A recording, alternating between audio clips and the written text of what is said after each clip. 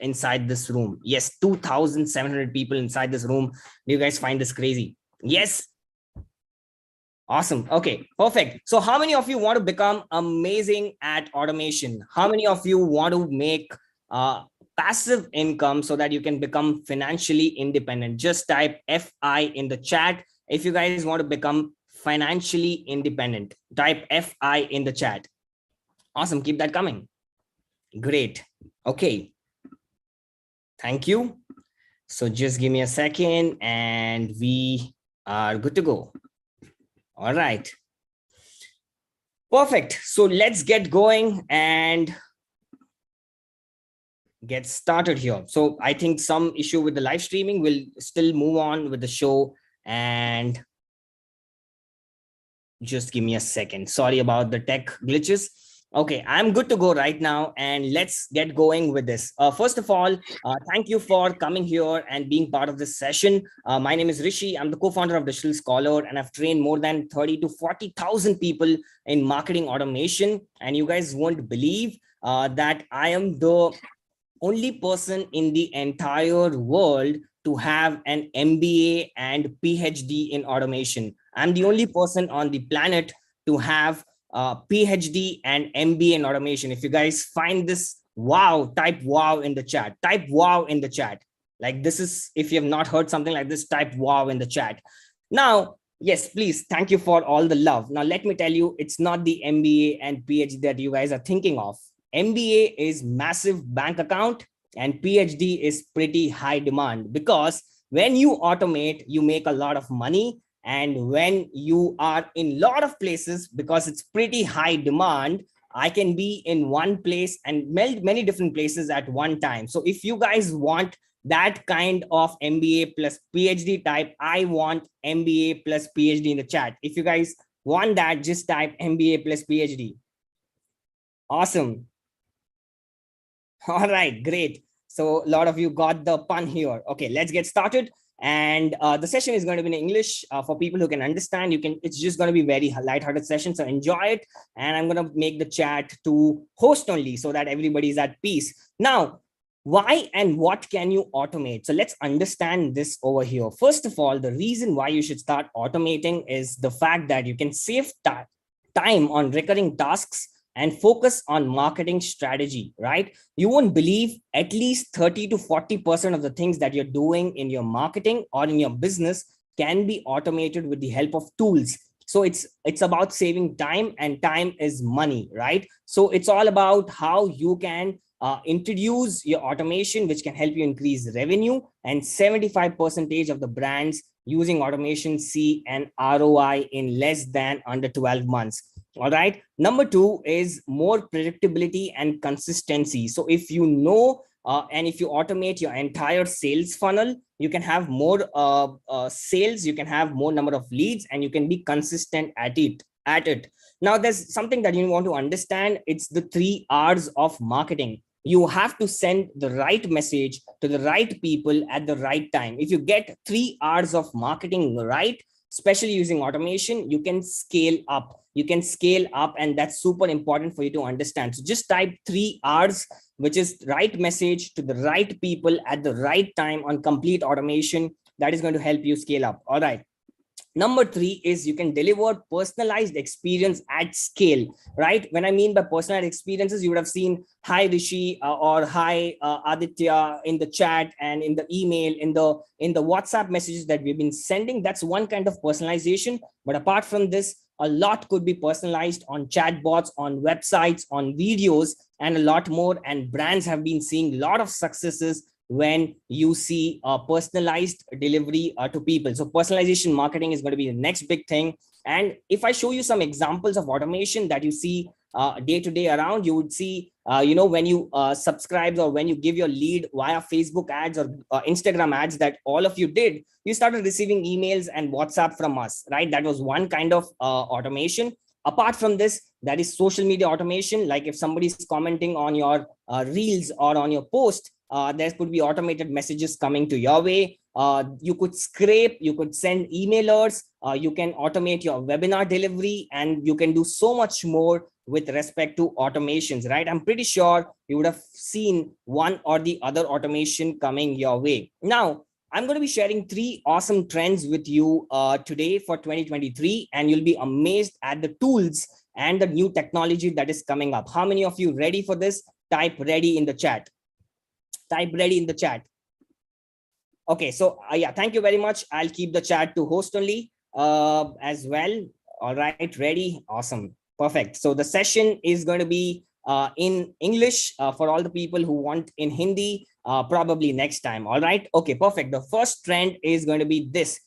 It is the future for conversational AI. What I mean by this is, when you would have seen, when you talk in ICICI Bank and when you go and just ping them on WhatsApp, there is a chatbot that flows up and it tells you whether do you want to understand how much is your bank account, what's the limit, and all of this. And you just type number 1, 2, 3, and the database goes and fetches the data and shows you. So conversational AI is going to be the next big thing, or it's probably the big thing, and a lot of enterprises have already adopted. Now, here's the thing I want you to understand. All right.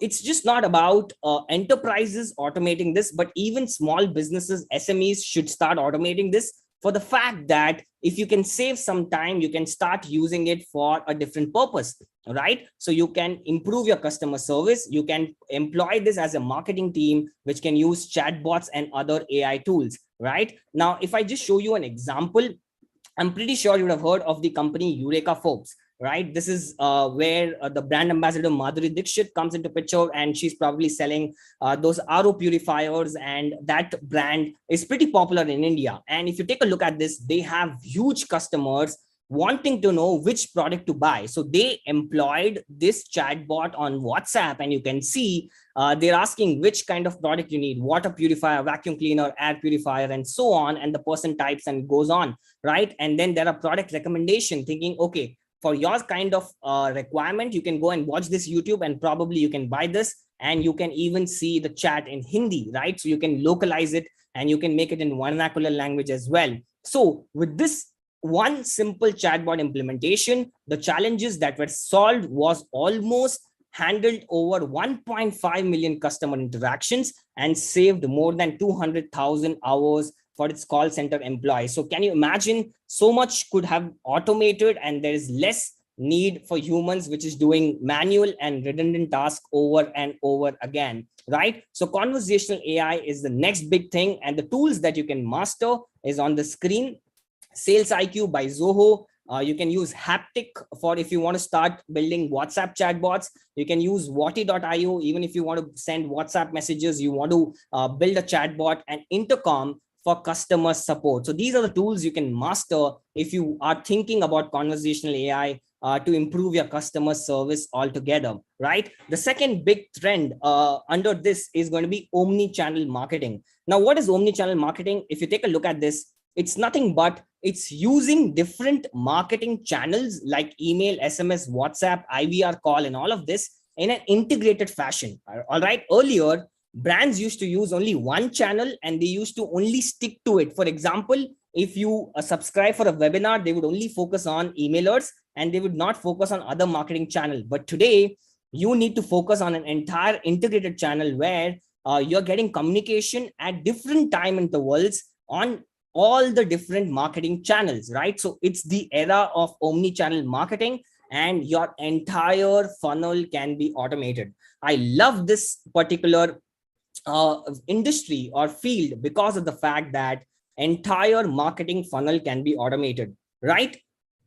If I give you an example, if you want to sell, let's say, a Canva template, or you want to sell a course, right from getting leads, right from getting leads to actually nurturing them and until sales, you can automate the entire process. And not just the sales, but even retention and upsell can happen via automation. So for example, at the first level, when you run an ad, you have a beautiful looking ad copy, you have beautiful looking ad, and then people go to the landing page where they give their data. Like for example, how for this webinar right now, there are 3,000 people in this room. You guys gave your data, and then we started sending you personalized emails, and as well as WhatsApp messages, sequence after sequence. So evaluation and intent was done right. And then if you have like a great checkout experience, and if you have great offers, Also, if you're giving a lot of FOMO via emails or WhatsApp, the sale can happen on its own from emailers as well as WhatsApp, right? So for example, if you were showing that your product price was 999 rupees, but all of a sudden there's a festive offer that you launch and you give it at 50% off just for one day, and you're putting high pressure series on your emailers and on your WhatsApp, you can see the sales can boom up. And in fact, you won't believe the maximum sales that comes for us at Digital Scholar is via emailers, right? And not just this, then retention and upsell, where you can do community management, you can send educational emails, you can keep upselling from there on. You can automate the entire business without you being there even for a second. How many of you find this fascinating? This is the era of automation, and you can build businesses, you can build scalable businesses at without your involvement, right? If you find this awesome, type awesome in the chat. If you guys find this awesome, type awesome in the chat right now. So I've just opened up the chat to host. Great, lovely, lovely, lovely, lovely. So yes, two important things: conversational AI and your omni-channel marketing is the next big thing. Entire businesses can be automated. And remember one thing, it is not difficult to start a business, it's difficult to scale a business, right? It is difficult to scale a business, and that problem can be solved when you automate really well. The trend number 2 for you guys, you'll be blown away at this,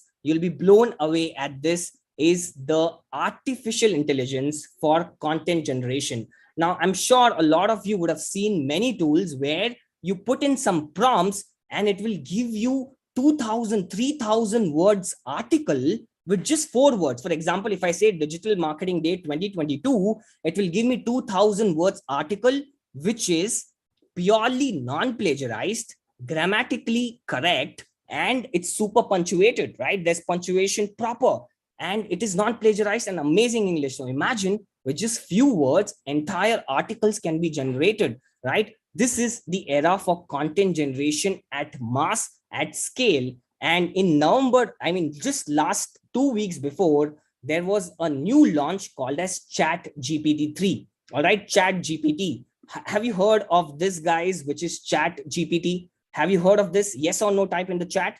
This was launched on November 30. It's an open AI where it can give you conversations and it can give you great output if you just type in certain keywords. All right. It is capable of understanding human speech and producing in-depth article. Now, I'll give you an example. It's free of cost. All right. It's absolutely free of cost. And let me show you. You have to go to something called as OpenAI Chat GPT. Okay. And if I just click on try Chat GPT 3, you can just sign up for free. And whatever you type in the chat, it will start giving you a completely amazing output. For example, if I just type, okay, write a poem to my girlfriend as an apology for not remembering our anniversary, right? This is what I'm writing, and I just hit the this button. It will start creating a poem for me, which is, look at this. The poem is like this: "Oh, sweetest love of mine, I'm so sorry for not remembering a special day."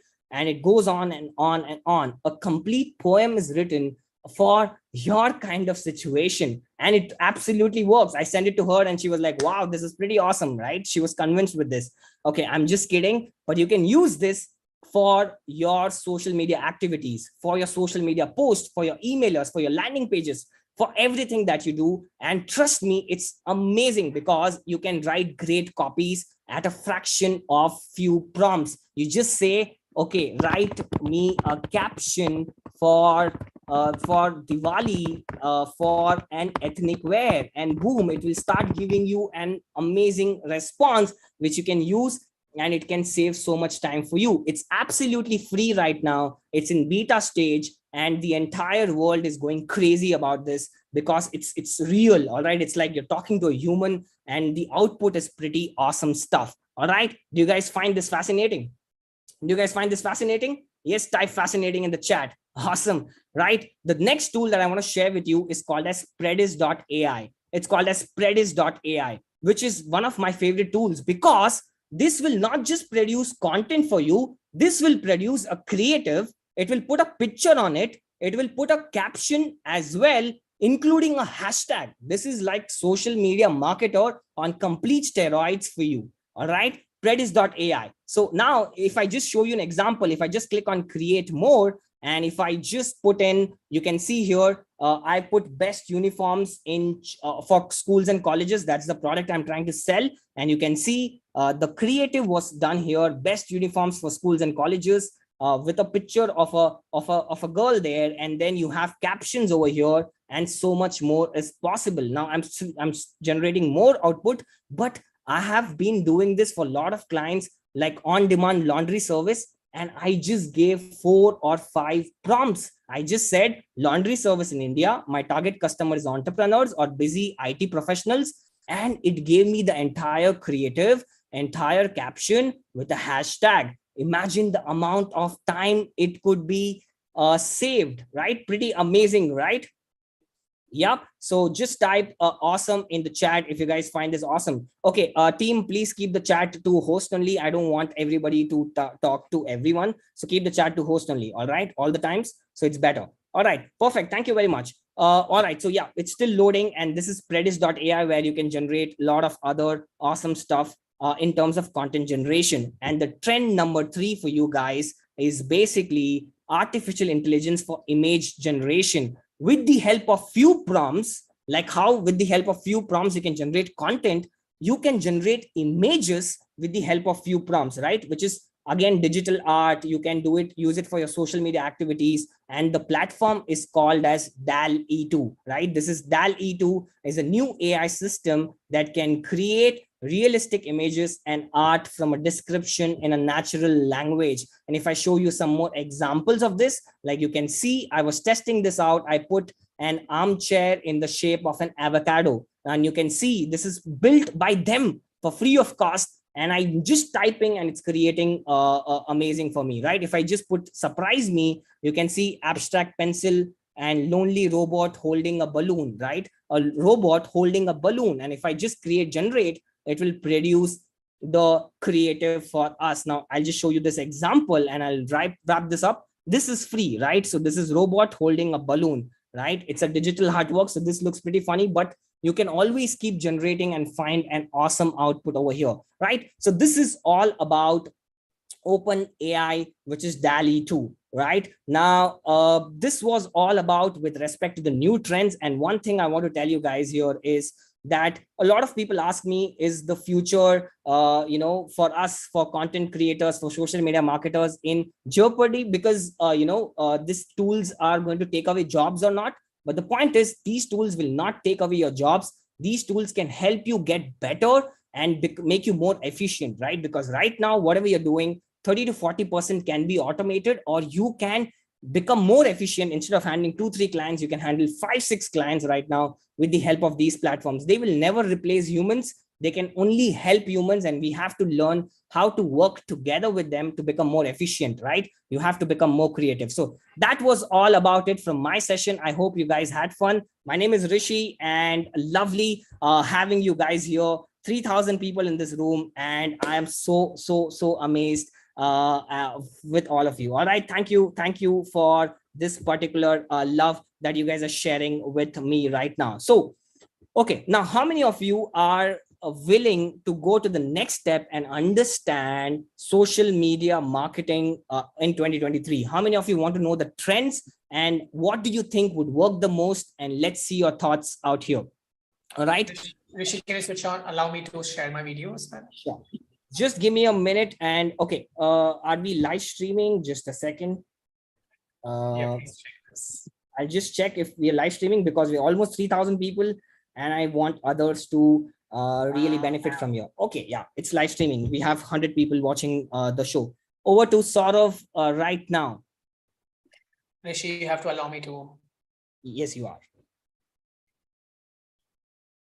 All right, so I hope you guys learned a lot in Rishi's session. Just say learn a lot, LAL in the chat. Yes, fantastic. I would want the team to stop the chat. I think that you can share Rishi's Instagram and LinkedIn URL so that all of you can follow Rishi. Rishi can come live and have a quick photograph with me so that all of them can take a photograph and screenshot it and share it with them. Can you just make me the co-host, please? I'm not able to turn on my video now. Yeah, So let's sure. operate at co-host because co-host is easy to manage sort of. You are already a co-host, Rishi. Okay. So I am not able to. Okay. All right. So all of you can just click in a photo with us and share it with everyone out there. Fantastic. All right. So don't forget to share this with all of your friends and share your learnings. All right. So it's time for my session, and I'm going to talk to you about social media marketing trends. If you're excited about that, just go in the chat and show me the excitement by saying excited. Show me the excitement by typing the word excited. All fantastic. But before that, since you guys have come here for the first time, and I would like to tell you about our mission and vision.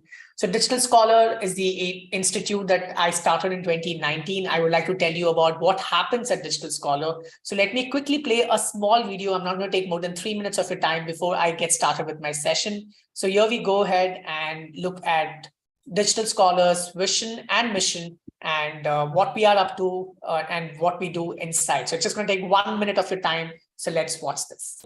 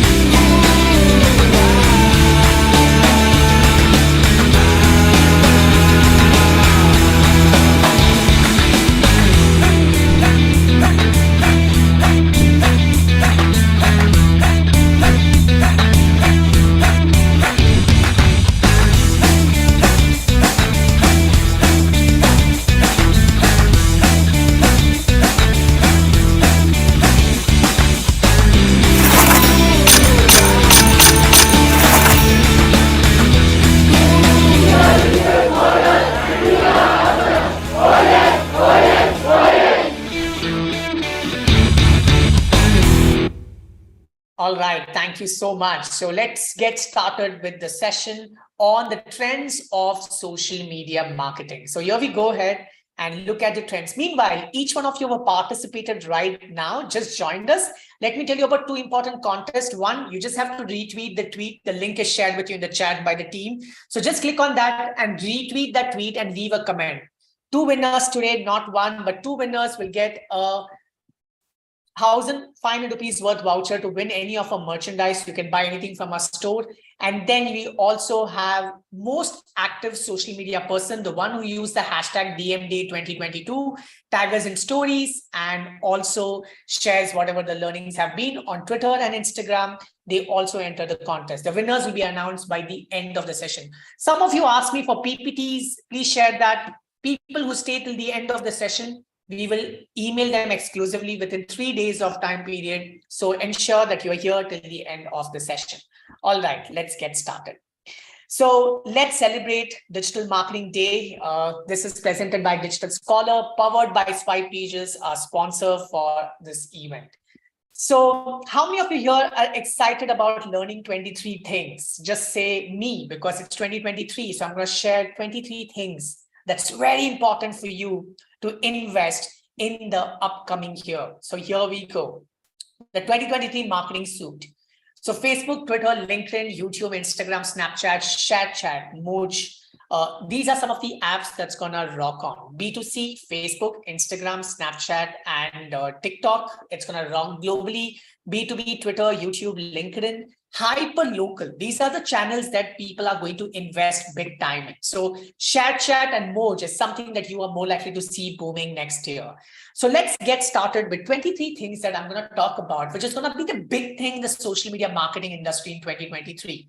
So this is Saurabh Jain, the founder of Digital Scholar and also founder of Digital Marketing Agency, been in the industry for 15 plus years. And I'm going to share these things only on the basis of the experiences. Number one, Instagram automation is the way to manage comments, to ensure that people excitingly share your stories and tag you in the stories. You can allocate a lot of freebies for the same. For example, if you go on Digital Scholars post and comment DM Day, you'll automatically get the invite for this particular event. And that's purely automated. So remember to automate in 2023. This will save a lot of your time and you can make your audience instantly buy from you. Number two, Reelstagram. Instagram is becoming Reelstagram. Instead of creating different kinds of content, focus. So if you see the post for carousels and all of that before was very, very high, it's gone down now. So post reach after Reels is largely for Reels. So Reels insights before versus now. Now there's a lot more push. It's almost like how TikTok would get people fame. Reels will do too. So for your brand, stop investing in other formats of content, largely focus on Reels. 80% Reels, 20% regular pieces of content. Number three, influencers. When you hire them for longer duration, because these influencers are not loyal and they keep talking about multiple brands. So hire them for 5 posts, 6 posts, and put that in 2 months duration so that their followers feel, this girl keeps talking about this brand again and again and again. So there's a lot more value proposition that you create for your audience. So remember the point number 3, influencers long engaged. Point number 4, live streaming shopping. This is going to be the next big trend. I'm sure Instagram is going to launch this for you, where people can watch your live and instantly take decisions on what products you show, and they click on that and they start buying. It also calls for the statement, in last 2022, I worked with few influencers and I made them do live streaming sale and it worked really well. So what you do is you do live sessions and make their audiences buy in the session, and the sale is much, much better. So live stream shopping is going to boom big time in 2023, and it's going to be the biggest trend as with time. Real-time content team. Number 5, ask your clients to have a real-time content team or be that support for them. Because when you work with salons and restaurants, you can't wait for an agency to go take photo only for time to time. You need to have real-time content going. There needs to be enough gossip in the market that people should look and they should feel, wow, there is so much of content that's generated. So I know of salons and restaurants and businesses, they have real-time content teams. So have real-time content team and suggest and build real-time content team. If you're a business owner, you should have them. Next, blend of music and dance for brands. Brands cannot be rigid. It has to get lighter because that's what people like to consume. So you can't be, this is my personality type. I'm not going to do this. It's just not going to work, guys. You need to really figure out personality type that matches with the millennials, because millennials like to consume content on the format of music and dance. So create original music for your brand and let your audience take that hook step, that hook music forward. So next time when you're hiring an influencer, make them use that music and make those music go viral through them. Number 7, expect clickable link stickers on post and reels. This is my prediction. Okay, this is not something that I have read somewhere, but since I've been spending so much time on Instagram, I've been researching. One of the biggest hassle for people on Instagram is, click on the link in the bio, and then people get lost and they're like, they keep DMing, please give me the link. For even today, I had link for this event on my stories. I told people to click on the link in the bio, but still people kept DMing me. So to make life easier, there would be clickable stickers on reels. It would be on the post, so that when people want to click on certain things, they can actually take that decision. Isn't that amazing? That's going to be cool, right? And if you want it, you should let those guys know by tagging them and tell Mark Zuckerberg and Boss Siri that we need a definite clickable link on Instagram. The next important thing that you need to be aware of is subscription models. You must be thinking, why are you speaking so fast? Because that's how much attentive I want you to be inside this session right now. I want you to take notes. I want you to share notes. I want you to be attentive. So learn, because there's a lot of value in this session. And I have very less time because we have so many speakers lined up in today's session.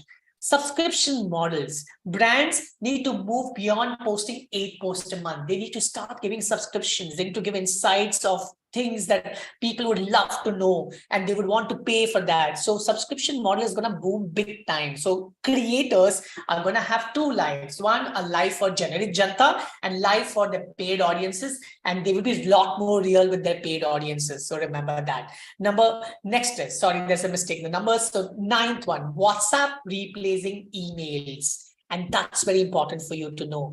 With time, we don't even open our inbox. First, there was a time when we would all go open the inbox, including entrepreneurs, but now they open WhatsApp because majority of conversation happens there. So in your marketing funnel, if you're not incorporating WhatsApp as a part of your middle of the funnel or bottom of the funnel strategy, then you're losing big time in 2023. You got to get this right for yourself. The next important thing is rise of WhatsApp commerce. If you use WhatsApp alone as an opportunity to drive sale, have WhatsApp chatbot integrated, connect your advertisements to WhatsApp and build WhatsApp communities, because right now you can create larger groups, you can drive more sales. So what you should be doing right now, you should be focusing on WhatsApp commerce. If you guys are with me and if you guys are learning a lot, just raise your hand and tell me yes, or just go in the chat and say LAL because I could read your chat. So do that now. Lovely. Love the energy from each one of you. Get metaverse ready, guys. Also, let me tell you who are listening to me right now that we have only 3,000 people accommodating in this Zoom live. And if your friends are not able to join, you can ask them to join us on YouTube. Okay, so do that. They can join and subscribe to our Digital Scholar channel and they can watch this live there. But don't miss this bus because we have very limited seats. So stay tuned. Don't leave this bus. Okay, don't leave your seat. It's a very important seat. Get metaverse ready. I happened to see this particular musical concert of Neha on metaverse. It looks so real. It looks so fascinating to me. So I just believe that this is going to be the future. And since you know that Mark Zuckerberg has almost invested so much money into this, he will try to make this super successful and push it above his whatever levels that he can. So remember, metaverse, start making your brands metaverse ready. At least start learning. By the mid of 2023, you have to become metaverse ready. This is something important. Augmented reality smart campaigns. The way people have been experimenting effects on stories. Okay, you will see brands like Gucci and you will see brands like Disney and all these makeup brands trying to make people experience products augmented reality wise and share it. So if you're a brand which has got budgets and you want to innovate in marketing, then you need to really bring a cool effect for your customer there. Are you guys with me? If you're learning a lot and having a lot of fun, let me know, tag me in the stories and let the world know that you're having fun right now. And let me know too by tagging me. Now, let me share with you content styles that would triumph in 2023. Each one of you have been creating a lot of content and have been working really hard. But instead of sitting down innovating, you should figure out what's working. And that's what I'm going to share in today's session, what's working. So first, there's a larger market for short videos. You have to understand the attention span of people is decreasing day by day. So you need to really go ahead and create and innovate in shorter format of content because that's what people like to consume the most. So shorter format of content is a very, very important segment for you to invest in. Okay. Next, larger market for short videos on Reels and Shorts. Next, domination of podcast. While I just made a statement, sort of you said shorter format of content, and then you're contradicting and saying dominating or domination of podcast. Podcast is a lot more real time. People are absolutely real. So people like to see that real conversation going on. We all are such a big fan of Coffee with Karan. And the reason why we are such a big fan of Coffee with Karan, because people come show the real side to the world, or Karan makes or explores the real side of those celebrities up there. So when you start listening to real-time stories, when you start listening to explanation in a longer format, when you are walking, you are on when you are on your treadmill, when you're traveling, you may want to hear something like this, which has no advertisements coming in between. So podcast has its future in 2023. So it's still time for you to adapt to that. As a creator, it's a very important tool. As a brand, it's an innovation to have podcasts going because that's something new and that's something fresh for your audience. But stay consistent because that's very important in podcasting game. 16, focus on user-generated content. Create, like if you see the recent campaign that many brands have been doing, right? They try to make celebrities dance on a particular music and allow their audiences to create content on that. it is important that you do not post about your brand all the time on your Instagram because people get bored. You should allow users to create content for you. It can be through contests, it can be through influencer collaboration, it can be through trending music, but you need to ensure that there's a lot more user generated content because masala usme hota hai ki yaar, who is doing what's happening with this brand, why are these guys creating so cool content. So create that element of gossip in your strategy. Next, what's going viral what's gone viral in 2022? You need to learn that.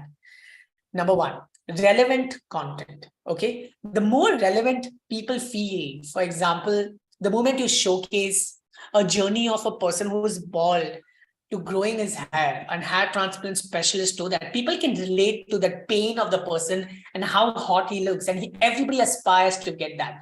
So relevancy matters. Number two, hook steps and trending formats. This is something that went viral in 2022. Memes marketing is going to have its strongest future in 2023. So create a lot more memes. Number four, humor in content always works. Number five, campaigns like these. For example, Bonvita created all its product in different formats, like toilet cleaner, like different boxes, egg boxes, and people were like, why has Bonvita created so many different products? And inside these products, they only had the regular Bonvita. And the campaign was, you feel this is forced, then don't force your child to become something else. Let them be who they are. And that campaign went viral. Campaigns with social messages always go viral. So keep that as an important part of 2023. Next, transitions always work. So this is something that's been going viral. So try to adapt transitions for brands. And storytelling. When you capture multiple videos in a format of blog and textually you put story, or you have a voiceover in the story format, that's something that people likes to see, because what's starting and how is it ending, it really makes a lot of difference to the world out there. Next, I'm going to talk about the ad styles that worked for me in 2022. How many of you here are interested in learning this? Just say me in the chat right now if you're interested in learning this. Bring that energy right now. Lovely, lovely. First, something which got me the best sale. I'm going to talk about that. Number one, I have always created videos for brands where I'm going to go, oh, hi guys, I am going to come up with a workshop and blah, blah, blah. It did not get me much sale. But the moment I kept high energy, hey guys, this is so and so, the energy excites people. So if you're having a spokesperson and you're creating communication that would create excitement, you need to show the excitement in your video because it holds your audience's attention. In some of my best sales video has transitions in the first 3 seconds, and that got me the maximum conversions possible. So excitement is very, very important in the video. Second, while excitement is important, people buy real things. So if you're selling a product, let's say I'm selling an AC remote control, and I'm going to keep it very simple, stupid. Mobile se bhi capture kar sakte ho apne video. You can capture using mobile phones also. But when you're capturing using mobile phone, explain the product. Hey guys, this product is for 99 and let me tell you what's inside this product. This product has so and so features. So explain things in detail because people like to buy a product once they feel, oh, this is the best product that I can ever buy for myself. So this is value for money. So what I'm trying to tell you, if you're not going to talk about your product in detail, they're not going to buy. So ensure if you want to sell better, always explain things in detail. So while you create excitement in first few videos, you need to have this going next. Videos that shows famous people. Now, this is important. I have worked with multiple different brands out there. And when I see that I have a famous person in my video, the click-through rates is much, much, much cheaper. And CTR is much, much high. So I see that a lot of people are clicking on those ads because they see the famous personality out there. So either work with the famous influencer or famous celebrity. You're like, kharcha hai yaar, that's expensive. Yes, it's going to be expensive, but it's going to be rewarding. So you need to choose the right person for your brand, for your social media advertisements, because I have seen, instead of just getting a random model, you get someone who's known, you get better sales with them. Next, video that show results. So when I show my advertisements to the world for my client, for example, let's say Wookie is the brand that I work with, and I show before and after. I'm sure some of you would have seen the Wookie advertisements, right? Tell me yes in the chat if you've seen Wookie ads. Now, Wookie ads shows people what the product was before and what the product is now. Like what does the product do before and what does the product do after you see it? So let's say I'm cleaning a utensil, like the Vim ads, right? Where people show the cleaning. So people patiently wants to see ki product use hota hai ya nahi hota hai. So before and after results, and ads work really well. When you show results of your successes, people want to see that for making that purchase decision with respect to your brand. Next, get quality photos in carousel.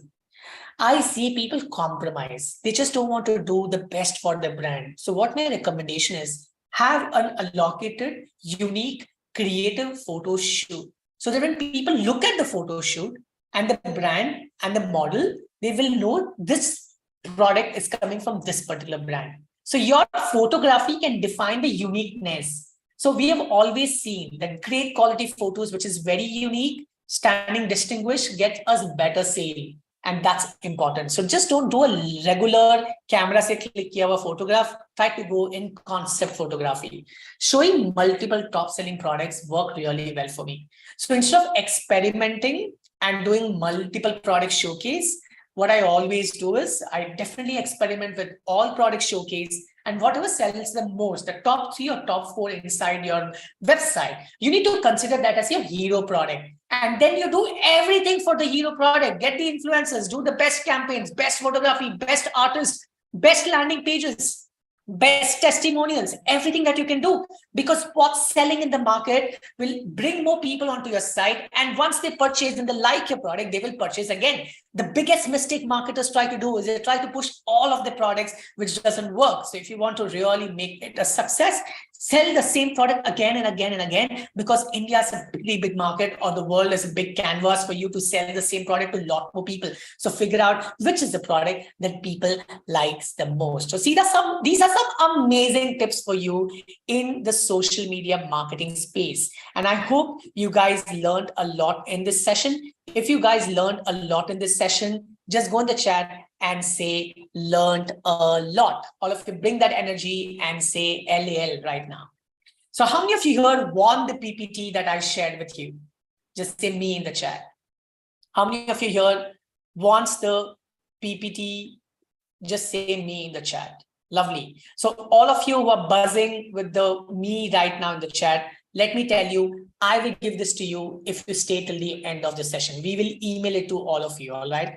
Now, each one of you, if you enjoyed this session, it's time for you to click a photo and tag me in the stories. Yes, and share your biggest learnings using the hashtag DMDate2022.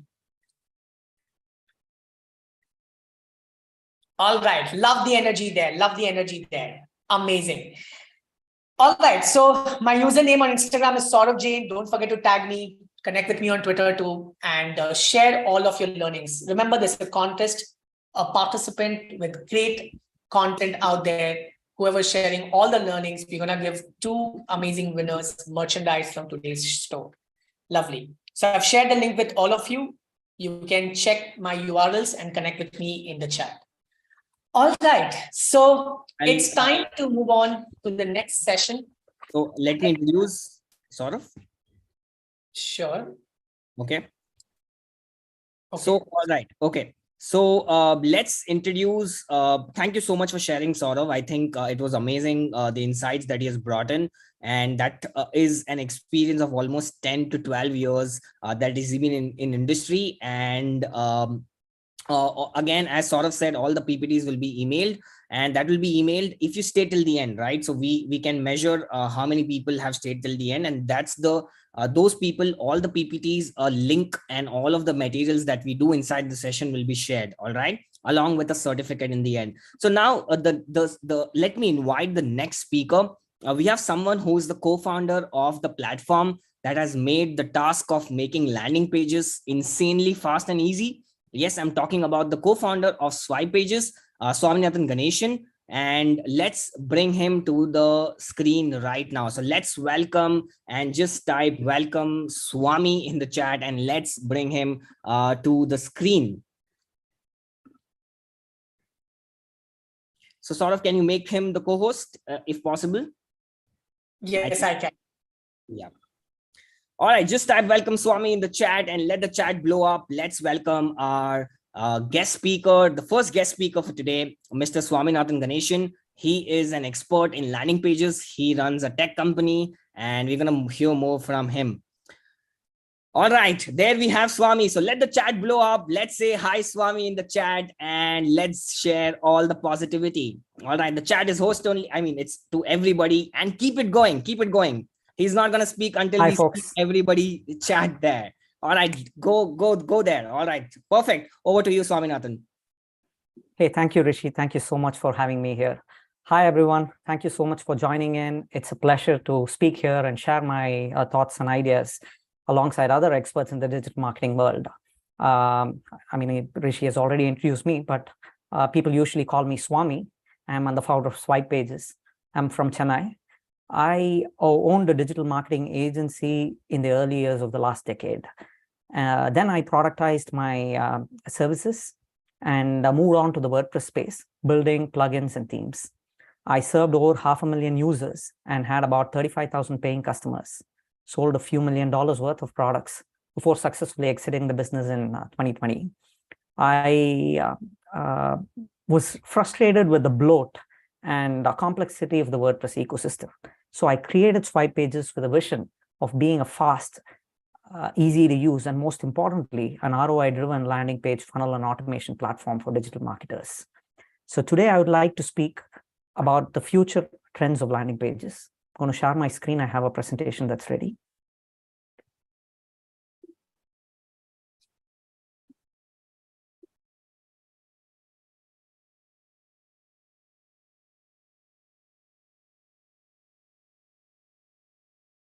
Are you all able to see my screen? Yes, that's perfect. Awesome. So since I've already given an introduction, so first let's talk about the shift to mobile. Isn't that obvious, you may ask? The trend towards mobile usage started a long time ago, but it has accelerated in the recent years. In fact, according to our own data, 82.6% of over 100 million visits that we had in the last month were actually from mobile devices across all the landing pages I mean. And that number is in the mid-90s if you take India or Asian traffic into account. So this is dramatic and has been the trend, not just in the last month, but for the whole year. It has deep implications. So this shift to mobile means that landing pages can no longer just be responsive or mobile friendly or mobile optimized. So they need to be designed with mobile first in mind, taking into account the unique challenges and limitations of landing pages in mobile devices. But you may ask, why haven't mobile landing pages become more engaging and interactive yet? With mobile pages, you have always had two key things to take into account: lower attention spans and page speed. And some of the key limiting factors has always been the device capability, the network, and the server hosting. However, there have been significant advancements in these areas in recent years. Smartphones have become more capable than ever, having really great processing speeds and larger screens, even at an entry level, not just flagships. 5G is coming soon, and you all know that along with it, the fiber penetration has increased. Satellite broadband may also come into the foray. This will greatly improve network speeds and reduce limitations of mobile landing pages. In addition, the rise of cloud-based SaaS platforms like SwipePages means that marketers will have easier access to top-notch hosting, edge computing, edge delivery without the need for developer dependencies or hefty cloud bills. So all these advancements mean that we can now create interactive and engaging landing pages that feel more native, that feel more like an app that you actually use, but it's on the web browser with rich media. Ones that are like social media stories, right? So Instagram and TikTok have taken the internet by the roof, right? And these are all really popular, and the kind of formats have kept users hooked to them for so long. But landing pages haven't evolved and do not offer the same sort of experiences. But that's the trend that we are going to see down the line in 2023. So I'd like to show you a few examples of mobile first landing pages that have been built on SwipePages and their conversion data. So here is MoneyTap. It's a fintech company.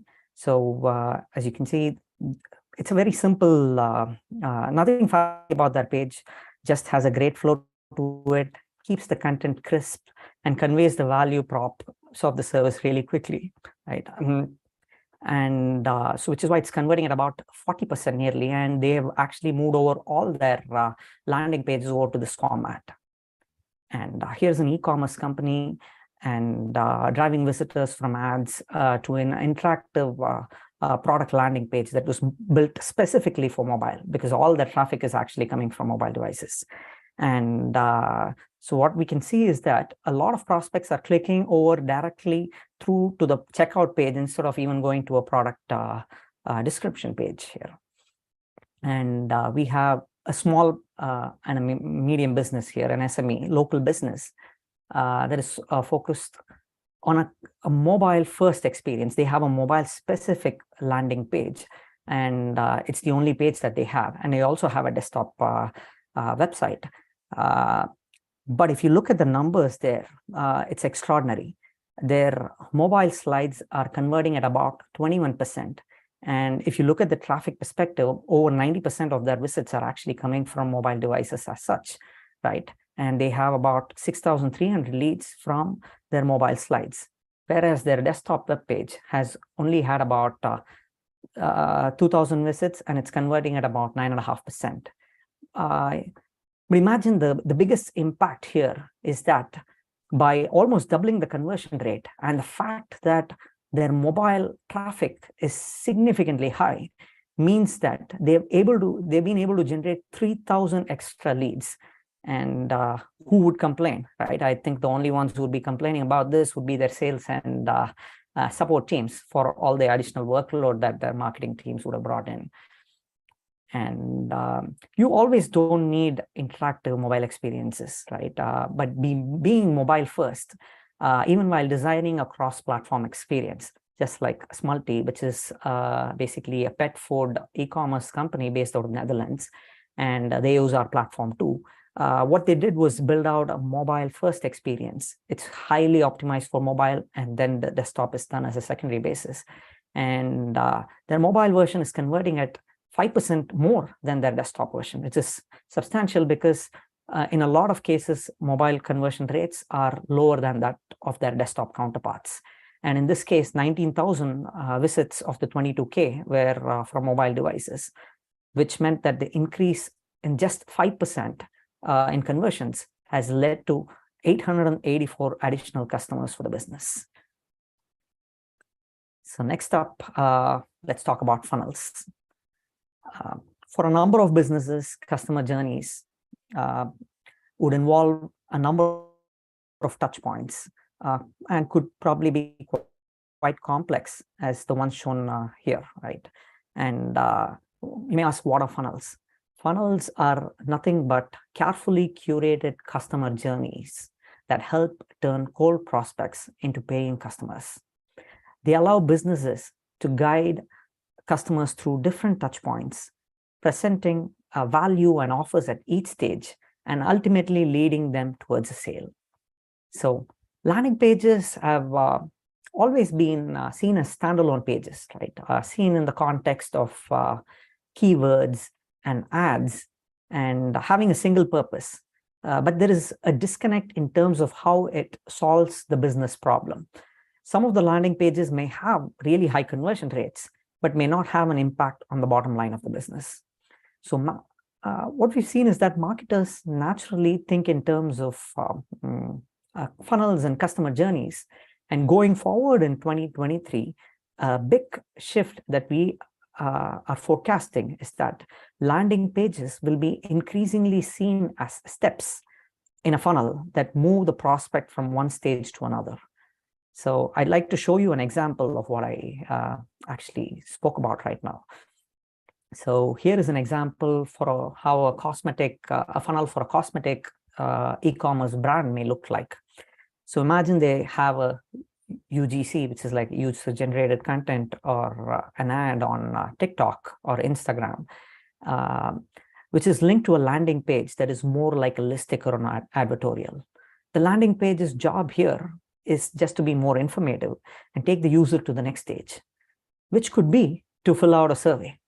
Let's say that those who do not go on to the next step can always be retargeted at a lower ad spend. Retargeting ads, as you know, are cost much less than your direct ads. So the next step in the funnel could be an offer to give away a low ticket product, which is quite common, and give away a low ticket and valuable product in exchange for the customer to engage more or take him deeper, right? So in this case, you can see Organic Harvest giving away a free low ticket product in exchange for a user to fill out a quiz. And at the end of the survey, they offer the free product, but ask you to pay a shipping fee alone, and then offers additional products that can be purchased to avoid the shipping fee. So this is like a typical tripwire funnel, right? So it lures the customer in and then tries to upsell the customer, cross-sell with other products. Thereby, and it means that Organic Harvest has at least paid for its customer account. And so as you can see, there are a lot of landing pages, a number of landing pages at play here, but they fit seamlessly into the customer journey. So customer typically has various touch points when it comes to like going ahead from being a cold prospect on the web to turning into a customer, to turning into a paying customer, I mean. So going forward in 2023 and beyond, for most smaller businesses, we think funnels will eliminate the need for traditional websites. Websites will become more like hubs that send users down individual funnels, allowing businesses to focus on creating a seamless and engaging customer journey rather than a static and potentially outdated website. So I do have another example, but in the interest of time, I'm going on to the next big trend, which is increased personalization. Right? Personalization is another important aspect of landing pages. According to several research reports, 82% of customers are more likely to engage with a brand that offers personalized experiences. In fact, to be honest, this has been mentioned as a trend for every year over the last 3 years, right? So here's a basic example of what personalization can do. So imagine a landing page. Let's take an example of an automobile, for instance, and this research data is available on the web. Female car buyers have tripled in the last 10 years and have increasingly become primary decision makers. Imagine having a landing page, right? So if you're targeting a female audience, for instance, your landing page on the left, I mean, the one with the imagery on the left and one which matches the messaging of the page that matches the expectations of that particular audience is likely to convert at a much higher rate. So, so this seems very, very obvious, right? So, it's obvious that personalization will deliver much better results. But from an implementation perspective, it's still quite challenging, time-consuming, and tech-intensive. So, which is the reason we've not seen it being adopted at a larger scale, even though it's been a trend for over the last 3 years. The stats are very, very obvious and evident and showing that personalization increases conversion rates dramatically. But even in the years that we've been observing hundreds of thousands of landing pages, and very few of them actually implement personalization. That's because the tech is intensive and it's time consuming to create these pages and experiences. But what we are actually going to see down in 2023 is that no-code tools and AI will level the playing field and make personalization tools more accessible to marketers and agencies of all sizes.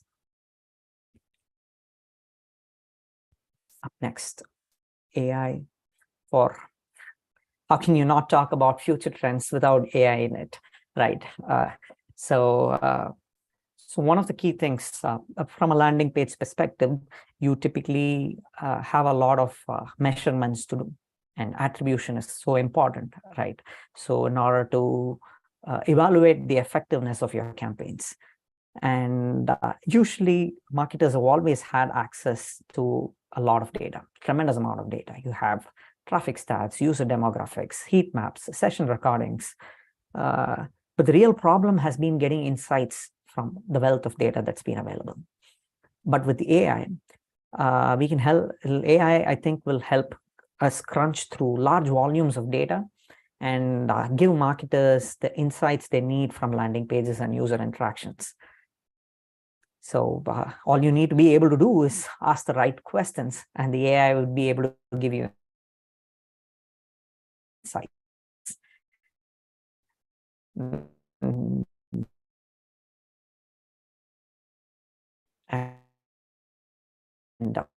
the next use case for concussion, you can predict which user, based on their past interactions, purchases, and various touch points, predict who's likely to convert at a much better rate. And AI could help us run split and multivariate tests on landing pages without the need for having large volumes of traffic. And AI for creation, I think a lot of you would have already seen tools which are flourishing at this point, AI content creation tools like Jasper, Writesonic, and obviously OpenAI has opened up a lot of possibilities here. And DALI, and you can now generate images and product graphics using AI. And down the line, even at SwipePages, we are working on ways where you can actually create whole full-fledged landing pages and layouts and styles using AI.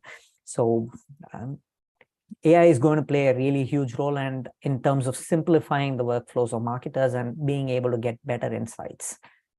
And this augmented reality, right? So it's still a bit futuristic, and I don't think its potential will be fully realized until 2024. But here's where we've been testing out some prototypes as well with augmented reality, and we think that it can actually help marketers create interesting, engaging experiences like gamification, product visualization directly on the web, directly on landing pages. So, and this, we could open it up with no-code tools. We can open it up to a wide variety of marketers. I mean, it's not just going to be limited to top brands or agencies, right? But I think we have to wait for a time where there is a convergence of various tech advancements, like the browser and its capabilities, the smartphones and its processing power, and AI for 3D generation, and no-code tools, and obviously the need for much faster internet connections like 5G to come in. And so once these technological advancements converge together, we will definitely see augmented reality experiences directly on landing pages, which are easily accessible to users. And so before I conclude, here is something that I'd like to share. I mean, you may be wondering, what's Kobe Bryant actually doing in a presentation about landing pages or its trends, right? For those who do not know who Kobe is, he's a basketball all-time legend. So here's a brief story. Once there was a coach from a different team who wanted to see Kobe train and observe his routines. So Kobe was at the court at 4 a.m. in the morning, practicing all his basic routines for an hour, and but with incredible amount of precision. And the coach asked him, like, "You're the best player in the world. Why are you practicing such basic routines?" Kobe answered, "Sorry, that's the biggest takeaway here. I'm the best player in the world because I never let go of my basics even for a single day," right? So the way it fits into our context is that I get on calls with our customers very regularly. I've interacted with marketing heads of $100 million companies, and I constantly get asked about hacks that could boost conversions. But if the fundamentals are not in the right place, right, the fanciest of pages, the fastest of experiences, the most and interactive of experiences, are not going to really help. Hacks only help when the fundamentals are in the right place. So for instance, here is a page that most of you would have actually had a chance to look at, because this is how you would have signed up for the workshop. And this landing page was built by the Digital Scholar team using SwipePages. And it's actually converted at an astonishing rate of 62%, right, on mobile devices. They generated about 16,000 leads through this page. It is not a fancy page. It's not like it's not got a fancy design. It does a lot of basics that are right. So if you look at it, it's got the targeting right. It's targeted the right folks on Facebook with their ads and their creatives and the messaging here and the copy. So which is very, very persuasive. And at the end of the day, offer and the CTA there. So in terms of the funnel, they are offering enormous amount of value. So you get to see and learn from a lot of experts in the digital marketing field, and you don't have to pay for it. So it does all the basics right, and which is the reason why it's converting at an astonishing rate. And whereas there was ones when I interacted with a marketing head of $100 million valued SaaS company. And he was like, is there something that we could do to design that could improve the conversion rates? But apparently they were running cold traffic over to a very short form page that wanted their customers to book demos. So if the customers are not in the right step in the journey, right? So they're not ready to purchase. And if there's not enough value being offered, there was hardly anything that we could do from a design perspective or from a speed perspective that could actually, or any other hacks that could boost conversions. So even though we mentioned a lot of trends and upcoming trends in landing pages and funnels, so one of my key takeaways would still be to focus on the basics, never let go of them. So to conclude, I think going forward in 2023, mobile responsive or mobile optimized is not going to be the trend, but being mobile only or mobile first is going to be the way forward. You can even skip desktop and still get away and still be able to get tremendous results and value for your business, because that's where your audiences are. And all businesses always have to focus on the customer journey and offer personalized interactive experiences, which, by the way, because if you participate in the customer journey and give what the customer wants, right, and the customer is going to return you with a favor, which is a sale. Nail the basics and then look for hacks. And the marketers of a marketer in 2023 is going to be equipped with a lot of tools. He's going to be able to do more with less. But the ones that will succeed are the ones who will use these tools to test, measure, and iterate really quickly. Thank you so much for listening. Have a great rest of the day, guys. See ya. Bye-bye. All right. Yes. Over to you, Saurav. All right, Rishi, make me put me on the. Yeah, you are on the spotlight. Thank you. All right, ladies and gentlemen, I hope there was some really cool trends discussed by Swaminathan for landing pages, and you guys will experiment it on his platform, SwipePages. So what was your biggest takeaway from this session? Put that in the chat. What was your one big takeaway from this particular session? Put that in the chat right now. Bring the energy, everyone out there. What was your biggest takeaway from this session? Lovely. Cool. So let's have a photo with Swami, Rishi, and I want all of you to click us, and don't forget to tag us. Don't forget to tag Swami. We'll share his Instagram URL. You can follow him there as well. So Swami, one for social media.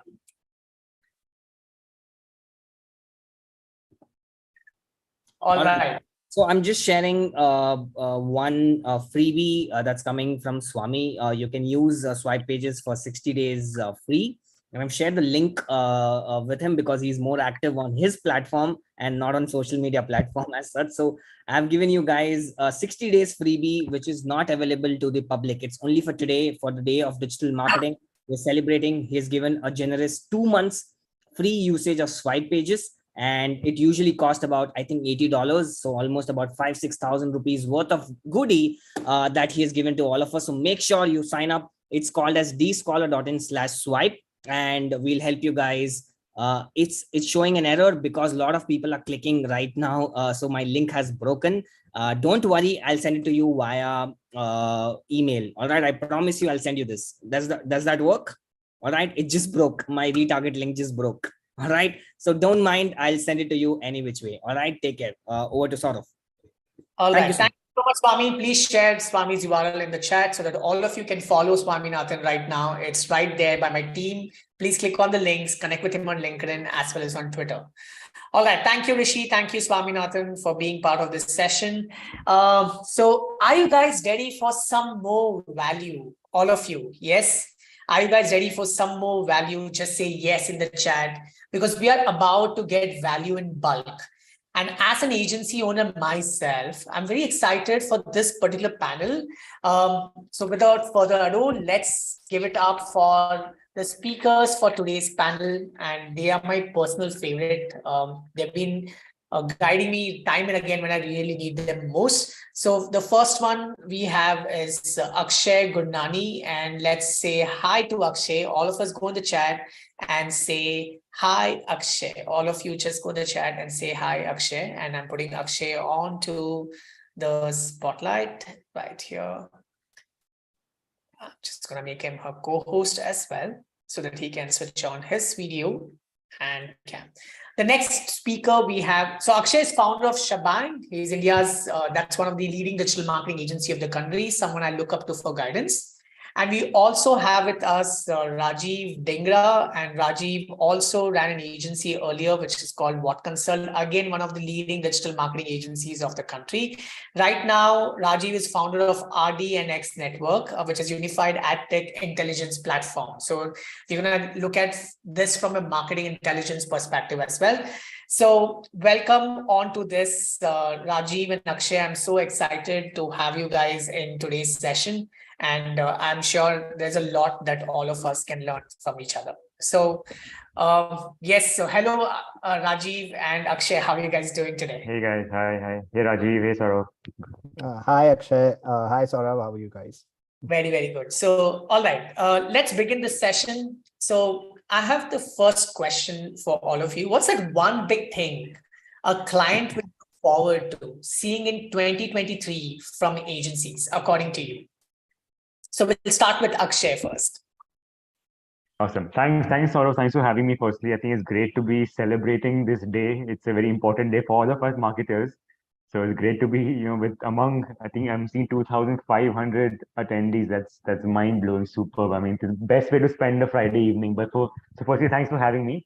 Now coming straight to the question, what's the one thing I'm seeing clients really wanting in 2023 is, I think clients are really looking for more partners in their business journeys. And we've seen it across, the past few years that clients are really coming to agencies saying that, okay, don't just come to me with the intention of creating 5 good posts or just doing a small campaign. It's more about getting really deeper into the client's business and partnering with them on their business journey. And I think that's one thing that clients are really asking us, saying that, how do we integrate stronger with them in their journey? And I think the more and more the industry evolves and the more that digital starts getting its importance with the amount of money being spent on the platforms, I think the integration and the integrated mindset is something that clients are looking to us for. So that would be my one thing that I would see in the next year for sure. Yes, go ahead, Rajiv.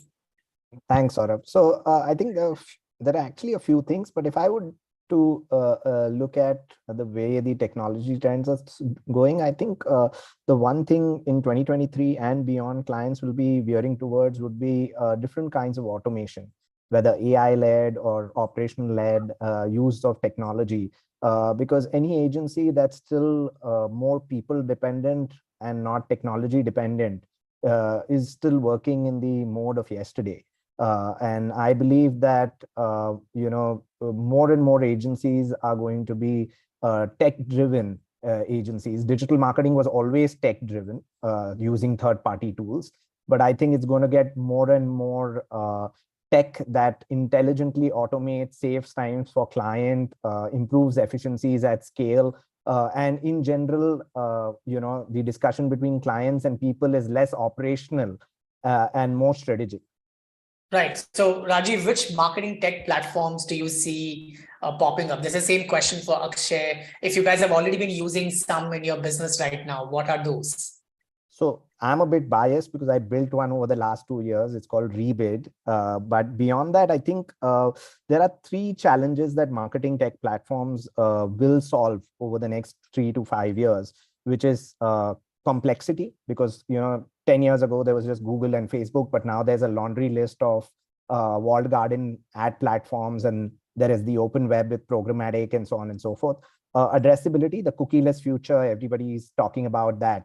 So how do you address the right customers with all of that? And then the third thing being transparency, which is a big question mark on agencies across many markets across the world. And there are multiple platforms that work in conjunction, marketing and ad tech platforms, to deliver on these three. It's very hard to put one platform, and I don't want to put another plug for my own platform. So yeah, that's how I'd keep it. That's a good one, Rajiv. Akshay, what's your take on the same? Yeah, no, I completely agree with Rajiv. What he's saying is that automation and tech is, of course, very, very important to instill into all our businesses. Of course, we get a lot more efficiencies when we have tech enabled into all of our processes. I think one part of it that I'm really excited to see is with the entire D2C boom sort of coming in, and of course, clients wanting to acquire first party, zero party. The entire marketing automation journeys become very important as well. Is that how do you really hone and prune the data you're acquiring? How are you really being in touch with your customers? At multiple touch points, and keeping them warm all the time. You can't let the lead become a cold lead. It needs to be warm at every single point in time to make them convert in the future. So I think marketing automation for me is going to be a big one as well, in the entire sphere of tech. Of course, Ravi spoke about the entire ad tech piece as well, and there's lots of chatter about that as well in terms of the entire programmatic piece.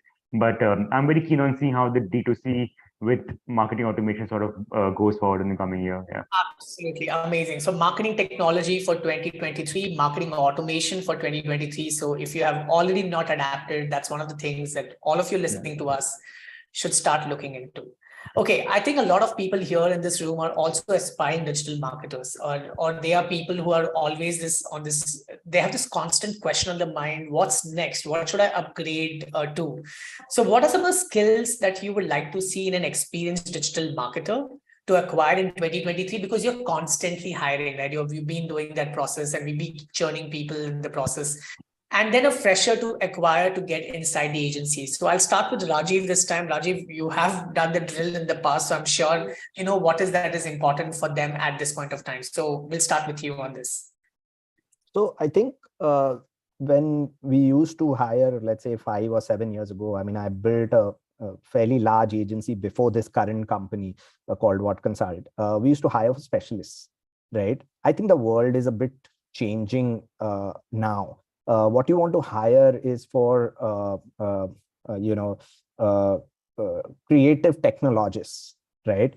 Creative and media technologists who are not who are polyglot in their skill set. When I say polyglot, this is a term that comes from the development side. If you hire developers, if they know beyond Java, Node, or Python, they are called polyglot developers. They know more than one tech stack. In the same way, you don't want just a social optimization person, or just a search optimization person. You want to hire a person now in an agency that has a deep understanding of how digital media works, has a good understanding of marketing as an overall level as well, and yet has his fingers deep into automation, technology, ability to link one A to B, B to C, C to D, and get it all working together without having to hire another 10 people, right? Someone who thinks, like a technologist, but works on media and marketing, yet he should not be, like just knowing I know only social, I know only search, or I am a specialist at X. I think that's what agencies of the future will need, and those are the people who will actually scale up all the way up to the management level, who are able to cut across streams in digital, because digital is getting far more complex now than it used to be. Right. Awesome. Akshay, what's your take on that? No, I mean, I think Rajiv literally said the same answer. I was going to say that, we typically like hiring generalists as compared to specialists. Of course, specialists can add their own bit of, specialization to the domain expertise. It could be SEO, it could be media, of course, could be content, creative, production, for example. But I think someone who can think across the board will really do well, because of the way things have gotten integrated, right? The lines are so blurred, even between departments nowadays, right? Like someone writing short form copy wants to write the long 1,000-word articles as well. Someone who's writing social media posts also wants to write a script for a film, right? So those lines are so blurred these days that of course, you need to be a great communicator, because you're coming into an industry which is all about communication. Now, the communication could either be a video, could be static, could be a design, could be, a good writing text as well. But, of course, having someone who can generalize, have a more generalistic view towards the entire digital is, of course, very important. And I think Rajiv wants to come in. Yeah, I just want to add, maybe someone who doesn't even know how to write, but who knows how to use Chat GPT really well, Exactly. I'd hire that guy. So just being more contextual and current in these times, I'd say. Yeah, I think most of the agencies of future are Chat GPT. Like, I mean, literally, you just got to put in keywords and your content's ready, right? Like, I mean, especially the long form, like you can literally say, like, 5 things to do in Mumbai in 1,200 words, and like it gives you like a detailed 1,200-word article. But I think that's one. And maybe for freshers, for example, I think for freshers, primarily because they're in a space to learn, maybe they can start learning a bit about Web3 as well. I think that's I know India's adoption of Web3 is still a few years away, because we're still. Did you say Web3? Web3, yes, Web3, yeah. Okay. Yeah, of course, I mean, we're still a few years away in the Web3 journey, but if you want to acquire a skill, I think now is a good time to at least start understanding the fundamentals of it, because you never know how fast we might actually pivot towards a Web3 solution. It could also be like understanding how, the NFT space works, how the blockchains are built, how the metaverse as a platform is also trying to be built out as well. Of course, there's a lot of negativity and taboo around the entire thing, because people think Web3 is purely cryptocurrency and trading, and now the markets are down, and all that kind of stuff's happening. But I think just understanding the fundamentals of Web3 could also be a great way to get your mind running, because Web3 can solve a lot of problems. It need not just be about cryptocurrencies. It can solve a lot of problems for clients. So yeah, I think for freshers, maybe Web3 could be a good starting point also. Yeah. Awesome. In fact, That's great. Just wanted to add one point to that. I talked about somebody having across the board knowledge. For freshers, I think if you really want to be a specialist, then be on the bleeding edge of technology. And which is where I agree with Akshay that Web3, or take it even further, right? I mean, if you were just focused on AR ads and you want to be a specialist on that, right? If you want to be a specialist, it has to be in the bleeding edge of the tech. Today, being a specialist in search and social, which are platforms of, I wouldn't say yesterday, they are still platforms of today, but for someone like me who's seen this industry for 14, 15 years, there are too many people in that specialization. As a fresher, you want to stand out, then be a specialist on bleeding edge, the fringes, so as to say. Right. Awesome. So what move have you taken with respect to Metaverse or Web3 in your agency? I'm sure I've been hearing that a lot of agencies gearing up towards Metaverse. So Akshay, if you would like to throw some light on that, if you have done something in that.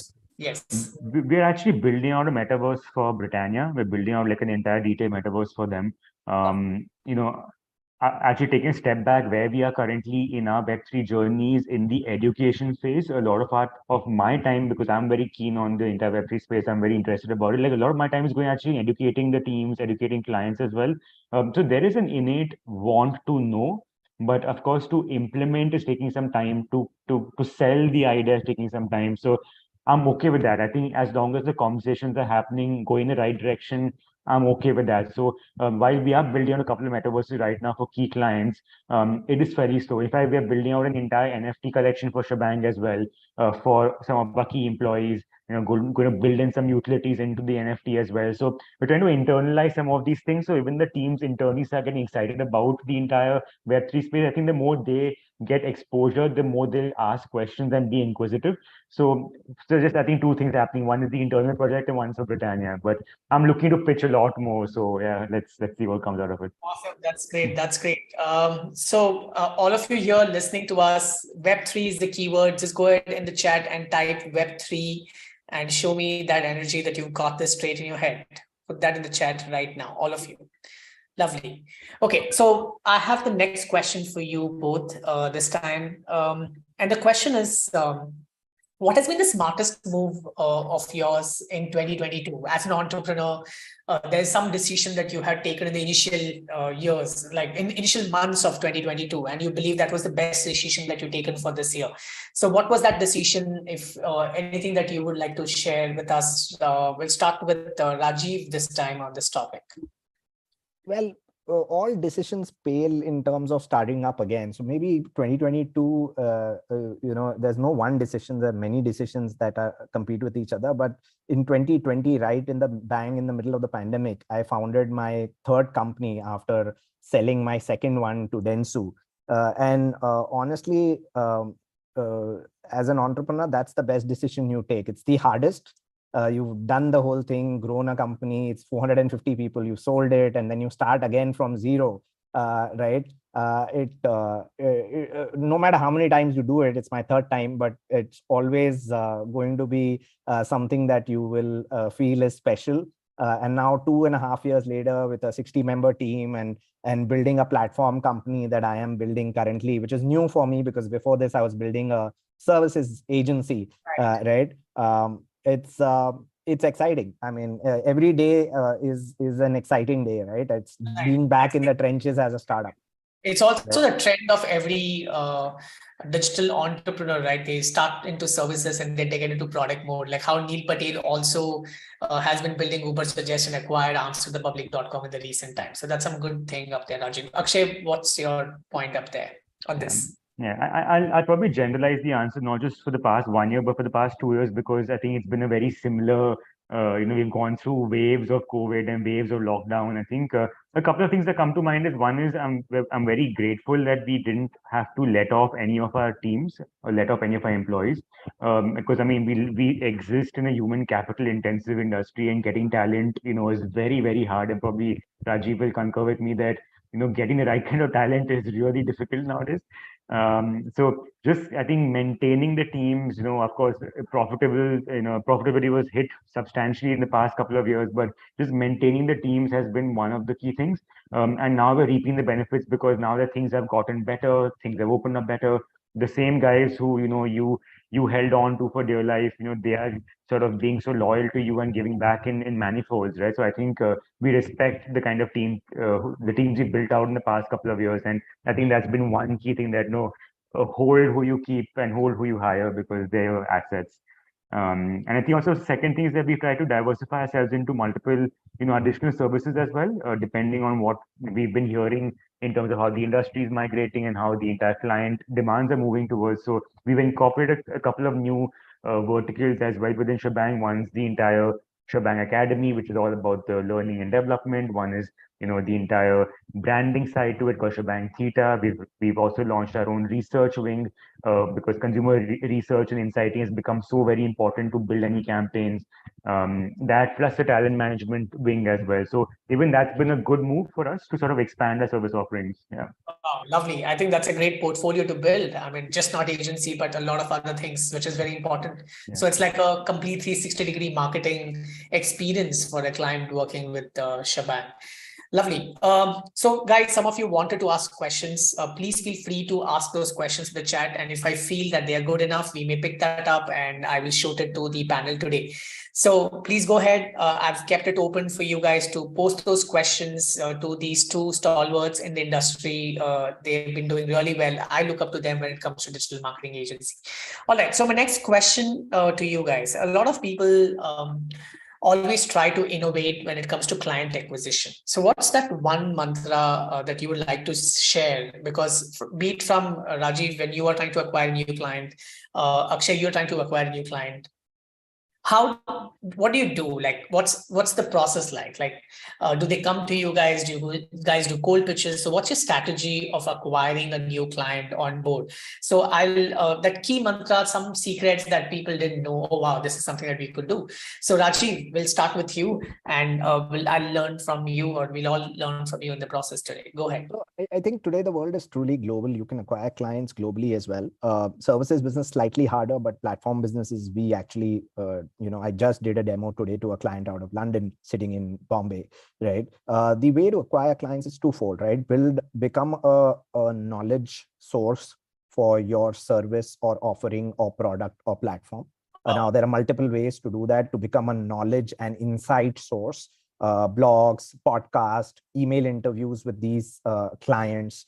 You can outreach them, do discussions like you are doing with us in this webinar of sorts, and do as much as you can, right? As much as humanly possible. Second piece is when you get a client on a demo call or a pitch call or a pitch meeting or whatever, the first thing to do is to listen very intently.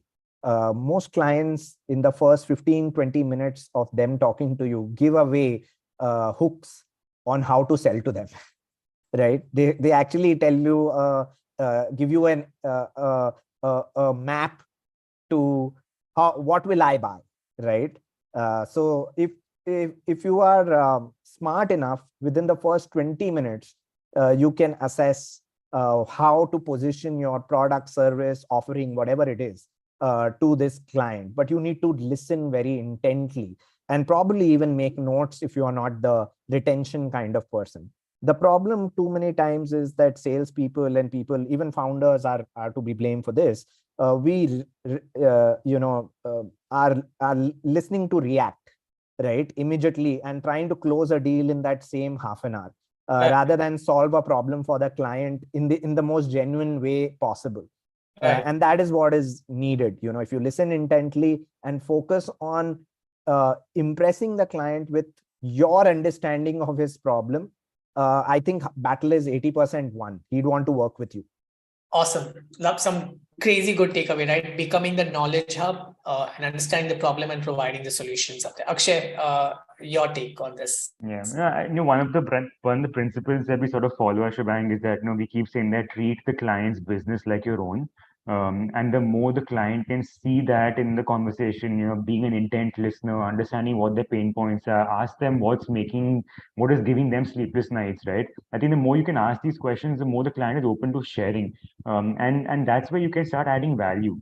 And honestly, it eventually, while a lot of the relationships are transactional, saying, okay, I'm giving you a retainer, so you got to do this kind of a work for me. But I think just showcasing to the client that, hey, I'm willing to go over and above to do something more to make your business win, really has helped us win a lot of the pitches, because it's not just about giving that great one video idea or one great campaign thought, right? It's about really trying to understand where we can sort of plug the gap in the client's business problems. And if a creative solution is a part of that, then great. So I think adding value really helps. I would say don't sell yourself too short as well sometimes. So sometimes I see people trying to just undercut for the sake of giving free work and getting clients on board. I think maintain your value, maintain your position as well when you're talking to clients, because you'll have enough amount of people coming saying, "Hey, free mein kaam karwa lo," kind of a thing. But I think especially for people starting off the agencies, I think maintain a stature, maintain your value, because that's something that's going to define you as you grow in the industry as well. But yeah, I mean, that's something quick 2 bits for me. That's some good insights, Akshay. Akshay, somebody just asked, what is the most important thing to keep in mind before starting a digital marketing agency or any other business? We'll go a little generic here. Some questions from the chat. Yes. I mean, always comes down to the question saying why, right? Why are you starting this? What are you trying to solve for? What is the latent need for you in the industry or in the segment? Becomes very important question to answer. So if you can't find the answer to the why, and typically it can't just be like, hey, because there are requirements for agencies, that can't be the why, right? You got to it's like an onion peel, right? You peel off one more why, peel off one more why. So you go 3 layers deep and see why is the why so important. And that becomes a starting point for anything. And I mean, Rajiv has started 3 businesses, so I'm sure he's asked the whys many times in the past. But yeah, I think for anyone starting off, just answer the why. Yeah. Oh, lovely. Rajiv, and you can read Simon Sinek, right? Start with Why. One of my favorite books, actually. can you repeat the book? Simon Sinek, Start with Why. It's nothing to do with starting businesses. It's more about introspectively your own why. But I think the premise is the same. If you ask me, it can be implemented for anything. Yeah. Awesome. Start with why. Rajiv, your take on the same question. So starting any business is a life decision, and the three things you need to know. Firstly, who you are, what motivates you, what drives you, what keeps you on the path. It's not easy to know that when you're young. I started my first business when I was 20, right? I was a very action-oriented person, still I am. So I know that about myself right now, but I know a lot more now after almost 17, 18 years of, doing business. But at least know your strengths and your weaknesses, assess them, know where you stand with family, because family support is critical when you are building a business. Every day is not going to be great. Every day is not going to be very inspiring. You're going to put a lot of stress, both mental and physical at certain times on yourself. And you need a support system, whether it's your friend, your wife, your sister, your father, whatever it is, right? You'll need support systems. So know that as well. Third, know your financial strength. How soon do you need to get going on a job, who depends on you financially? That's a very important question, because your motivation or your ability to stay put is decided by your financial strength, right? And I truly believe in this. Business is not won by the strongest or the fastest or the smartest. It's won by the last man standing, right? It's your ability to weather all storms that makes you a winner, and not your ability to fight everyone else or be the biggest bad boy in the club, right? Yeah, I mean, these are the three things. And the fourth thing, whenever you are starting a business, find a large enough market, because you can't change your market. You can pivot your product, your service, your offering, but you can't change your market. If your market is very, very small and niche, then you won't be able to build a scalable business. So find a market that's large enough and fast growing enough. That would be the fourth thing out of the first three things that I mentioned. Lovely. Some good inputs there. One question that has come from people is, what are the tools that you use inside your agency? Social media tools or any tools? There's a list of tools, like, so what tools do you use inside your company and why? So that's a very interesting question. Rajiv, we'll start with you. If there are any tools that you guys deploy inside, be it social media management tool or be it as a platform company, besides for using our own platform tools, we use a lot of tools, about 10-15 of them. We use CRM tools. We use meeting recording tools. We analyze every meeting we do. We actually tag them. So can we set possible to get into specifics? Sorry for stopping you, but they want to know the names of these. So I would say Wingman is a great tool, which is for meeting recording, right? Okay. For a CRM, HubSpot is a great tool, right? So you can check that out, right? HubSpot actually is a very cool email marketing tool as well. Has a lot of interesting features to track responses when you're doing sales and marketing, all of that as well. Besides for these two, I think there are a lot of tools for businesses to find, who you are talking to. They are, like LinkedIn Sales Navigator, which is a paid tool from LinkedIn, is very useful in reaching to customers, right? So I would stop at 3. I'd leave Akshay to fill the rest, right, from his perspective. Yeah. So, we've actually moved to Zoho. We've moved to Zoho as a platform completely, actually, for all of our finances, for our HRMS, for the LMS as well. So Zoho was one thing that we really incorporated this year in the past 18 months. We use a lot of SCM Rush and SimilarWeb as well for more analytics, keyword tracking analytics, competition mapping as well. I think these are two tools that I use quite a bit. Also Trello every now and then I use for, just like management of boards, keeping track of work processes typically. So yeah, I think these are 3, 4 that I mentioned. Yeah. Oh, lovely. So we use Zoho inside the company. It makes our life much easier. Besides this is, of course, for social media management, pretty much we use Facebook Creator Studio when it comes to scheduling and stuff. But we've been using SEMrush social media tool as well. It's doing brilliant in terms of scheduling. So we Wingman for Zoom recording, HubSpot for CRM and email marketing, LinkedIn for Sales Navigator. So this is the list that I've just shared. But all the speakers have announced, so just share that list. And you can also actually add in two more tools that we use typically from an automation standpoint is CleverTap and WebEngage. We use them also for some of the marketing automation stuff, the journeys we build up for clients. Right. And in most cases, the clients have already onboarded them, then we sort of manage it for them. But yeah, just adding two more. Lovely. Thank you so much for that, Akshay. So last question for today evening. And what's the one word for digital marketer for 2023? Not one word or few things that you believe digital marketers should focus on in like we started the discussion on the same topic, of course, marketing automation. But besides this, you may see that there is certain platforms that they need to focus on, because a lot of times you're just solely looking at Facebook, Instagram, and Google. These are top three on our mind. But I'm sure in your experimentation this year, and I'm sure, Rajiv, with your marketing intelligence and analysis, you may be suggesting certain more platforms for people to look into a lot more seriously. So we'll start with you on this one, Rajiv. Which are those platforms do you think you recommend to people, right? I would, if you haven't yet checked out ChatGPT, you should do it. It's a free tool. Please do it today, because it will blow your mind on what's possible with AI. There's DALL-E as well, which actually creates creatives, right? DALL-E.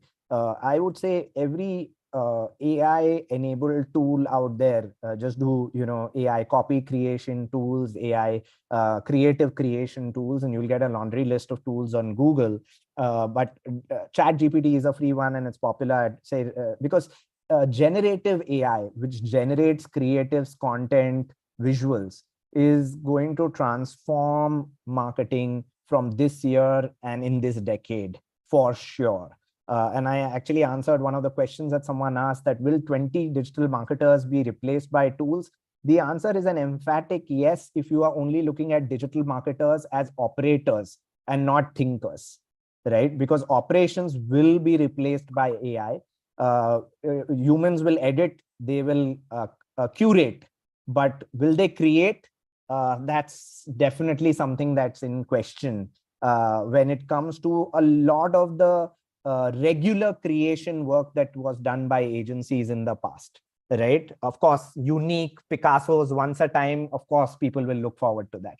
Awesome. Good one, Rajiv. Akshay, what's your take on the same?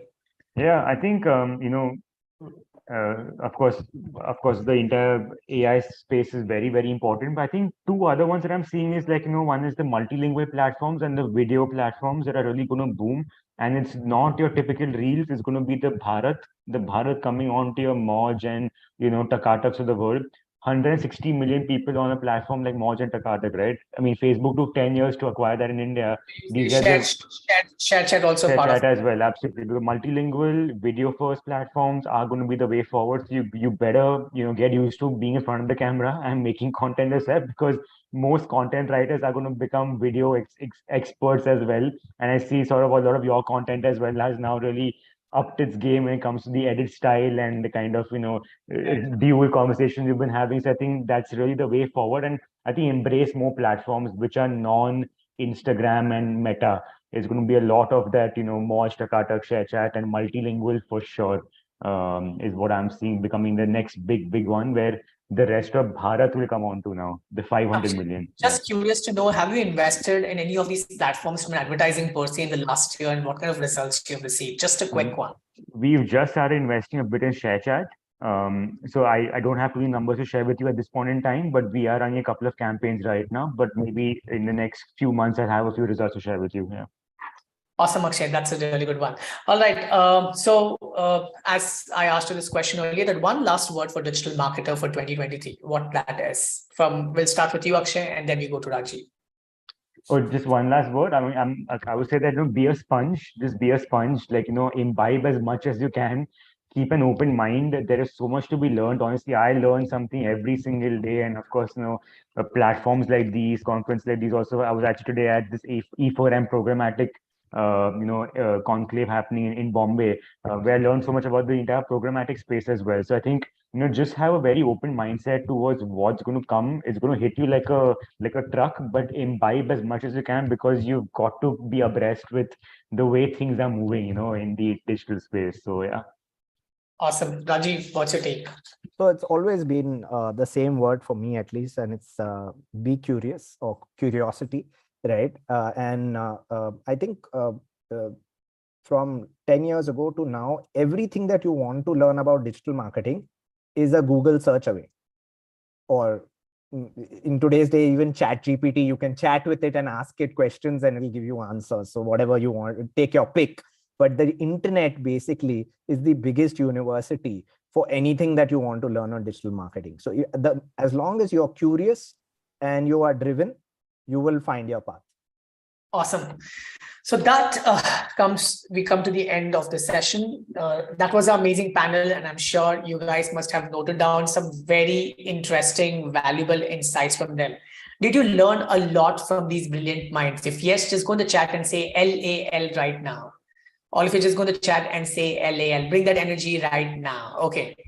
So also tell us, what was your biggest takeaway from today's session? I'm sure ChatGPT, they did say it quite a few times. That's on your top of the mind.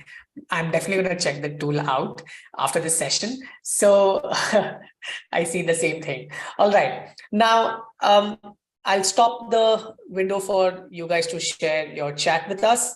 I'm going to share the URLs of Akshay and Rajiv, their social media channels, with you guys. Please connect with them, follow them right now.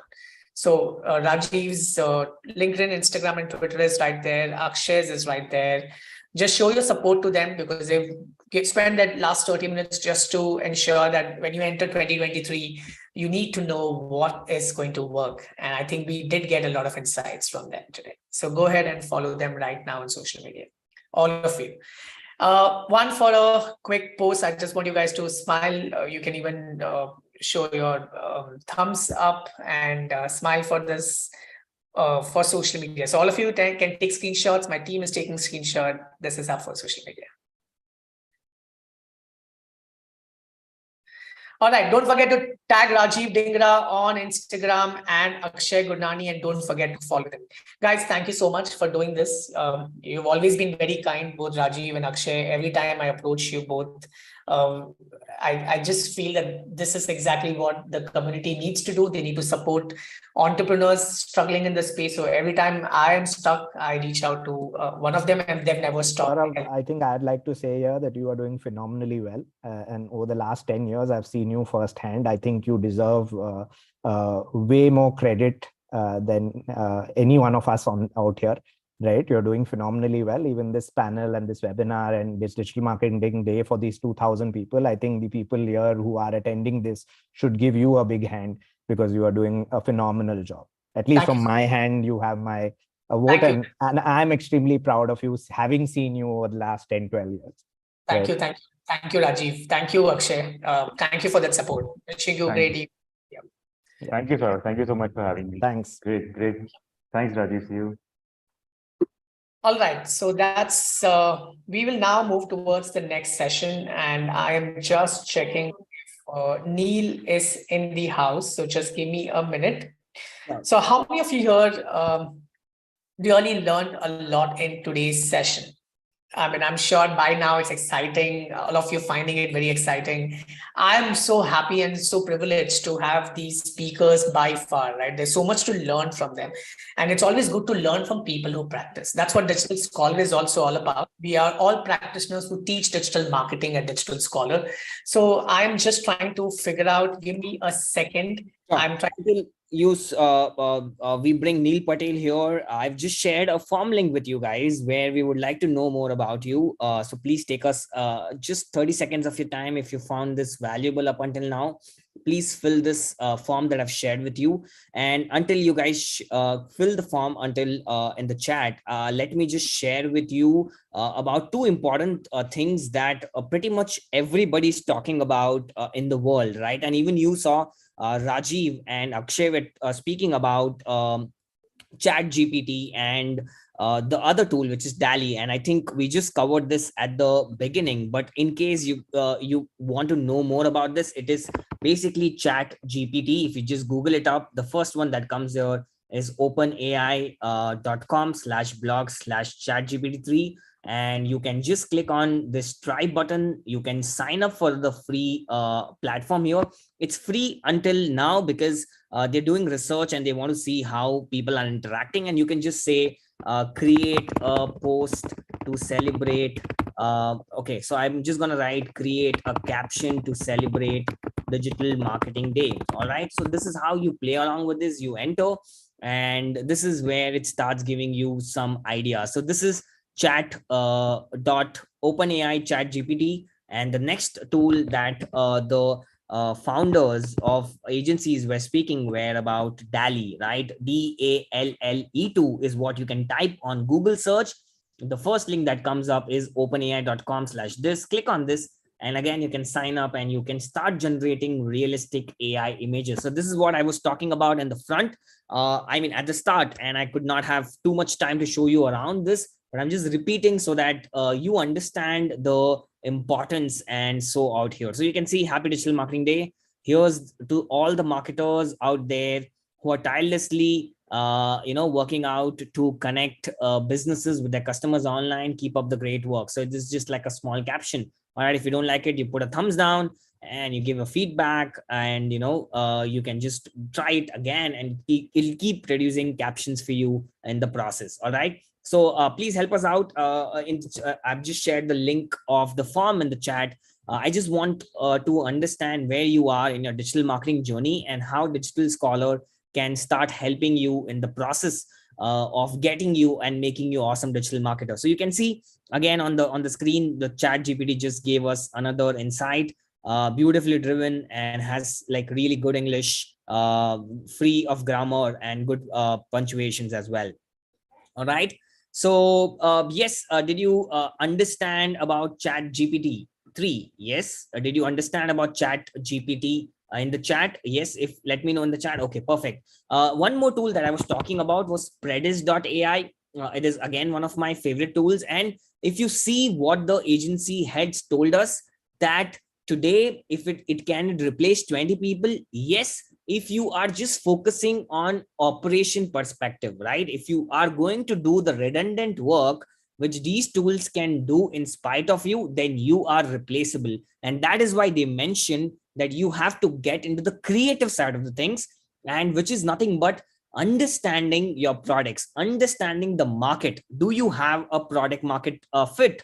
All right. And this is where you should be focusing more on. And these tools can give you the nudge. These tools can give you the push to help you overcome your creative blocks and can make you more efficient, right? So I'm just backing up to whatever I said during the start. It's backed up because these agency founders are hiring on those basis.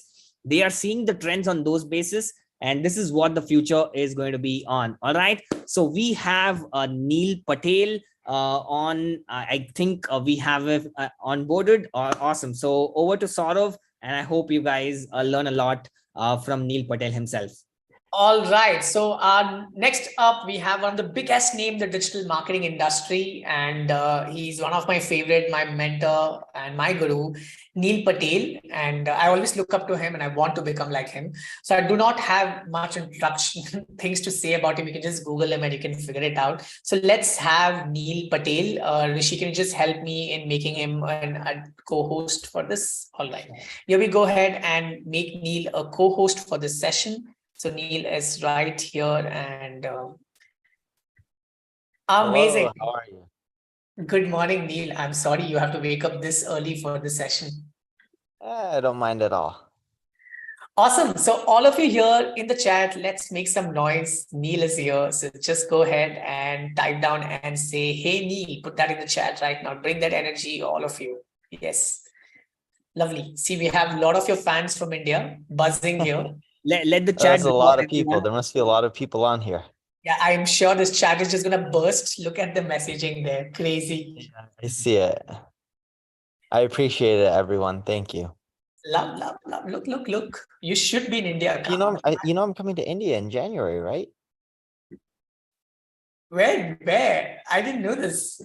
New Delhi, end of January. I come to New Delhi. I don't know exactly where. There's some event that I have to go for. I don't know what it's called. Okay, and I'm hosting you for dinner, so you need to figure that out. Are you in New Delhi? I will travel to see you. Cool. Let's do it. Awesome. So let's get started. I'm going to have a lot of questions for you. We're going to have some fun. And these are questions pertaining to 2023. It's also about agencies. So my first question to you today, Neil, is what are top new trends in SEO in 2023? So you are like an SEO pro. The world recognizes you for that. What are those trends you see in 2023 in the field of SEO? The big one that we're seeing is search engines like Google are putting less emphasis on links. They're putting more emphasis on user experience. What I mean by user experience is not necessarily the design of your page, but imagine you search for something like affordable laptop. Okay. If you go to a page and it doesn't match what someone's looking for, if it's all expensive laptops, people are going to leave. If the site takes too long to load, people are going to leave. If they have to read 1,000 words of content before they see pictures of affordable laptops and details and pricing because they're looking for a product, people are going to leave. The same goes with queries like how to tie a tie. If I'm looking for how to tie a tie and you give me a 2,000 word essay on how to tie a tie, instead of just showing me some videos and pictures, the user experience isn't ideally matching what a user is looking for. That's what I mean in which they're focusing on.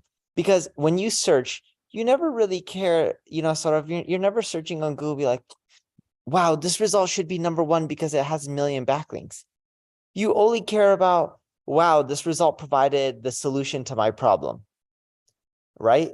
And that's where Google is going. They're looking at intent. What is someone looking for? Is that web page providing that? If so, it should rank higher than a web page that's not providing it. And I think that's going to be a huge future to search. The other thing that you're going to have to do these days is there's a big trend for AI. There's Chat GPT, there's GPT-3. And when you look at a lot of these solutions, everyone's creating content, but there's nothing new here. There's always been too much content for most queries. If you look at the more money keywords, the ones that can generate you a lot of income, the popular ones, the ones that convert really well in any category, right? These are the best keywords like credit cards or savings accounts or affordable laptops or anything that can drive a lot of revenue for a business. There's too many web pages for these keywords. A great example is insurance. I don't know how popular insurance is in India, but everyone needs insurance, right? For auto, driving, etc., health insurance. And in the United States, less than 200,000 people a month search for auto insurance. But in the United States alone, there's over 1 billion results for auto insurance. Wow. So the point I'm getting at is there's already an overwhelming amount of content. You're going to see even more due to these AI tools. But what search engines are looking for is not just quality. Everyone knows that. They're actually looking for updated information. See what web pages are continually updating and keeping their web pages fresh. I'm not talking about adjusting a line or two or a sentence or a word or adding an image or removing one. I'm talking about continually adapting and adjusting to create the best user experience. Lovely. So you're trying to say that consistently keep upgrading the content that you have created because that's the better user experience because people don't like to consume stale content. Yes. Exactly. And that could mean that you make the content shorter, longer, more visual. It really depends on the keyword and the content type because whatever consumers prefer is what you have to end up adapting to. Awesome. Considering the websites and what changes do you think would you recommend for websites in 2023? Considering user experience or whatever you think are the top priorities for you? Yeah, the top changes a website should make in 2023 is, of course, improve your site speed. Number 2 is go look at your pages that are the most popular, that drive most of the revenue. Update them at least once every 2 or 3 months, ideally once a month. Right. The third thing that you need to do is continually figure out how you can make your content shorter And here's what I mean by that. A lot of people are just writing content because like, oh, I read an article that I need 2,000 words to rank #1 on Google. That's not true. You need to create whatever is the best experience. Sometimes you need to add content or make it shorter, but people want to get the answer quicker, especially with mobile devices and voice search. On top of that, the other thing that I would really look for when it comes to SEO is how can you be omni-channel? And this Right. may be counterintuitive, but most people think of SEO as Google. SEO is everywhere. It's, on Airbnb when you're doing a search for a listing. It is on booking.com when you're looking to get a hotel, or kayak.com when you're looking to book a flight. These are all examples of SEO. Even on Instagram, when you search, it's a version of SEO. And the point of being omni-channel is two things. One, you can get SEO traffic everywhere. Two, by being omni-channel, it helps your brand. And brand queries are a huge component to Google's algorithm. Awesome. That's a good one, Neil. Neil, email versus WhatsApp. Where do you think the world is heading when it comes to growing subscriptions? Considering the amount of time we spend on WhatsApp is definitely higher than email. So do you still think email marketing versus WhatsApp marketing, where would you invest for the next 3 years? So let's say you want to communicate with the executive at Microsoft and you want to talk about a business proposal, or people are employees at Microsoft. They're going to end up doing it through email, not WhatsApp. It doesn't matter even if it's Facebook and you're talking to Meta, the company. They're mainly going to communicate through email for contracts and business deals. Now, this doesn't mean WhatsApp's not popular. It doesn't mean that WhatsApp's not the future.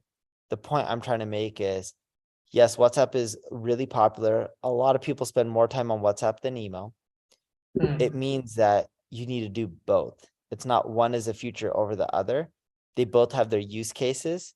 Without leveraging both, you're not going to do as well. Awesome. Okay, so both email and WhatsApp is what Neil says, and there's no alternative, or you don't have to pick one. You have to go for both. What social media trends do you see in 2023? Social media trends for 2023. The big thing that we're seeing, we actually did a survey with corporations on where they're adjusting their spend and where they're reallocating because of the uncertain economic conditions. And funny enough, in 2023, we see companies, we had over 8,000 companies that participated in the survey. They're actually spending less money on organic social. They feel that the reach is continually declining. It's not even feel. The data shows the reach has continually been declining. The ROI for companies has been decreasing. So we see companies spending less in 2023 on organic social due to the fact that they're not making as much as they used to. The second thing that we're seeing is companies are spending less money on social media advertising, not because they don't want to spend money. A lot of the iOS privacy changes has made it harder for companies to spend the same amount and generate the same ROI. Due to that, companies had to pull back on some of their budget to make sure that their ads were profitable. The third thing that we're seeing with social media is we're seeing a big influx on people shifting some budgets towards content production, specifically video. So they're increasing their content budgets because people now want and are consuming a lot more video and podcasting or audio. And for that, companies are shifting their budgets from just producing straight text-based content to a lot more images and videos and podcasting to try to match what consumers are expecting these days. That's amazing, Neil. Neil, I think some great takeaways from there. Organic social media versus paid, trying to focus to spend to make your content or your communication to reach out to people. Very interesting point there. Focus largely on videos that people like to consume. So that's some good trend analysis up there, Neil. And I like the way you're so updated. How do you do that? Anyways, I'll come to that later. So considering that you have been hiring a lot of people in your agency business, and now that you also become the product guy, what are some of the 5 skills that you will look forward to see in a person when you're going to hire them in your agency in 2023? I'm sure creativity is your favorite answer, which you always give to me. So That's number one. So I've already given you that. Now you have four more to choose. So tell me, like I'm an agency owner too, and there's so many people, and there's so many students, there's so many marketers here. What are those four new skills that you think they should go master now because you see the future in them? So Neil, I'm sure a lot of people will take your advice seriously on that. So looking forward to see your answer there. Yeah, so number one is, of course, creativity. We talked about that. Number two is good work ethic. You know, in agency life, sometimes you have to work random hours. Sometimes you have to work a lot of hours to get things done for a deadline. Good work ethic, you know. A lot of people talk about college as being useless. My favorite part about college is it shows you, and I'm not saying people need to go to college, but college shows that someone could have spent 4 or 5 years completing all the tasks that were required, and you know, they had the persistence and they were willing to do it and not give up. That doesn't mean people need to go to college. It's just more so you want good work ethic. The third thing is curiosity. You want someone who wants to keep learning, who is curious what's happening, whether it's with algorithms or social or new platforms, and they're always testing and experimenting. The fourth thing is conversion rate optimization. Look, marketing is getting more expensive. It doesn't matter if you're doing SEO or pay-per-click. SEO is taking longer to get results. Pay-per-click is continuing costing more. Social media is tougher to crack. You're looking for someone who can also learn how to optimize landing pages, copy, things like that. So then that way they can generate more sales from the existing traffic, which makes these marketing channels much more effective. Wow. The last thing I would have to say is a really good networker. See, in this world, you end up generating more business through your network. Your team members can bring in more business. Your team members can help you bring in better talent. Your team members can give you, ideas that they end up learning from other people or some conference or whatnot. But networking is a massive skill. We see that when individuals in our team are more well networked, they drive more revenue to the business. Lovely. That's good. A lot of you, what was your biggest takeaway from what he just said right now? Put that in the chat. So the 4 pointers that he gave, tell me what's that one thing that blew your mind? Say that, oh, wow, this is something that you should be doing in 2023.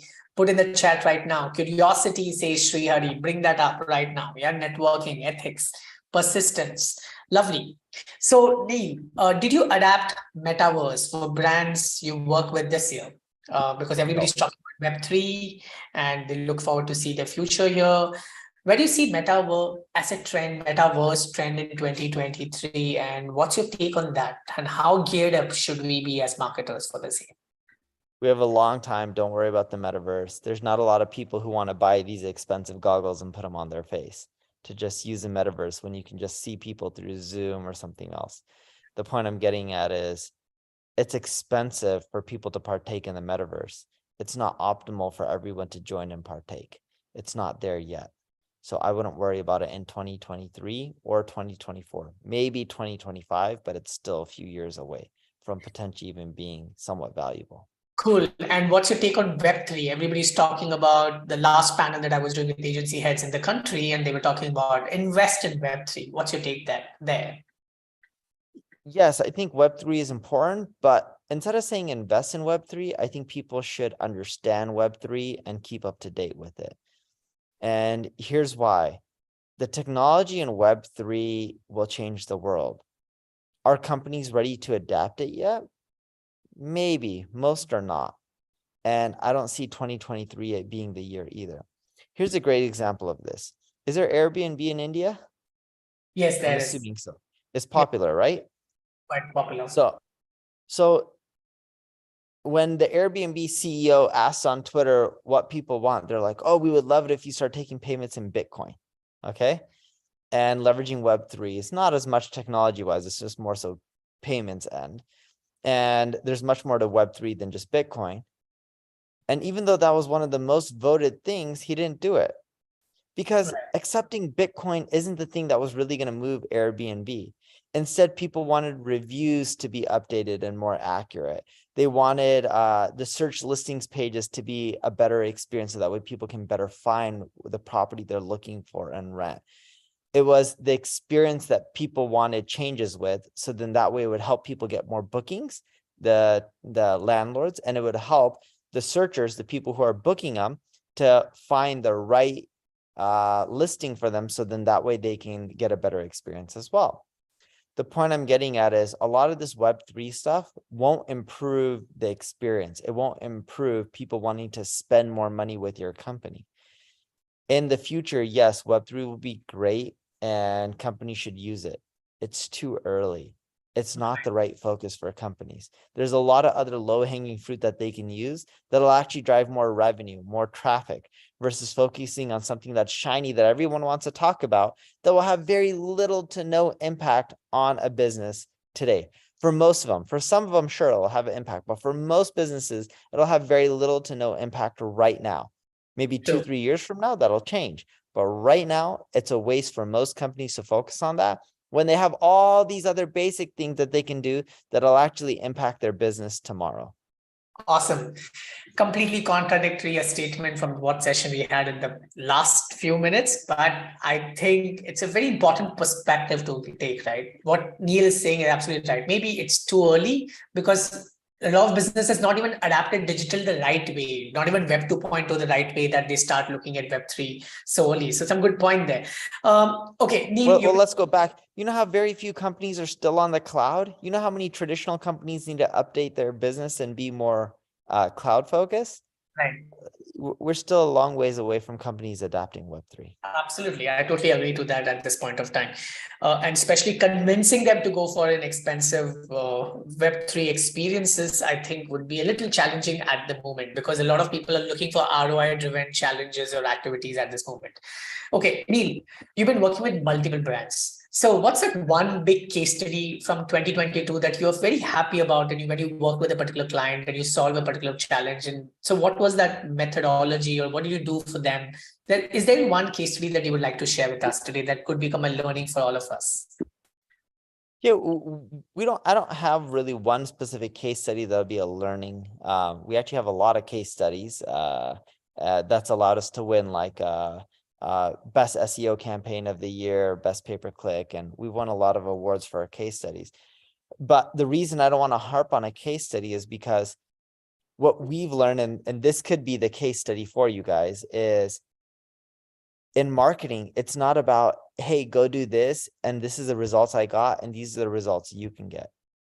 Instead, every business is unique, Right. And you have to think outside the box, and you have to be creative, right? And that was the number one factor that you knew I was going to mention with your other question, which was, what are the most important factors in marketers? And which is creativity. You got to understand the problems a business has and try to think outside the box. A great example of this is we're working with someone in the Web3 space, okay? And the way they were getting more customers is cheaper pricing. So when you buy Bitcoin, when you buy Ethereum, when you buy all these tokens, coins, it costs money. And you also have to pay fees. Their exchange had the cheapest fees. And what we ended up doing is it wasn't really resonating with people when we were saying cheaper fees. Most people didn't care. They were looking at cryptocurrencies and buying them a lot as gambling. And, oh, I just want to get rich, I want to buy them.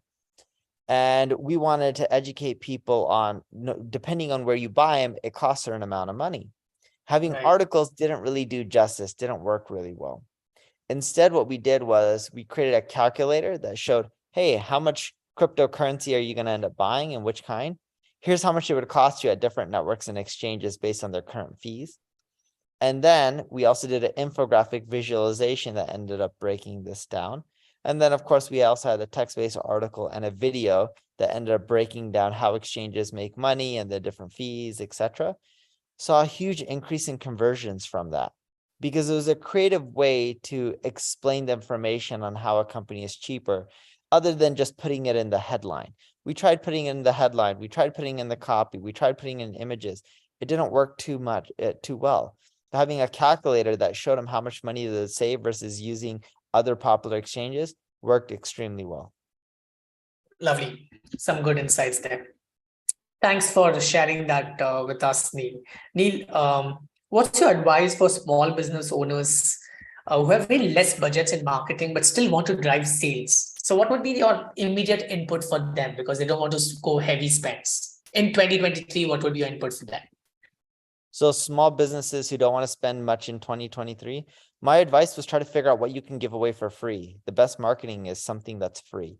So figure out if a portion of your content, portion of your tools, portion of your product could be free. A great example of this, if you're an agency, you can give away free audits. If you are in e-commerce and you're selling amazing toothpaste, you can say, if you buy this toothpaste, I'll give you a free toothbrush. Or you can give away free toothbrush, charge for shipping, and then upsell them toothpaste. These are all examples of free. Lovely, nice. That's some good one there. So considering that agency is one of your bread and butter, what are some changes that you've done in your agency in the last year? Would you like to share that with us? The big thing we're doing is global. We're not the US economy. We're not the India economy. We're not the Brazilian economy. We're the world economy. We're all relying on each other. Companies are everywhere. You're no longer an American company. Tata is not an Indian company. Tata is a global company. They sell cars everywhere, right? The point I'm making is as an agency, the biggest thing we've done is continue to add more regions. We're in the United States. We're in Canada. We're in Brazil. We're in the UK, we're in Germany, we're in Australia, we're in India, we're in 7 regions. We're working on adding currently France, Italy, Spain, Portugal, Singapore, UAE, so Middle East, and most of Latin America for Spanish speaking, because Brazil, even though it's in Latin America, is Portuguese. So when you look at those, right, we're trying to be more global. And then the year after, we're trying to add even more than that. But the point I'm getting is we want to be global. We want to be in 50, 60 plus countries over time. Yes, I know there's more countries than just 50, but here's the thing. With a lot of these countries, there's not enough revenue and demand there yet. There will be in the future. Times will change. But we're going after the larger countries first and then adding in others. Right. So Neil, considering that you have been doing this across the country, how many clients do you guys have at the moment? At least 1,000 plus, I believe. Oh no, less than 1,000. I don't know how many clients, but there's no way it's 1,000. A lot of them are large corporations that we have global campaigns for, like Adobe or like a Cisco and stuff like that. Okay. And what is the hottest selling service in your agency right now? SEO, I believe? No, it's not SEO. It's not paid advertising. It's actually a combination of everything. For most companies, we help them with their conversion rate optimization and SEO and content and social media and paid advertising.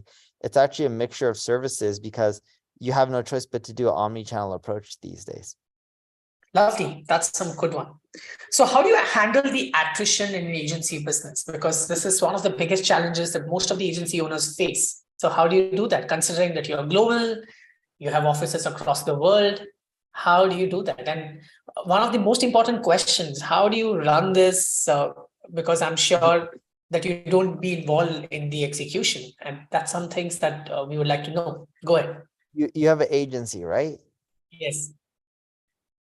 What's your average size contract in dollars? What's an average size contract would be anywhere between $2,000 to $4,000 a month. A month, yeah. That's why there's churn. So there's a lot of churn in the smaller contracts. There's much less churn in really large corporate contracts. It takes longer to get them.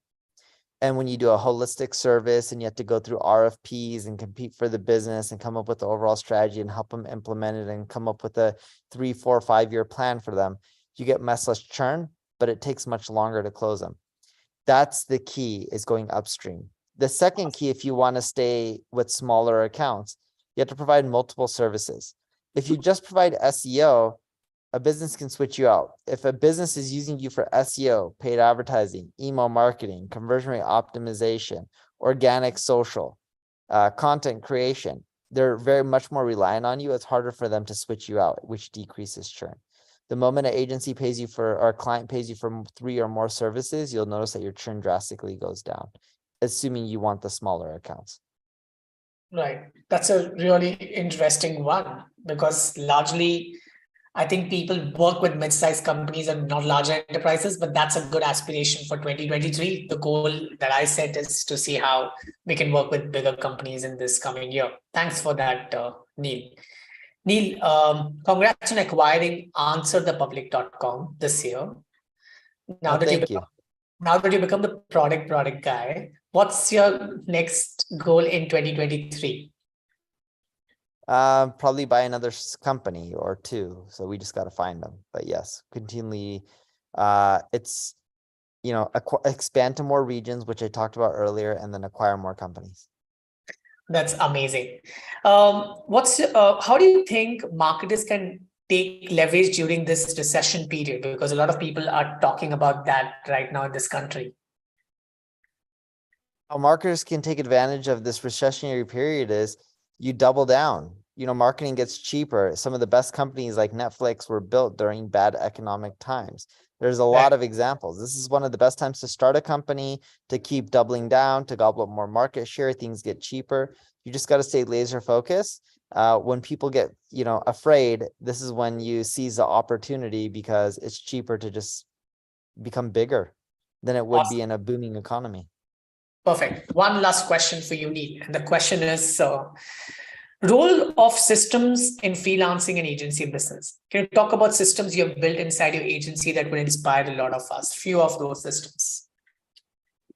Yeah. So rule of systems, think of every little thing that someone does to complete a project or a task. Ask multiple people, see what they do. Write all of them down. Figure out which ones can be automated. You can use software. You can create systems and processes to make it more efficient.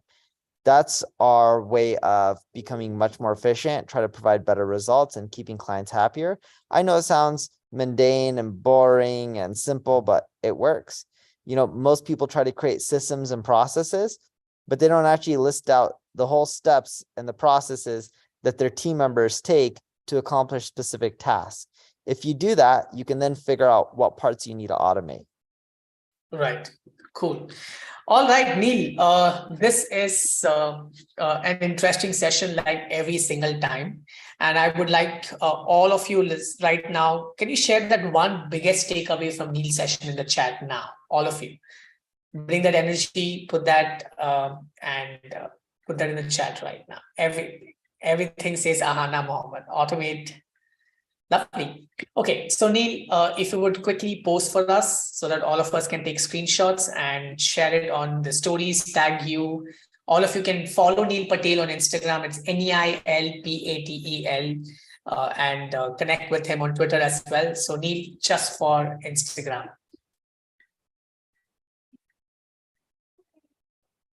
All right, Neil, thank you for being here, being part of this session. A lot of us had learned a lot from you today in this session. Your 30 minutes every year and can actually blow a lot of minds, and there is a lot to learn from you. So I'm looking forward to see you in India in Jan, and I'll travel down to catch up with you. I'm so happy to know that you're actually coming to India. So thanks, Neil, for being you. And love you from the bottom of my heart. And all of us here in India look forward to see your videos on YouTube or read your articles. And we enjoy your content on social media too. So thanks for being part of the session this evening. Take care. All of you, we're sharing the link of Neil in the chat. You can look at that link and follow Neil Patel right away. And don't forget to tag Neil. All right, so all of you today, it's a very important thing. We also have the next speaker with us, so we're going to quickly introduce him. But let me also tell you guys that it's a digital marketing day, and I've not seen enough noise about it. So go ahead and share a post or share it on your story or tweet about it and let the world know that we have set the International Digital Marketing Day in India. December 16, the reason why we chose this date is because it's a year end. You can talk about what has worked and what's going to work. And that's why this particular date. So that before you go for holidays, it's a lot of things to contemplate. Okay, next, let's welcome the head of digital marketing at Google, Akshay Ambardar, to share some valuable insights about the changing consumer landscape and great insights on performance marketing.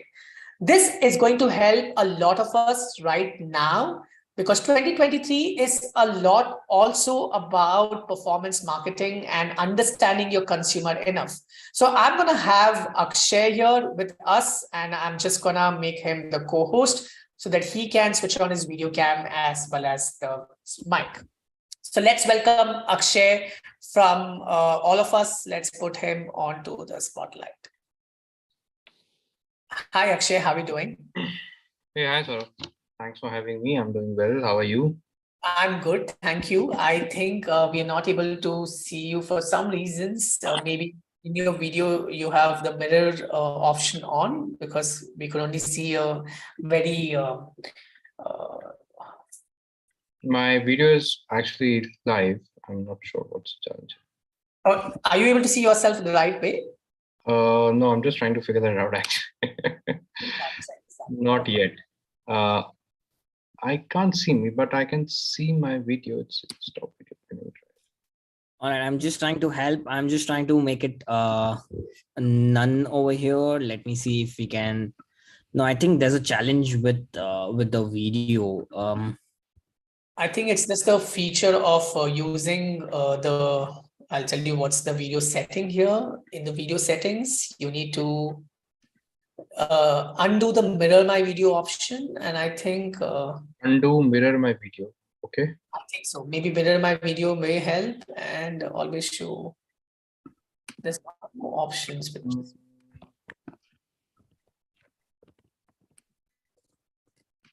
Can you remove? Yeah, I think there's a challenge. Can you remove the background image for him? Is it possible, guys? All of you here listening to me, the team? Yeah, sure. I'm just trying to. Yeah, I think it's just that the challenges. So I remember I went through this issue once, and All right. Okay. So Akshay, I think the best would be that would you be able to join in from a different email ID, and then we will put you into panelist? can actually, yeah, I'm not sure. Let me do one thing. Let me leave and join again from the same. Yeah. email. Can you please join with a different email ID than this one? Then we'll put you into panelist. I don't think I have a different email ID. My work email ID actually will not support Zoom, so this is. So I'll give you. I think you can. Just a second. I'll just share with you an email ID that you can probably use, and Sure. yeah, I'm just. We have Akshay onto the board, and we get him onto this process. Each one of you here, we have a contest announcement for you. Okay, till then, since Akshay is having some issue with his video right now, here's a quick announcement of the contest. So the first contest that you guys are aware, you can retweet this tweet and you can enter a contest to win a merchandise at the end of the day session. So problem is with the green screen, I guess, guys, a lot of them are saying that he has the option of video settings of green screen, I guess. Okay. Until we'll fix this. Yes, you guys can participate in this contest, and I just have one more amazing news to share with you guys. And we were manifesting that we will launch our Digital Scholar mobile app to everybody on Digital Marketing Day. It's a mobile app for community-based approach where you can meet the other participants of the community, and you can participate, and I mean you can just exchange ideas over here. So how many of you would love to be part of such an application, such a mobile app? And it's just launched today. So look at the luck. At just 5 minutes before, I get a confirmation from App Store and from Apple, Google Play Store as well, that the apps are ready. So this is amazing news, Saurav. I think you should also look into this, because we were just talking that it's not launched, we'll not release it, but it's up there. So I want you guys to go and download the app on Play Store as well as Google Play Store. I mean App Store and Google Play Store, and it's at the rate Digital Scholar. So just go and search for Digital Scholar. You'll get the app, and you can go and sign up, and there we're going to share a lot of insights. The learnings will continue over there. All right. So if you can see my screen, can you let me share my screen once? Yeah, please go ahead and do that. All right. So yeah, let me pin myself here, and you can basically okay, it's not visible, but anyway, I'll try to make it clear. This is how the app looks like. So I want you guys to download get it up and running. The idea of the application is very simple. You can just download, sign up, start interacting. You'll meet a lot of people here, and let me show you some really cool stuff that we do, which is let me just share my screen. So not just application, but we are building a huge community where our students, the ones who study at Digital Scholar, we have even created a portal like hire.digitalscholar.in, because we want to bring our students in front of India map, the world map, and people can come and hire them. So you can see our students are also here. So we're bringing an integrated community where people can get placed, they can get clients, they can meet other fellow digital marketers. And that's the goal of Digital Scholar. So we have hire, we have shop.digitalscholar.in, and then finally we have something called as community.digitalscholar.in. And that's the beauty of this. All right. So let me show you the app. I'll just share the link as well. And let me see if we have our guest, Mr. Akshay. Just a second. Let me just see if yeah, we do have Akshay in house, and Akshay, yeah, he's right there. So let me promote him to the panelist, and let's see if we have the tech fixed. So over to Akshay. Akshay, can you see us? All right, add to pin, and I'm making him as the co-host. Saurav, can you make Akshay the co-host? Sure. Is Akshay panelist now? Yeah. Hold on. Just give it. All right, guys, stay tuned. We're going to have some great learning with Akshay and making him the co-host of this session. So let's see if Akshay can now. Yes, I think we can see Akshay clearly right now. Hello, Akshay. Akshay heads marketing, digital marketing at Google. And today he is with us on this session. So we feel so very grateful to have him with us. Thank you. Welcome to Digital Scholar, Akshay, and very happy Digital Marketing Day. So Akshay, I'm going to shoot some questions to you. And are you ready for the same? Shall we get started? Yeah, absolutely. Just a small clarification. I don't head digital for overall Google. I technically work in YouTube. So yeah, so I think context is important because Google is a very wide organization. So I don't want people to. So yeah, so Google has multiple charters. So I specifically work in the YouTube org, and within YouTube, I'm working on specific projects. Yeah, so I head digital. Lovely. Cool. So a quick question for you right now. You also work with Myntra in the past. From a performance marketing perspective, top funnel, middle funnel, bottom funnel, how do you redefine this journey of a customer in 2023? What changes, what landscape changes in 2023? So actually, very interesting thing. Actually, the landscape has already changed. I don't think we need to wait for 2023 for see the changes, right? So what used to happen on search is largely getting transported to video, right? Right. There was a time when TikTok kind of entered the market, and then we saw large boom, short video formatting ads, right? I hope a lot of people won't find it surprising if I tell you a lot of Shopee content and Shopee searches today happen on platforms like YouTube, right? And if TikTok would have been around, then, similar kind of search volume, would happen there. So essentially 5 years or 4 years ago, what people used to discover via search is today getting discovered via video content platforms, and YouTube obviously is one of them. Instagram is one of them. So how, as a marketer, we are looking at mid funnel, upper funnel, and lower funnel, that is largely getting redefined, right? So if you're an organization, or if you are a brand, or if you are a startup which is just focusing on search, and you feel that, oh, I just need to capture on search, and not looking at where consumers are basically moving, because the landscape or the media consumption pattern for consumers is changing, then you are really missing out on, I would say, while it may sound cliche, Gen Z audiences, because they don't believe in ads. They watch content creators on multiple platforms, and that's how the upper funnel and mid funnel, lower funnel is going to be. So search to video, that is one way to look at it. So if you're a brand which is good in content generation, especially short form content, that would be probably 1/3 and at some point maybe 1/2 of your upper funnel traffic. Awesome. That's a good point there, Akshay. Akshay, what are some of the 5 key important aspects that you see is important when somebody's creating videos for advertisement, especially for YouTube? Because a lot of people just don't know how to get that right. So what would you recommend for the same? See, it's a 30-minute answer, but I'll try and concise it as best as possible. Sure. First is utilize the vertical format instead of going horizontal. Today, I mean, I sometimes cringe when I see a lot of ads being horizontal. So I have 2 phones with you. So this is an Apple, and then this is how most of the Android phones today look, right?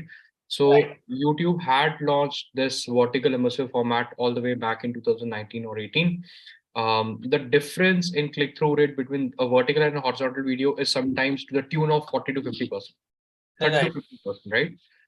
So obviously go vertical, because as a consumer, anything which is vertical, which completely takes away the real estate of your phone, is more immersive, and then you have better chances of basically getting a click, right? And Lovely. and landing up your message. Because we are specifically talking YouTube, I'm assuming a lot of ads that we will create and will run will be on review. So have a logo of your brand company, right from frame 1. You don't have to wait for your logo to pop up, especially if you're not a very known brand or you're trying to start out. So these 2 are, I think, basic 101s. Sometimes a great ad, you recall a great ad because the jingle is so catchy, but the advertiser basically puts the logo in the last frame, and it's not a logo that you are able to recall or a name that you're able to recall. So very, very basic common sense. If you so getting a creative cracked on digital, if you get a great production house and great storytelling arc, great. But if it is not, then really think what is the core one message that you want to land from your video, right? 10 seconds is too short a frame to land 3 different messages. Right. If you want to say that, come to me because I have everything, then in just one video, just say that. If you want to say, come to me because I am also cheaper, then create a video which says you are cheaper. If you want to say people come to me because everybody loves me, then say that, right? So instead of doing one video with 3 different messages in the same video, will always end up having lesser impact, and it's better to basically have 3 different videos, right? And everything can be same, it's just that the final message can be different. So think 10 seconds. It's a very short window to capture audiences, and also because if you have more videos, you will understand which messages are working for your audiences, right? Right. Akshay, you can go longer on this because I think this is a very interesting topic. There's a lot to learn. So you can take your 10 minutes for this topic. I'm not going to shoot you another question because I think this is a very interesting one to take. Please go ahead. Yes.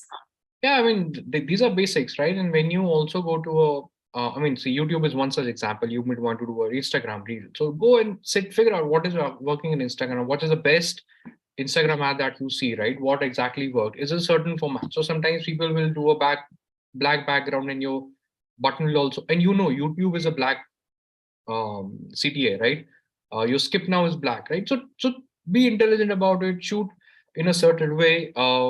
Your storytelling arc needs to be, your most important message needs to land up in the first 3 to 5 seconds, right?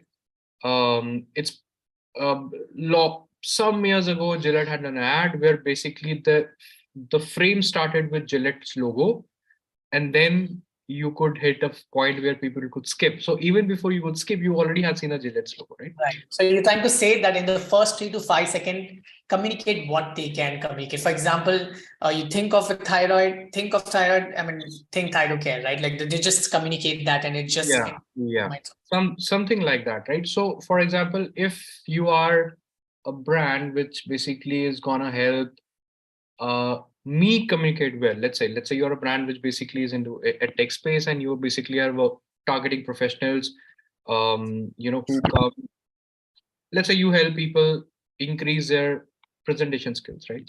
Now what is the core most important message that you want to say? Land that message upfront, and then maybe you can do the storytelling. If you get fixated on storytelling and your messages are basically coming after the skip now option, Or if your video is, let's say 30-second video and your messages basically, or your core message is coming after the first 30% of your video, then mostly people will not see that video, right? Because typically the view through rates, right, which is first 10 seconds of your video is not more than 30-40% in India as a benchmark, right? Which means out of 100 folks, 60 people will never see your video content beyond the first 30%, right? If it is a 10-second video, we are talking about 3 seconds. If it's a 15-second video, then we are talking about 4 to 5 seconds, right? So that's how competitive and how shorter the, attention span. Cool. We can do a lot, but yeah, I think these are the overarching. I think some really cool points. Vertical format, logo of your brand from the frame one, so that people don't have to wait till the end and they may just skip and they leave. Code one message in one video instead of talking about everything. That's some really great points to take. Best ads format. So learn from what. Yes. Code one message if you're doing shorter videos. If you're doing a 30-second video, then obviously you can fit one. Perfect. Typically, a lot of brands, what they will do a master launch, which will be about specifically about 20 to 30 seconds. And then the 30-second video gets cut down into shorter 10 to 15 seconds for YT and about 10 to 12 seconds for Insta, right? And those shorter ones are basically one message per video. Awesome. And some storytelling adaptation, but communicate whatever you have to communicate in the first 3 to 5 seconds of the advertisement. So some great key insights from Akshay on this. Akshay, I'll ask you one more question on this front right now. And the question is, when it comes to programmatic buying, which is the talk of the town, right? What's your take? Like, what tool would you recommend, or how would you recommend to a company to go about programmatic buying in 2023? So what's the trend you see in advertising? It can also be an answer on the lines of what advertising trends do you see in 2023? So some quick answers there. Yeah.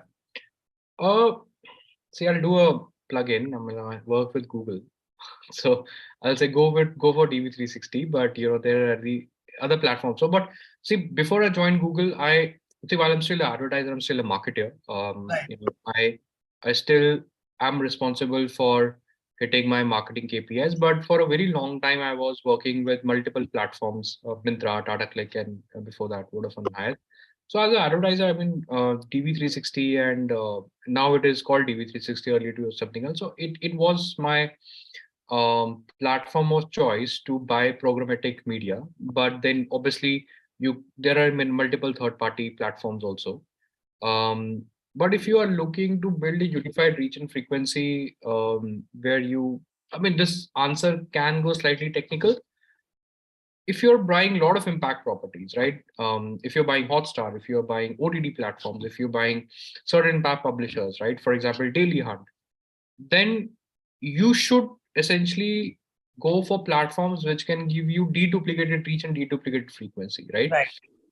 Because let's say if Hotstar gives you 30% of your audiences, then ideally you should not reach out to those audiences on either platform, right? You can do a frequency cap, or you still might want to reach out, but then logically, okay, this 30% I'm reaching out with a double frequency, right? So there's a very nuanced views as a marketer, especially when your marketing dollars go beyond a certain point, because every penny that basically you save actually gives you a lot of incremental returns, right? So go for platforms where you can build unified reach and frequency, and DV actually is a great platform to do that. Outside of that, there are many others. Within DV also specifically, there is a whole GMV stack, which is called Google Marketing Platform. You can invest into, platforms which give you much more insights than a simple reach and frequency curve, right? So for example, if you for example, install and work with Google Teams, right, and do Ads Data Hub integration.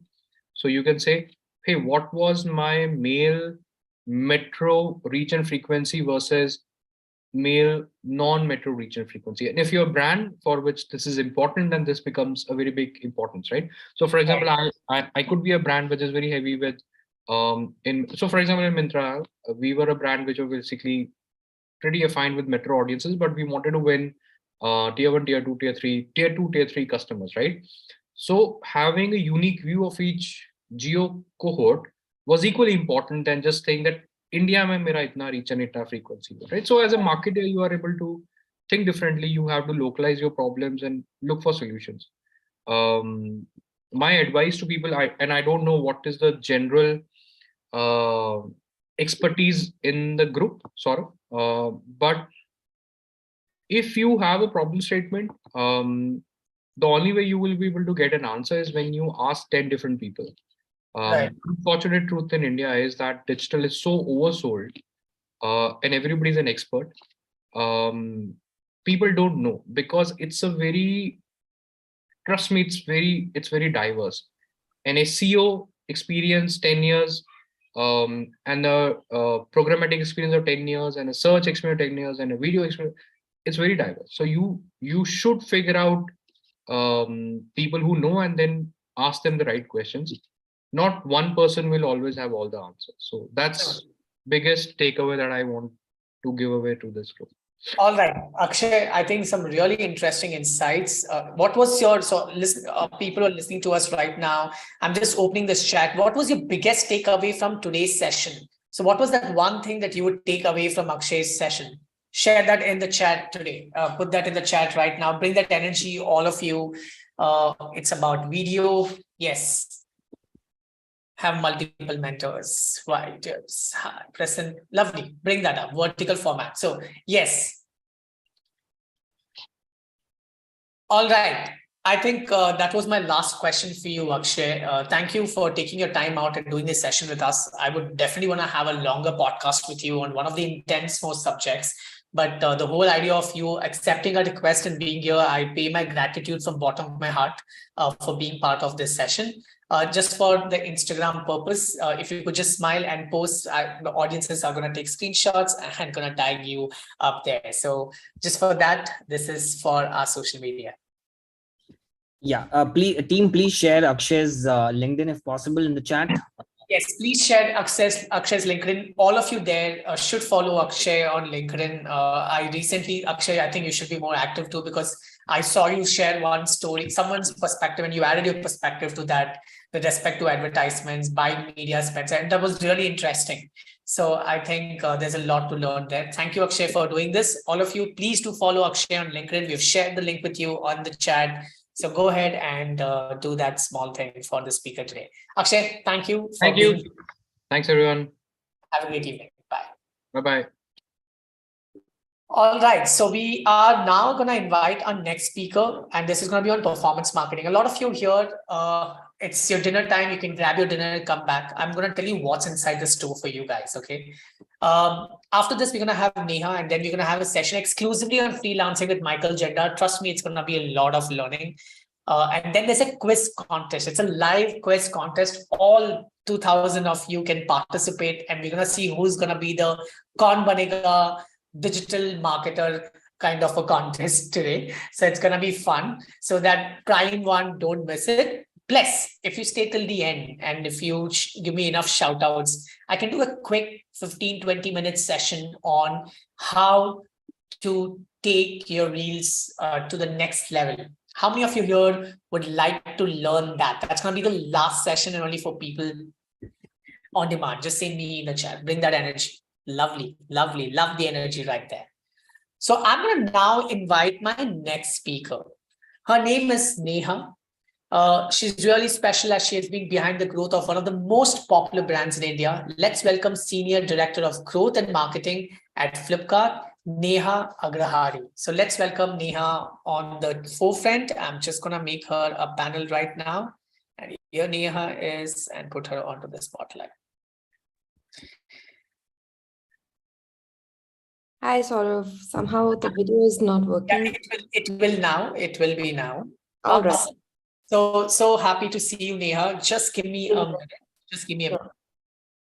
All right, everyone, please type hi Neha in the chat, and let's welcome her with level energy chat. Let the chat blow up, and let's show our energy. Let's show the love for the day, Digital Marketing Day. And you can see I see how it is being transformed digitally. Thank you so much. Yes, you can see the smile on her face. Yes, please keep sharing. Keep sharing your greetings in the chat. Amazing. Awesome. How many do we have in the room? I So heard right now, 1,000. yeah, right now it's 1,840 people live here. Wow. And on YouTube, we have about 80 to 100, almost 2,000. Wow, I love the fact that people have energy to spend their Friday evening on a topic of digital marketing all gathered together. Amazing, amazing. I think there are people who have been here since 6 p.m. So I really appreciate that they are here since that time to learn and upgrade their digital marketing skills for 2023. Neha, so I have this first question for you today. And the question is, Neha, what's that one trend, big trend you see in the space of digital advertising in 2023? So I believe the trend is more going towards the way we are talking about the topics in current scenario. I believe sustainability or being more eco-friendly is a theme that is spreading across, and digital marketing or the users are getting more and more aware. The woke audience is very active on digital space. So that is one space where people will be going deeper. Inclusiveness is something people will be going deeper in terms of digital marketing or the from understanding of technicalities. Personalization and video content is going to increase more and more. These are few key trends that I'm personally keeping my eye on. So I would recommend the same thing to everyone. Awesome. Neha, COVID versus post-COVID, now that you've been the director at Flipkart, do you think the e-commerce spend trends have changed? Because Mark Zuckerberg fired 11,000 employees and he said he was expecting a lot more e-commerce sales that he was expecting due to COVID, but the trends have gone back to normal. What's your take on that particular act of Mark? If not that, but the question, which is COVID versus post-COVID, where do you see trends changing? Sure. For any company, layoffs is not a good news. And I'm sure there would have been some reasons why they would have taken that stance. But to be honest, e-commerce or the new normal did not really happen as new normal, or our patience or our acceptance to what the switch would be wasn't that as expected. That does not mean that e-commerce penetration or digital adoption is something that we over anticipated. Of course, there's always hype around it, but if you yourself see Meta's maximum growth is right now coming from Instagram. 3 billion users are going to be there. 50% of the reels are getting sold and people are shopping from reels. So that is how the power is changing. It's just the format. It's just the way in which the dynamics will change. I think the maximum impact Meta would have faced is because of the Apple privacy. But don't think so. The e-commerce penetration is something that would deteriorate. Yes, it might not spike at the way we anticipated, but 15-20% year on year is going nowhere. Right. Lovely.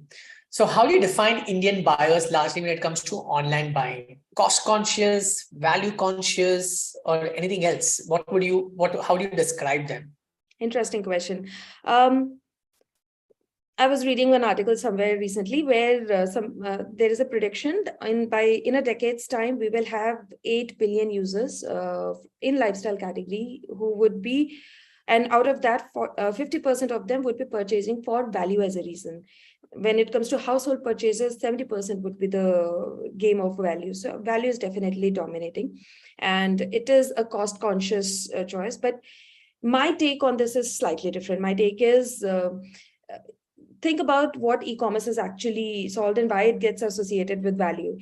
It is about bringing selection or bringing similar selection to luxury or brand at a much better value.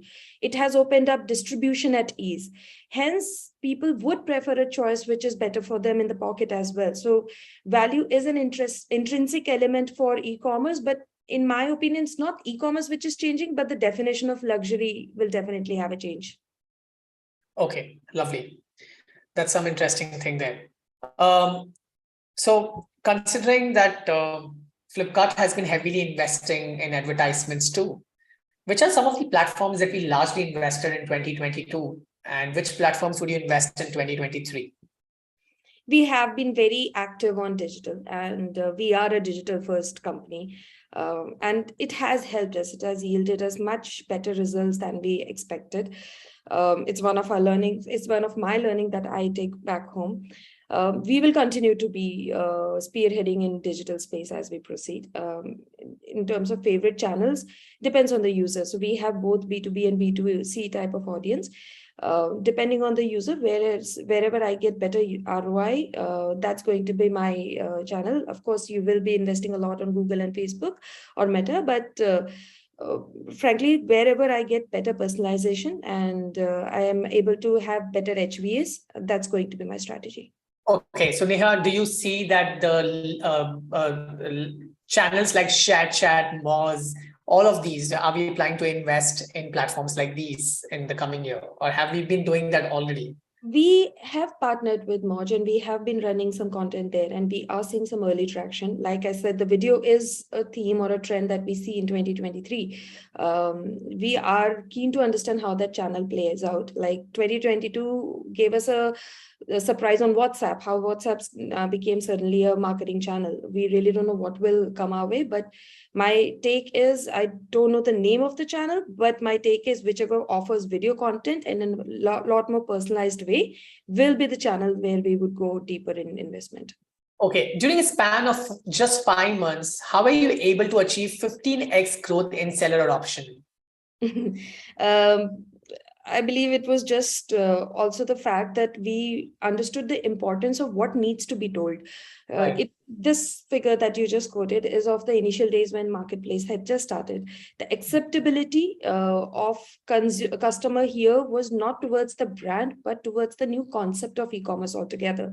You have to understand what customer really wants, and hence we went after education as the foremost criteria of communication. We did a lot of webinars, we did a lot of quizzes, we had surveys, we had guidebooks digitally floated on their channels, on their emails. SMS, WhatsApp did not exist so prominently back then. So there were many such engagement sessions that were more inclined towards education. And then only once we realized— I think that's largely from a B2B space is what you're trying to say. Yes, yes. So the seller marketplace is from on the B2B space itself. And from there onwards is where the reaction started coming. We started seeing some results, and then was the time of doing proper marketing and going all out in that. Awesome. That's just one last question for you. What's the biggest marketing lesson you've learned being the e-commerce giant for more than a decade? It's not the mullahs that drives reaction or it does not give results. It is about being sharp in terms of understanding your customer. The efficiencies at which you can go by going digital yields a lot better results than going all out and having a plaster approach. That's one learning that I have realized, and I've tried it multiple times, and each time it has given the same result. So yes, this is one learning I would suggest everyone. And another thing that I believe is, don't forget the beginners, don't forget the step zero. That's very important, and many users would be at that stage, and you should definitely be present in that stage. Awesome, Neha. That's some really crazy good insights that's coming from you directly from somebody who's leading one of the leaders at the Flipkart. So all of you here, tell me in the chat, what was your biggest takeaway from Neha's session? Put that in the chat right now. Bring that energy, put that in the chat right now. All of you. Cool. So Neha, just a quick post for screenshots and for people tagging us on social media. So if you could just smile, and here we go. All right, guys, we're going to share the URL of Neha on the chat, so you can follow her. We've just shared her LinkedIn with all of you. You can just follow her right now and connect with her on Instagram right away. All right, Neha, thank you for being here, taking your time. Gratitude from bottom of our heart for being part of Digital Scholars Digital Marketing Day celebrations. It means a lot. Your time. Thank you so much. Thank you for having me here. Bye-bye. Take care. All right, so we have something for people wanting to freelance, people wanting to sell their service at large, right? And this time we have one of my favorite speakers, my good friend, and his name is Michael Gender. You know, sometimes when I'm making reels on client relationship and stuff, I go and take my inspiration from what Michael has got to say. Like he's very clear about who's a bad client, who's a good client, and that's some learning, right? That is very important. One of the most important thing, he talks about mental health. He talks about how important it is to really take the right decisions in working with the right clients. So I'm just putting Michael onto the pin, onto the front, and one of the favorite personalities when it comes to freelancing, especially in the space of design. So we're gonna learn a lot from him. All of you in the chat, and go ahead and say welcome, Michael. So, Michael. Hey, Saurabh. Hi. Good How to are see you. you? It's so good to see you. It's been a bit since we had a face-to-face, so super excited to be here. It's been quite some time since I've hosted you. It's my pleasure, and I really feel grateful that you chose to be part of this event today. Oh man, when you invited me, it was an immediate yes. Whatever you're involved in, I will happily be involved in. I just appreciate and admire you so much. Thank you, Michael. It's likewise, and there's always so much to learn from you. So Michael largely tells you about invoicing, tells you about how do you bill your clients. There's a lot that we could learn from him. I'm going to shoot some questions for Michael today. And the first question for Michael is, what are some of the red flags in a client relationship? Now, you should learn from him because it's very generic, not specifically to digital marketing. So, Michael, what would you like to say? Red flags. I have so many. But I jotted down a couple because I think I've had every bad client. I had a lot of great clients, but I had like every bad client experience that you could probably experience while I was running my agency. So let me give you three that I think are really important, big ones, especially for this audience. So number one, the client won't get on a phone call with you or have a meeting with you. They send you an email and they just want a proposal back from you. And you ask for a phone call to discuss their project, and they say, no, we just send us over a proposal. Here's the details. And what that means is that the client's just price shopping. They're probably asking 5 or 10 different people for the same proposal, but they're just looking for the lowest price. So that's the red flag and what it means. And be careful with those clients.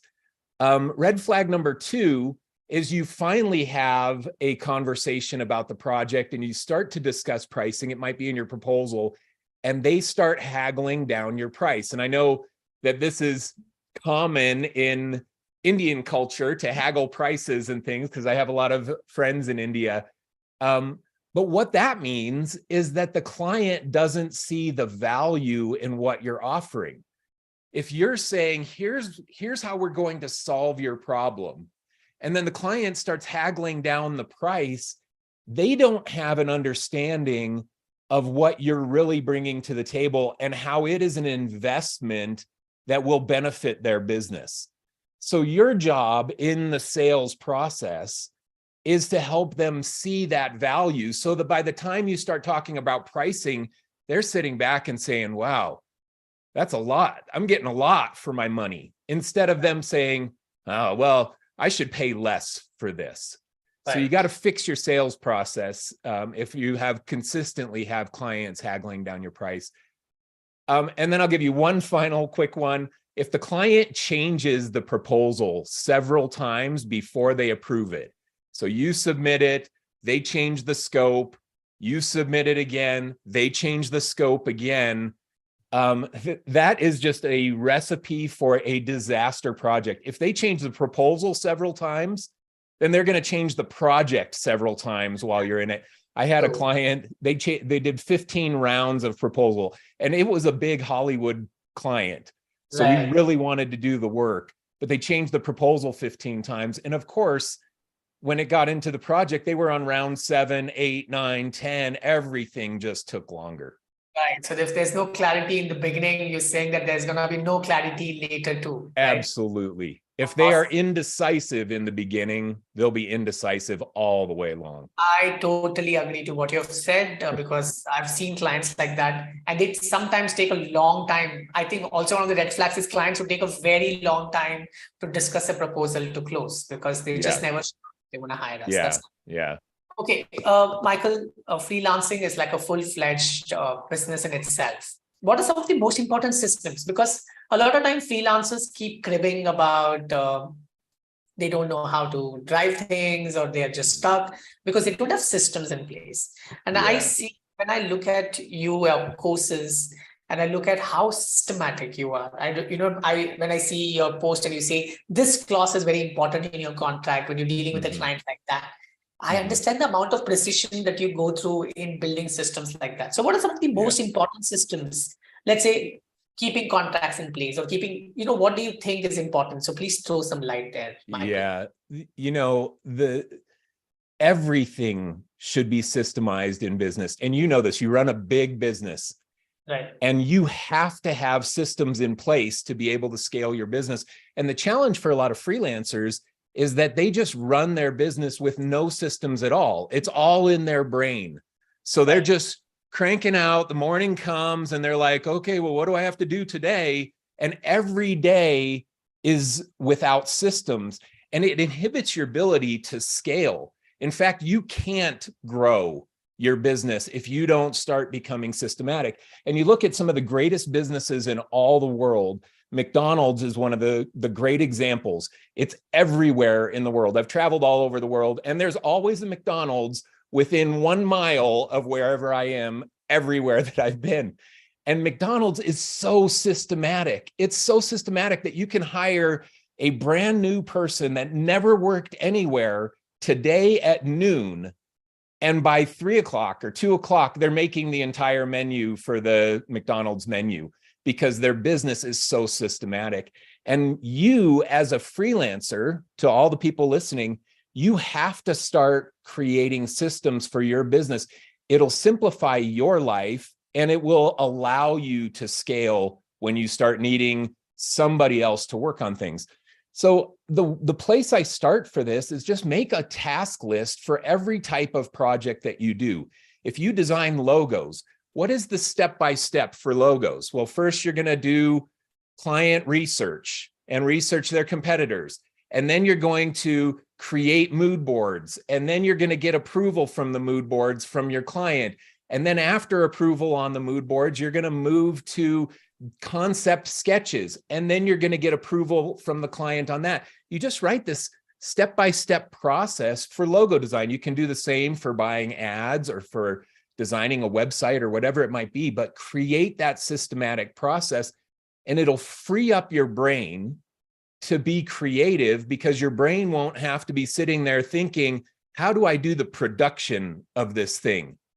It'll be able to let go of that and you'll be able to just use all your creative energy into making the cool thing that you're creating for your client. So that's a good place to start. Another great system that everybody as a freelancer should have in place is just a systematic sales process.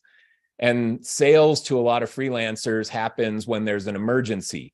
They don't have any more work. But awesome. Sales needs to be something that you're doing on a systematic process every single day, something that relates to sales. And it can be as easy as just emailing a client that you haven't touched base with for 5 months. Send them an email today. And that can be your sales thing for the day, but do something that relates to sales every single day. Awesome. So Michael, some great tips there. What are top 3 platforms where freelancers must hang out, generally, according to you? All right. So I have 3 categories for this. And the first one is your choice. You can choose Instagram, or you can choose Dribbble, or you can choose Behance. You really need, if you're a creative freelancer, you really need to choose one of those 3 platforms and make that your platform where you're sharing your work and sharing information about you. So choose one of those. You don't have to do all of them. Choose one of those. The next one is LinkedIn. That's number two. You should be on LinkedIn, and you should use LinkedIn to connect with potential clients and potential vendors and partners for you. If you're a web designer, then meet some website programmers, some developers. And you can do that through LinkedIn. And then the third one is choose a group that relates to your target business, your target industry. So if you like to do work for tech startups, then find a Facebook group for tech startups and get active in that group. If you target fitness coaches, then find a fitness coach group on LinkedIn or Facebook or Reddit or somewhere and get active in that platform, because that's going to help position you in the niche that you're trying to find clients. Awesome. That's amazing. If you guys have been learning a lot, just go to the chat and say LAL. Bring that energy, all of you. Wasn't that some really golden nuggets? Yes? Super. Thank you. Yeah, look at the chat. It's buzzing. Oh, that's so good. That makes me feel so good. Thank you, everybody, for flying the chats in. Yes. So this is to you, Michael. What are some crucial 3 aspects in a freelancing contract? I think that's a lot of people don't even have contracts in place. They just go by one confirmation. But what are some 3 clauses that you believe is a must have in a contract when you work with the client? Yeah, I didn't have contracts for the first few years of my agency run. And then I started getting in trouble with clients. There was no contract. There was not enough details. I started to realize, oh my gosh, I'm losing money on this client because I didn't specify this thing in a contract. So I started to refine my contract with every bad experience that I ever had. When I had a client that took advantage of my agency, I thought, oh, what's the contract clause that I need to put in there to protect me from this ever happening again? And my contracts got refined over probably a dozen years before I sold my agency back in 2015. And they were as bulletproof as you're going to find. So I'm going to give you a couple of things that are critical inside of a contract. And these are things that people usually don't put in to their contracts. The first one is you need a detailed list of the rounds and revisions. And it's not just you saying, okay, client, you get 3 rounds of revisions, just generic. You don't do that. You write in round 1, the agency will deliver concept sketches to the client for the logo. And then round 1 feedback, the client will provide feedback on the delivery of the concept sketches. And then round 2, the agency will revise the concept sketches based on client feedback. And then round 2 feedback, the client will approve the revised concept sketches. And then you move into the next round and the next round and the next round, but you detail exactly what's going to happen in every single round. And this protects you from the client assuming that they get to give feedback 17 times on the concept sketches. And then you end up with a project that takes 6 months instead of 3 weeks like it should. So that's the first thing. Rounds and revisions, detail them out, and don't just put a blanket 3 rounds of revisions in this project. No more of that. Nice. The second thing that you need to have in is a list of what is not included in the project. And this, you just take the assumptions, like you're designing a website for a client and it has 5 pages. Well, if one of those pages is an infographic and the client thinks that it's an animated infographic, well, that one thing could take your entire budget that you're assuming if you don't think there's an infographic and the client does think there's an infographic for that page. So what you do is you list the included and not included list inside of your contract. And you put on there, no, infographics not included. If you want that, we'll do it as a separate project. No, stock photo purchases not included. If you want stock photos and we have to spend $500 for a Getty image, then you have to pay more for that thing. So you list all of the things that are not included.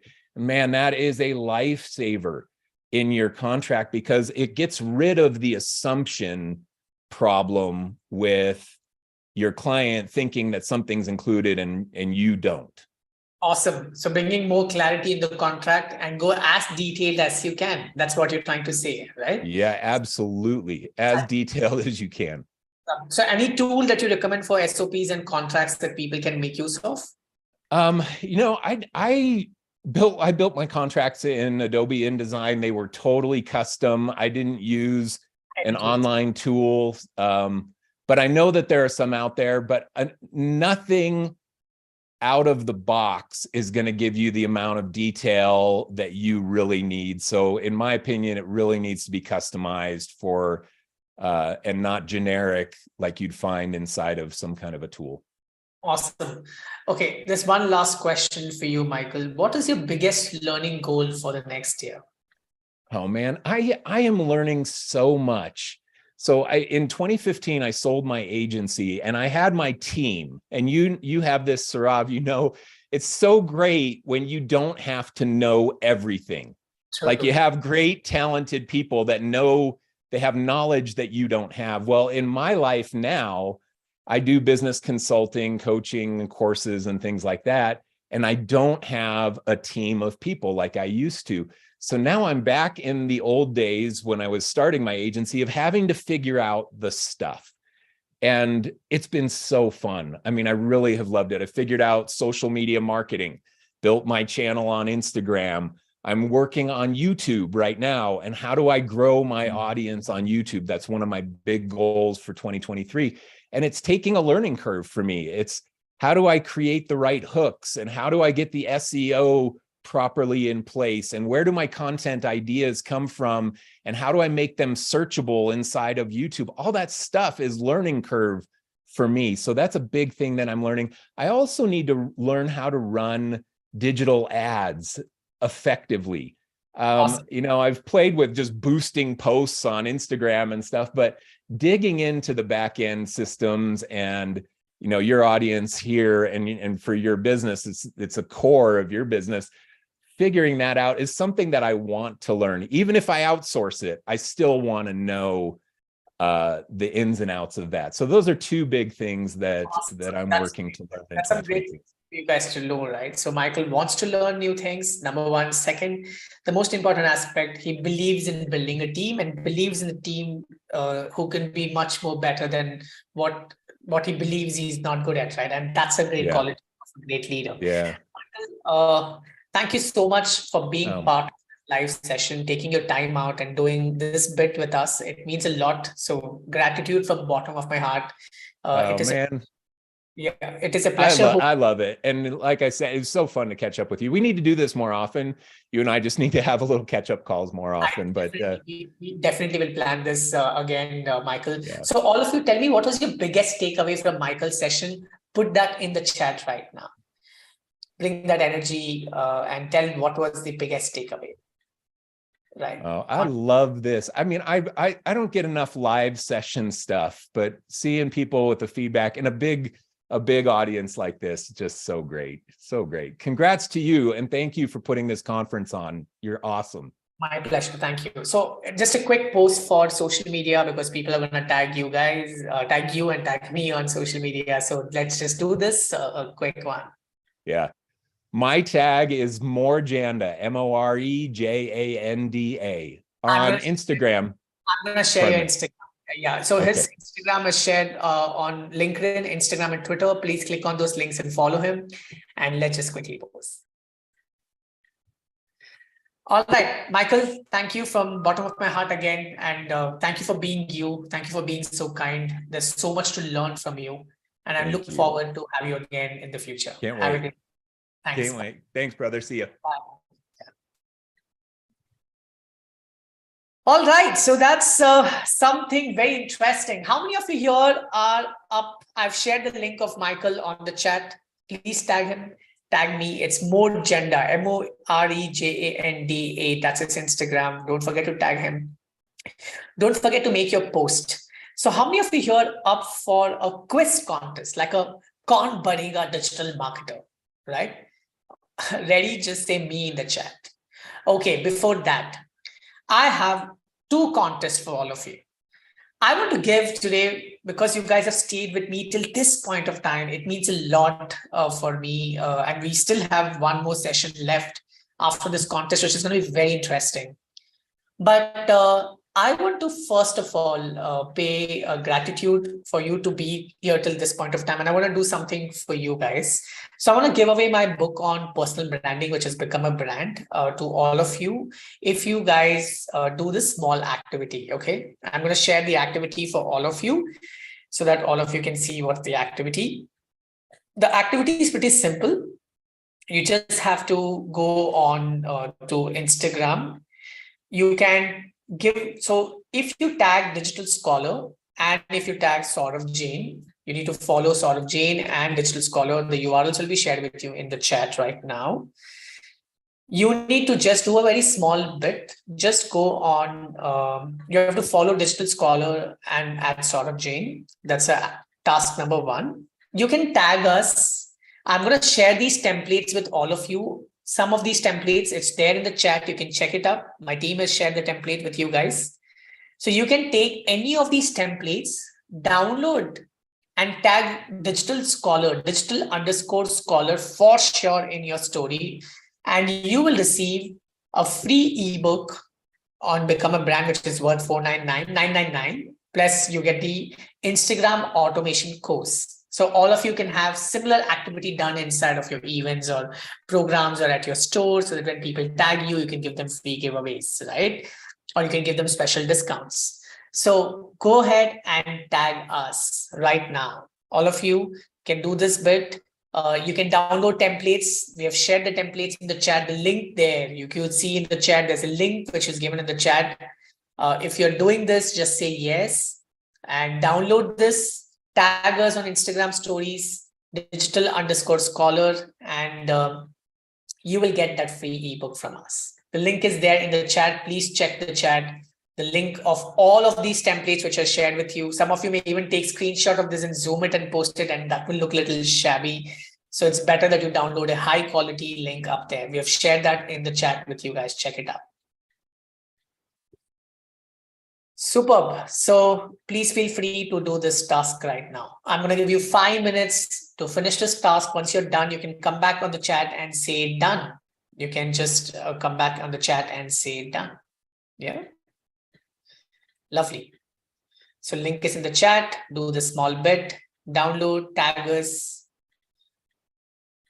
The link is something I'm going to send again for all of you in the chat. Yes, please see the link. It's in the chat.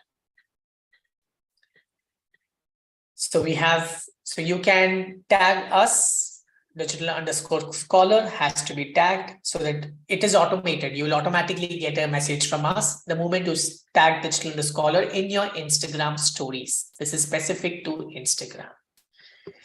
Lovely. Keep that energy. I have the chat on in the, you can do this today. You can do this tonight, because we have this active all night. So keep the link safe with you in case you are not able to do it now. You will get the message, don't worry. Even if you don't get the message, you'll figure out, okay? Now we are heading towards the next big contest for all of you, okay? And this is a very interesting, fun thing which I want to do for all of you today. And this is gonna be like Kaun Banega Digital Marketer.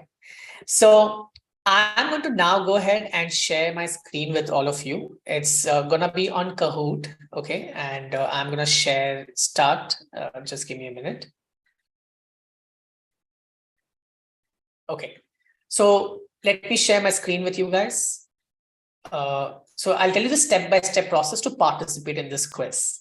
All of you can see my screen. Just say yes. Okay. If you guys can see my screen, say yes. So first step, all that you have to do is you have to go on kahoot.it. Okay.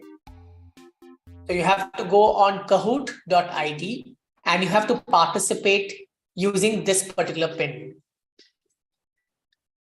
So don't go on kahoot.it www.kahoot.it, and participate using this pin and have your full name written there. Okay. So I see 4 of them have already participated. So I want all of you. We have 1,500 people. I want all of you to participate. Kahoot.it and put this pin there. So you can use another phone, maybe your friend's phone, your mom's phone, or you can use your own phone if you're on desktop, or you can use desktop if you're on phone. Figure out a technique. Okay. Lovely. You have 3 minutes to participate in this contest. Okay. We have the last speaker at 9:50, and then I'm going to do a very insightful session on these events. So it's going to be fun. Wow, look at you guys. All of you are participating crazily. The game pin is 273-7427. Kahoot.it is what you have to log into. All of you done? I'm going to be there for another 3 minutes. It's going to be fun. Kaun banega digital marketer. Okay. Let's see.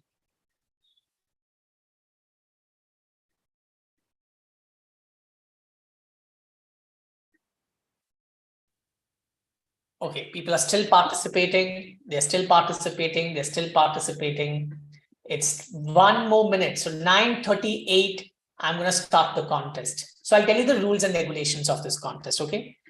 The rule is you will now see 18 questions, one after another. Each question will have 20 seconds. That's rule number 1. Rule number 2, these questions that you will get, you need to ensure that you will see 4 answers for every question, like how Kaun Banega Crorepati is. Each question के पास एक symbol होगा. You will see circle, you will see square, you will see triangle, you may see star mark, or rectangle. Now, when you will see those, you may see the question and the answers will be shown on my screen, and in your screen, you will have to choose that particular symbol. So if you see key, let's say the question is key, how many Twitter characters exist? So it's 140, 280, 340, 400 when you make a tweet. And if you see the answer is for the circle, you have to choose the circle, right? So you have to remember that. You don't have to participate on my screen. The questions will come on the screen. You have to participate using your phone. I still see people are participating here. We have 1 more minute for this. Kahoot.it. If you're not able to log in, don't worry. Watch everybody else play. Enjoy this game. If you don't want to participate, that's fine too. So we have so many people who have been participating right now into this game. So let's get started. And here we go ahead and I click on the start button.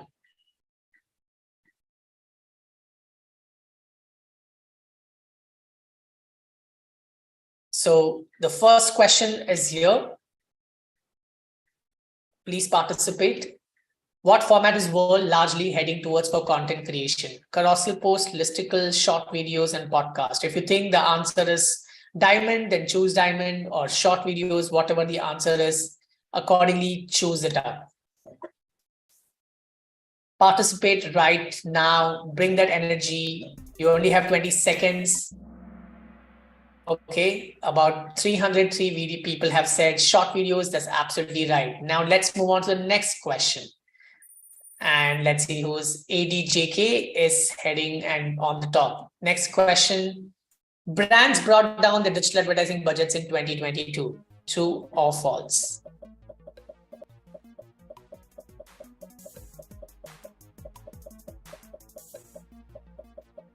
Wow.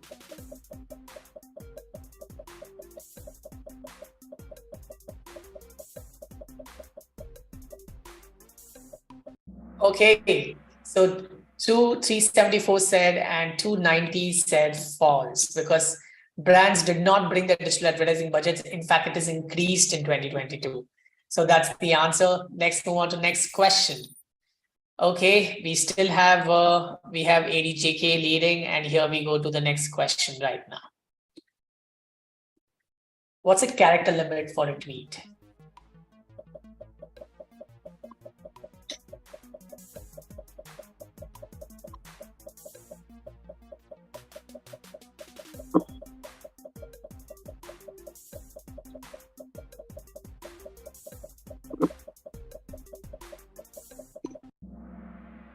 Okay, many of you said 273, but the right answer is 197. That's the right answer. Let's move on and let's see who's leading the board. It's Hetvi Pasad who got it right. Let's move on to the next question. Which of these platforms is bringing a paid subscription option? Facebook, YouTube, Instagram, YouTube and Instagram. Come on, bring on the energy. Let's see which is the right answer. Love the energy that you guys are sharing with us.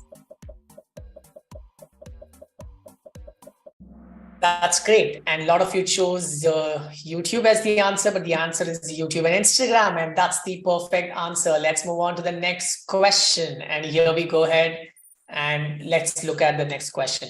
What's the AI system that can create realistic images and art form from a description in natural language? I think we discussed that today.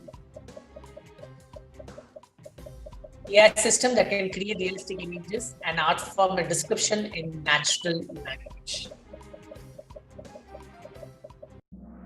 And the answer is DAL-E2. That's absolutely right. That's the perfect answer. And yes, Hetvi is leading the board. We still have time. Don't worry. Maybe for this question she is. Which of these tools can help you edit videos on Instagram? In short, KineMaster, VN Editor, all of the above. Let's see. Let's see.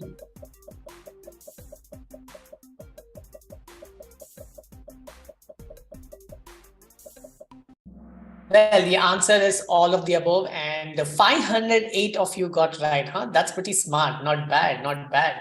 Let's move on to the next question. And the question is, how long can an Instagram story be? And how does a story last? And how long does a story last?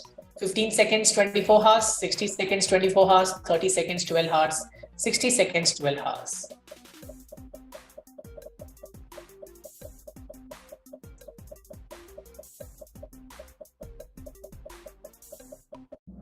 And the answer is 6 seconds, 24 hours. The true answer is that, and almost 299 of you got it right. Let's move on to the next question.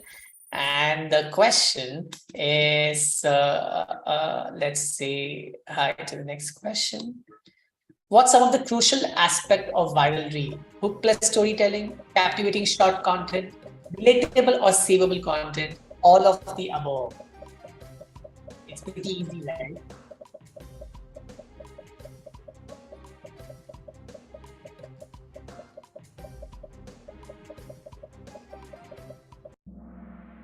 Absolutely, the answer is all of the above.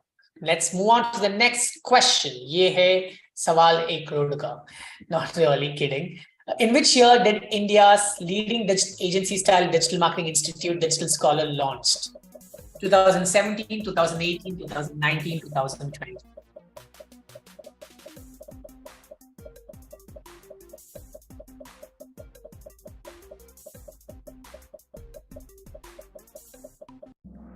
Well, the answer is 2019. That's the perfect answer. 228 people got it right. Digital Scholar was started in 2019. Okay, next question. Which of these tools helps you in automation? Zapier, Instachamp, Pabbly, or all of the above? Let's get this. Let's see.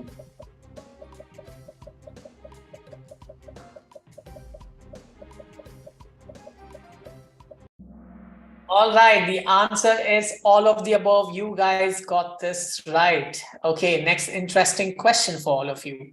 And the question here is, which of these landing page tools was built in India that is robust, reliable, and cost-effective? ClickFunnels, Lead Pages, Lead Forms, SwipePages. Quick hint, they are also one of the sponsors for today's Digital Marketing Day celebration hosted by Digital Scholar. And we had a speaker from that event, from that particular tool. And the answer is SwipePages. 456 of you got it right. Wow, you were really attentive. And the rest of you, I doubt that you guys will hear from the beginning. What is the ideal number of content you should post every day on Instagram? Not more than 1 or 2, 15 a month, 3 a day, 5 a day. Bring the energy, all of you.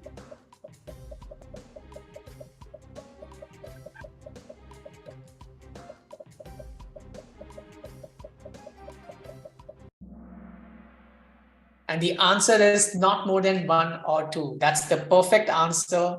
And almost 209 people got this right. Okay, it's a very hot contest between a lot of you here. Which of this is a podcast tool? Anchor.fm, B, Spotify, both A and B, C, YouTube.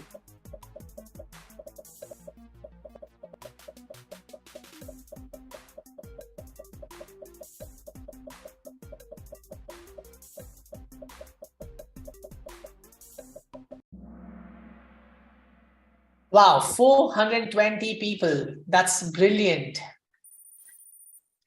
That's brilliant. Let's move on to next question. What's that one tool that can help you get your automation on Instagram?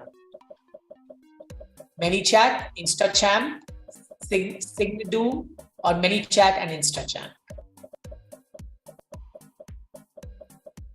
Let's see. Bring on the energy, guys. And the answer is it's ManyChat and InstaCham. Lovely. That's amazing. 394 got this right.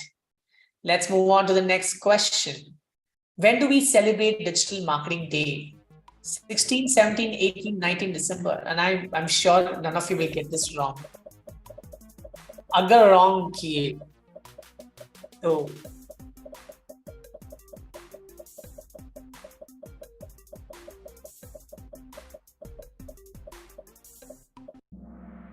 572 people said 16 December. Those 14, 8, and 15 people, you guys really need to take a coffee right now.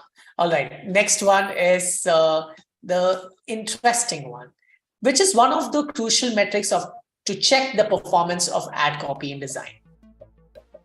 Reach, CTR, frequency, or impression. When you're running an ad, what's the crucial metrics to check the performance of ad copy and design?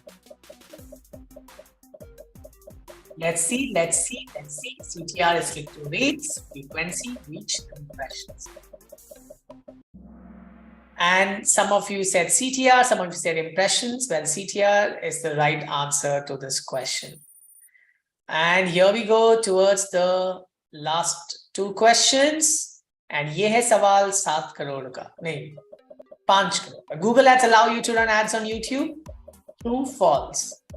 Or is it YouTube a separate channel?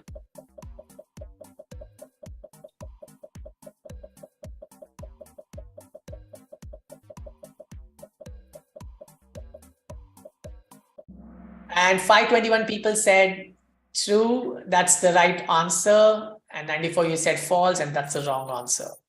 And here is the last question, सवाल 7 करोड़ का.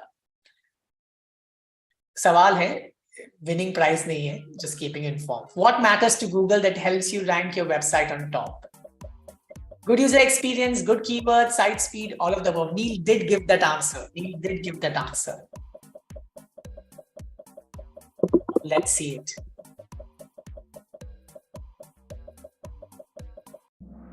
And the answer says all of the above. Absolutely, you need all of these. That's a good one. Perfect. So let's see who is the winner for today's contest, the quiz contest, and the podium says. The third one is Rahul IG with 14,483, Ratan 14908, and the winner is Gately Password. Let's just go ahead and congratulate them. Just go in the chat and say congratulations. Put that for the winners. Bring that energy right now. All of you. Brilliant.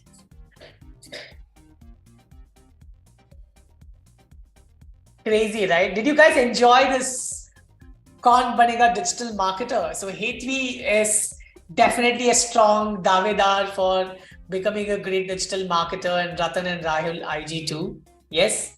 So team, figure them out, and each one of you All three winners right now will be getting 1,000 rupees voucher from our merchandise store. So we'll ensure that the team coordinates with you to get this going. So you can pick any of the t-shirts or mugs from our store. Lovely. Yes, so this was fun, right? All right. All right. Did you guys enjoy? Just say had fun. Just say it was fun, right? Just say had fun. So this is one of the things that we do at Digital Scholar quite often with our students. After we teach them, we go ahead and do this kind of a quiz in the class. So it's so much fun actually to see who has actually learned and who has not learned. So it's going to be like a live figuring out who are the top 3 students of every session that we do, right? So it's fun. Perfect. Just say, all of you right now, are you ready for the next session? Say, I am ready. Just say, I'm ready. Lovely. Okay, so I'm moving on to the next speaker.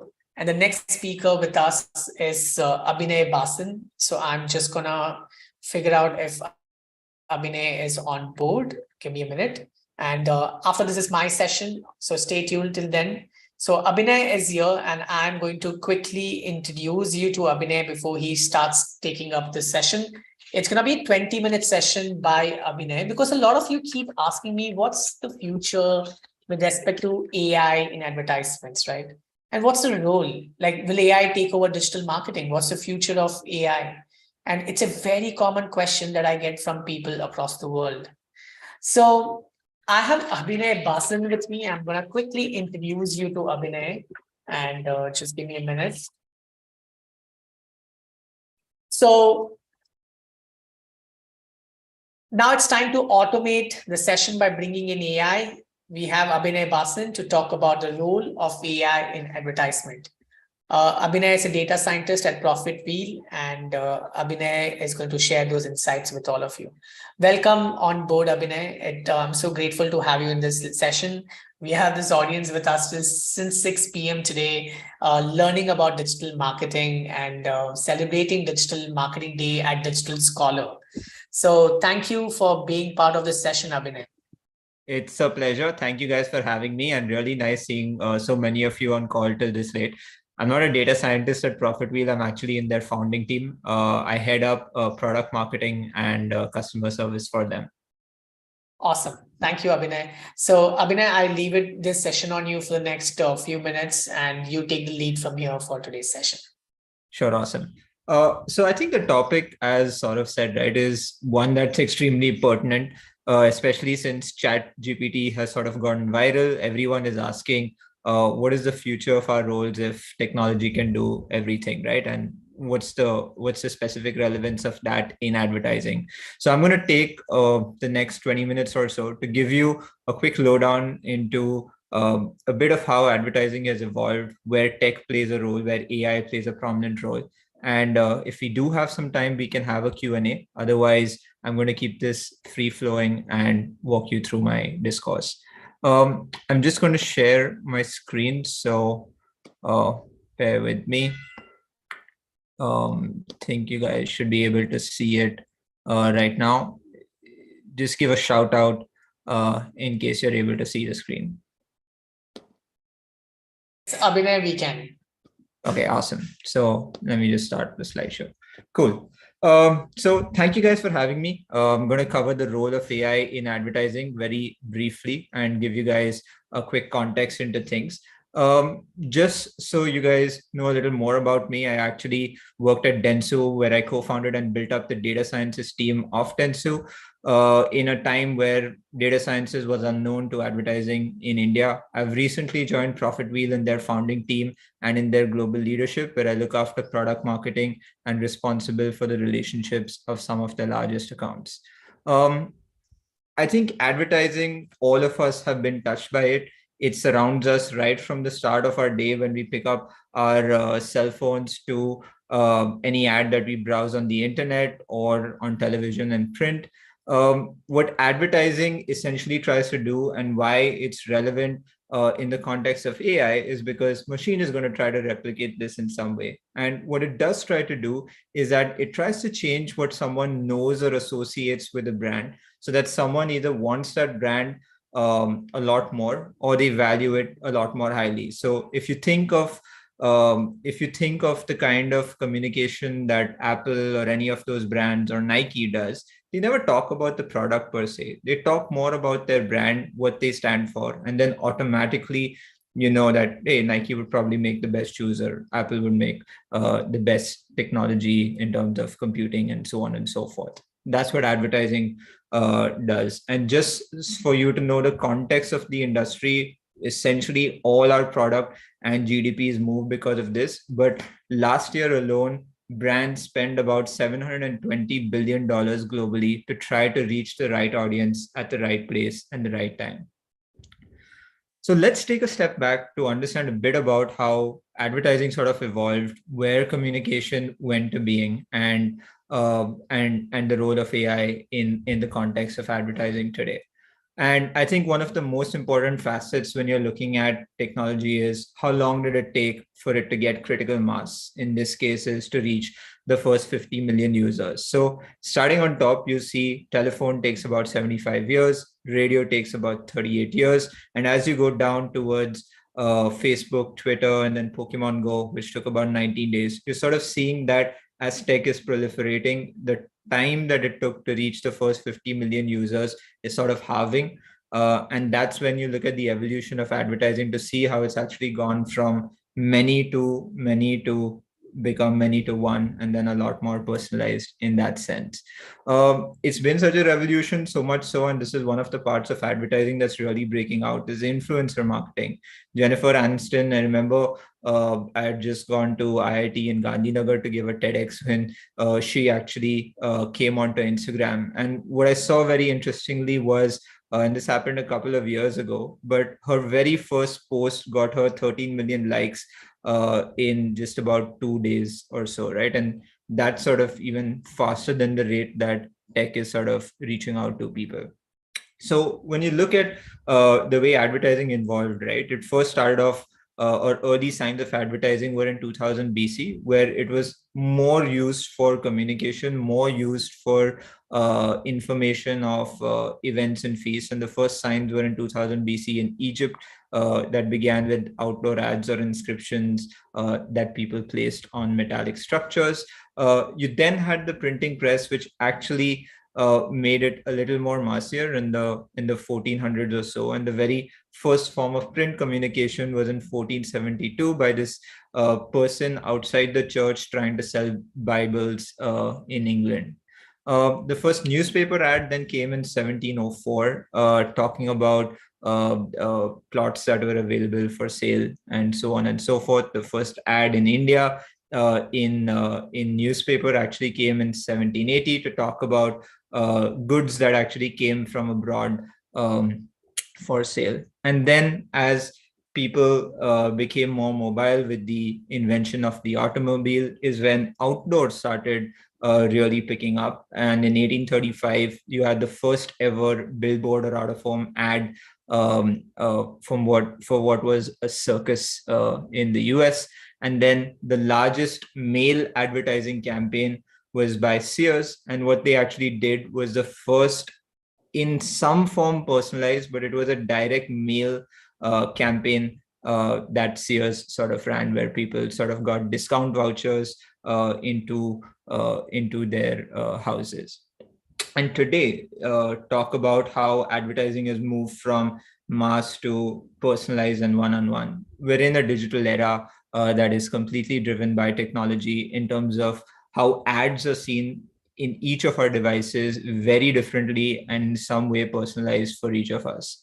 What really created a mushrooming of all of this was the fact that data just exploded, right? The amount of information and activity that happens in an internet minute is crazy. You have over 70,000 hours of content that is watched on Netflix. You have about 450,000 tweets that are sent. So it's just crazy amount of content and data that is out there and available for platforms like Google, Facebook, and including Netflix and Amazon to actually know you a lot more better, to then be powered by artificial intelligence and machine learning to actually connect brands with their right and relevant audiences. That's one of the things that's really given steam to everything to sort of move at a crazy pace. And when you look at companies like Nike and you look at some of the communication that they do out here, this has more become data driven and one-on-one because of the sheer amount of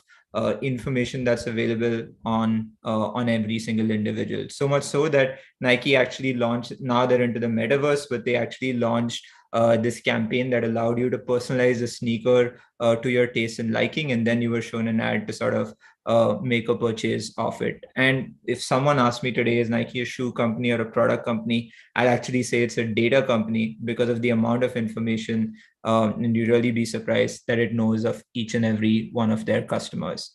So when you look at, and towards nearing the end of my discourse today, I know I have about 5 to 7 more minutes, so I'm not going to take much more time. But when you look at what artificial intelligence is really driving through, it's voice, messaging, AR, and VR. Of course, we know a lot of this. Some early stages of this tech was developed a couple of years ago, but now with information and technology and computing being at a tremendous pace, these 3 areas have really blown up. So let's start with voice, the very first thing, and look at voice and AI.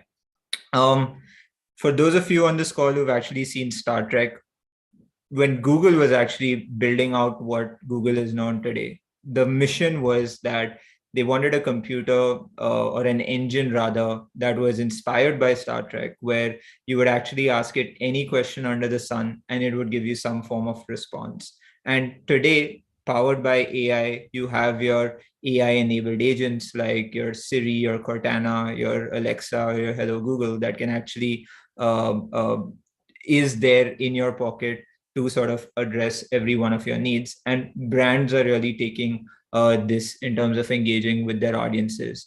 Today, 1 in every 3 searches is, by the way, driven by voice. The world of ChatGPT and GPT-3, for those of you who don't know, definitely you should just Google ChatGPT and try it out. But artificial intelligence has moved to a pace where you can actually ask it any single question. You can even make it write code and it will do that for you. And that's what, if you go onto LinkedIn, everyone is probably talking about that at the current moment. Speaking about messaging, another thing that AI is really touching in advertising and communication is the fact that there's a lot more information that brands actually know about their audiences that really enable brands to have now one-on-one personalized communications with their specific audiences. So we're going to look at an example from Expedia, NBA, and Call of Duty, where they're actually having an AI, the AI is really having a communication with an individual to sort of, in Expedia's case, figure out a right booking, give it recommendations of hotel rooms, and then tell it things to do, so to speak. So you're seeing messaging and brand engagement become a lot more personalized with the context of the fact that that they now know that people are probably searching for ads to travel and things like that. So you're actually seeing more relevant communications from brands to users. And lastly, before I end my session today, is about virtual reality and augmented reality. For those of you on call, again, who've been gamers, the metaverse is actually not a new concept. It's existed right from the days we used to play Counter-Strike in computer rooms. It's essentially an immersion of yourself in a virtual world, and brands are latching onto that, so to speak, to understand their audiences. Pokemon Go made it a lot more popular, where we've all been through a phase where we were roaming around with our phones trying to spot Pokemon in our real world and try to capture them. And some of the activations have been done by brands like Uniqlo, where they actually put up this mirror enabled by AR and VR, where you could actually see an outfit on yourself before you actually made a purchase. With that, I hope to have done justice to the topic. I'm sure a lot of you would have had questions. I'm not sure if we have time for a Q&A. If we do, we can take it. Otherwise, feel free to message the organizers and I'll be happy to address any questions that you may have. Abhinay, we don't have time for questions, but so what was your biggest takeaway from Abhinay's session? Put that in the chat right now. Abhinay, you can stop sharing the screen.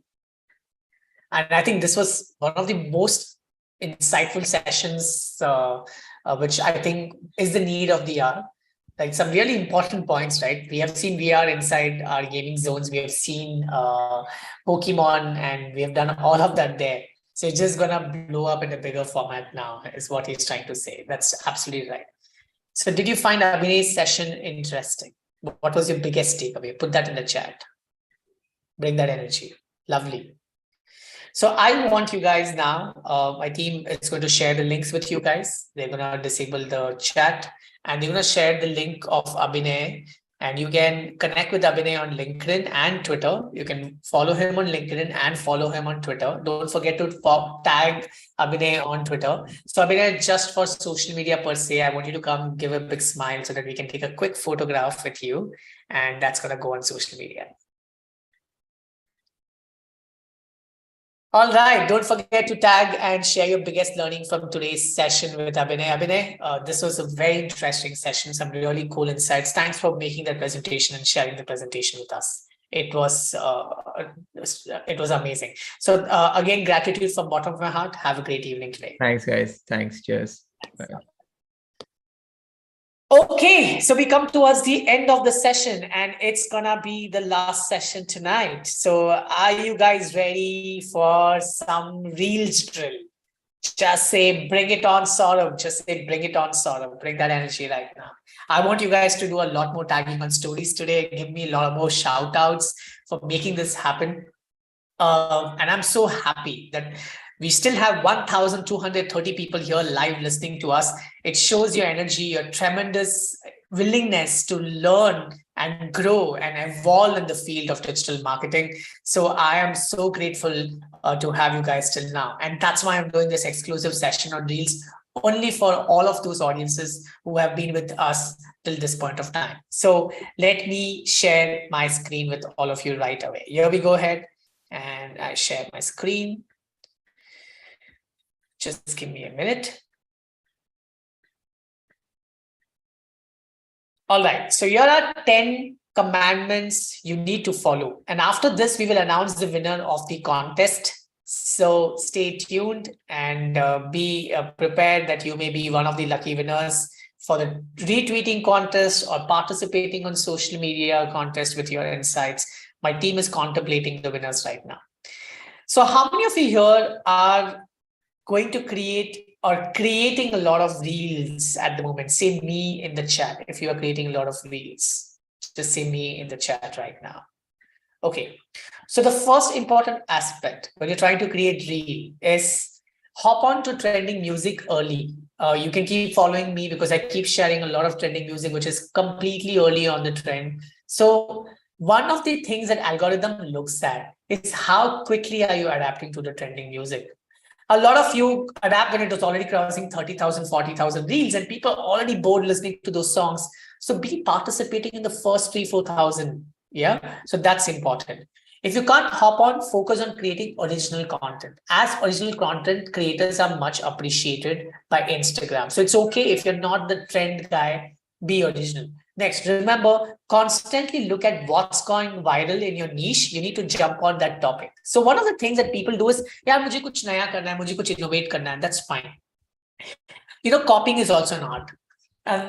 Sorry.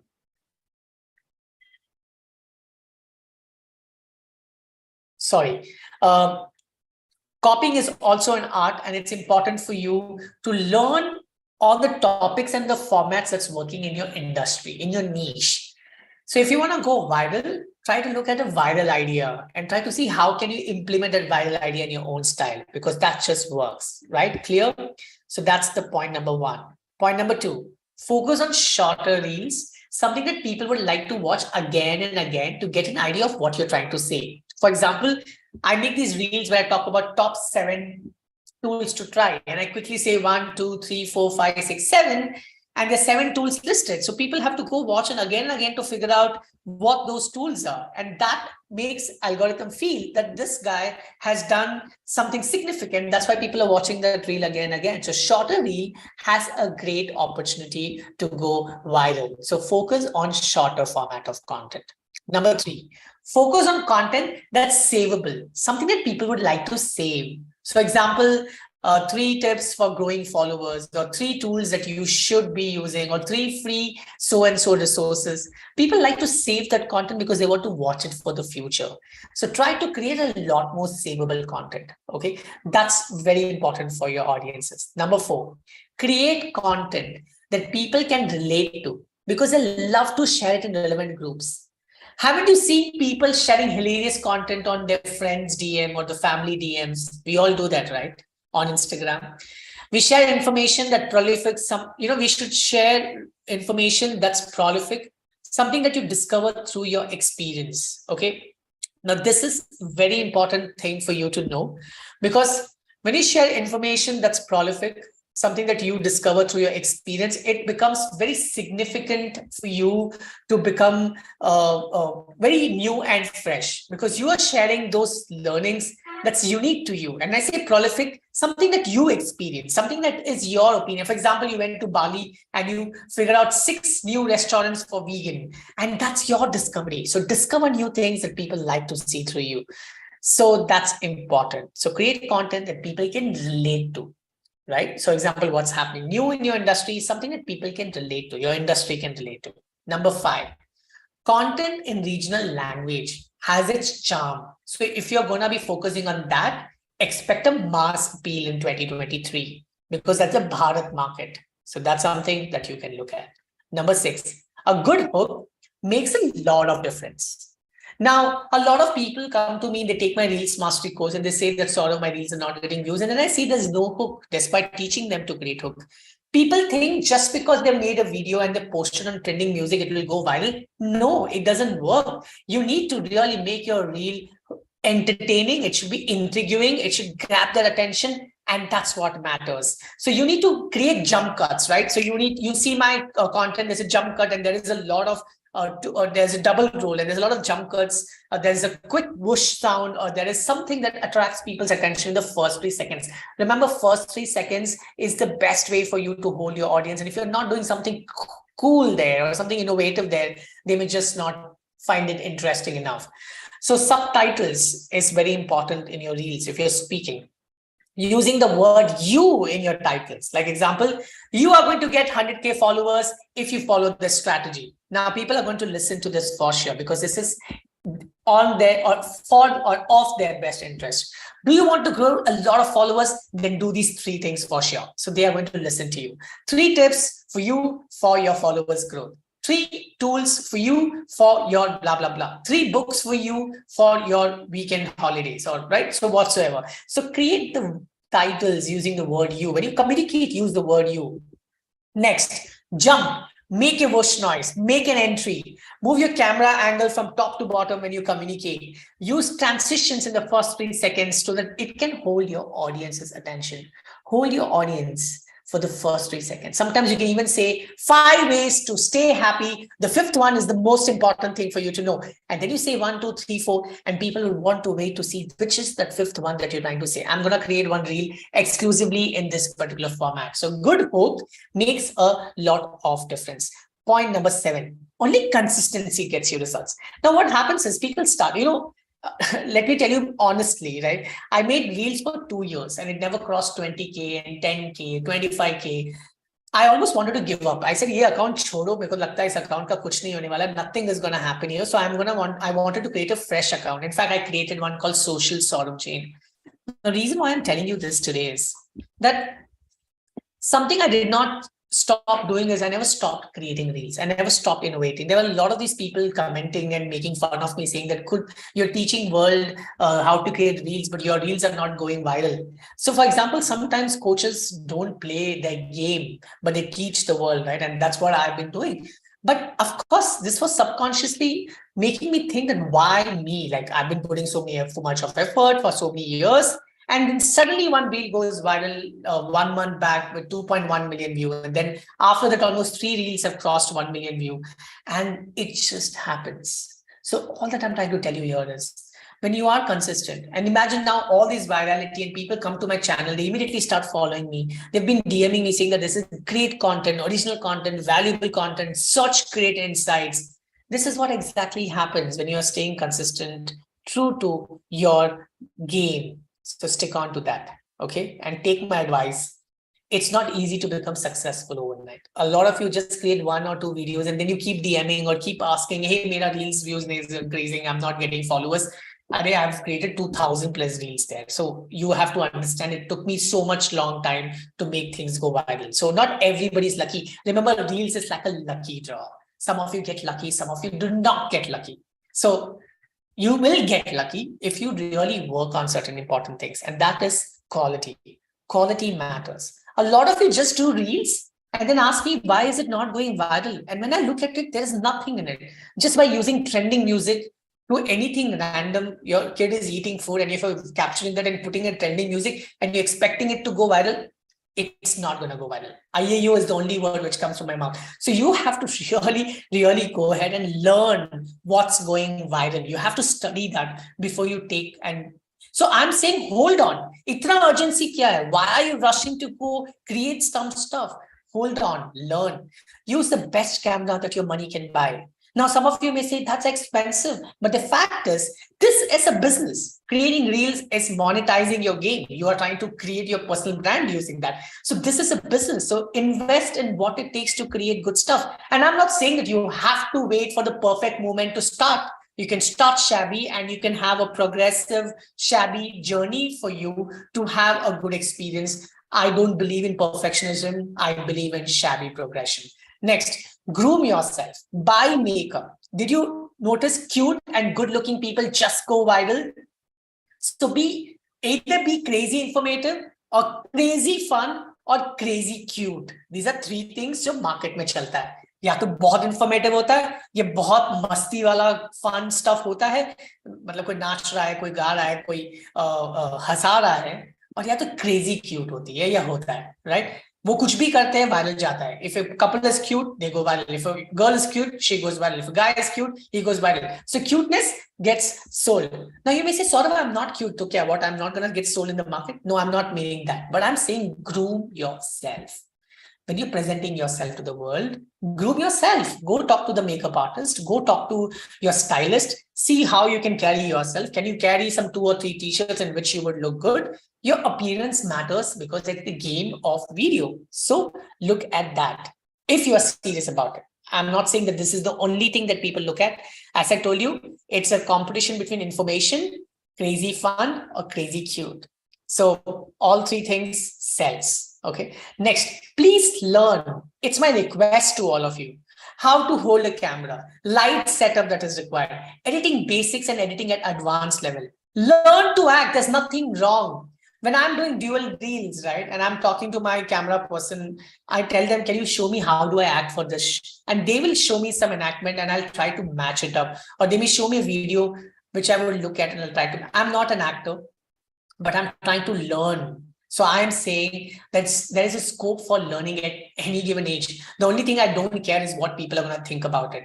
So if you get over that obstacle and focus on learning, you will eventually grow because learning is the fuel for growth. And if you stop learning, you're never going to grow. And that is very important for each one of us, especially when the era is about video creation. If you're not learning the act of video creation, not upgrading your skill, how are you going to compete in the market where you have so many people, especially millennials, doing really well?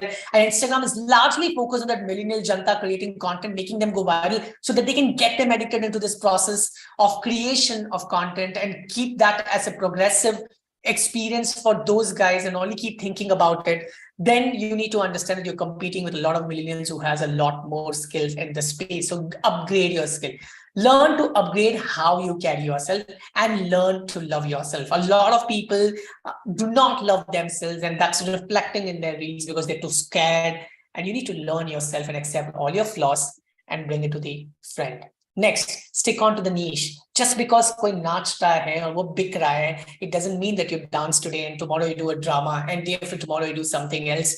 You have to understand it is not the game of number of followers. If you have few followers and they're paying you, that's where your win is. So don't chase fame. Okay, don't chase fame.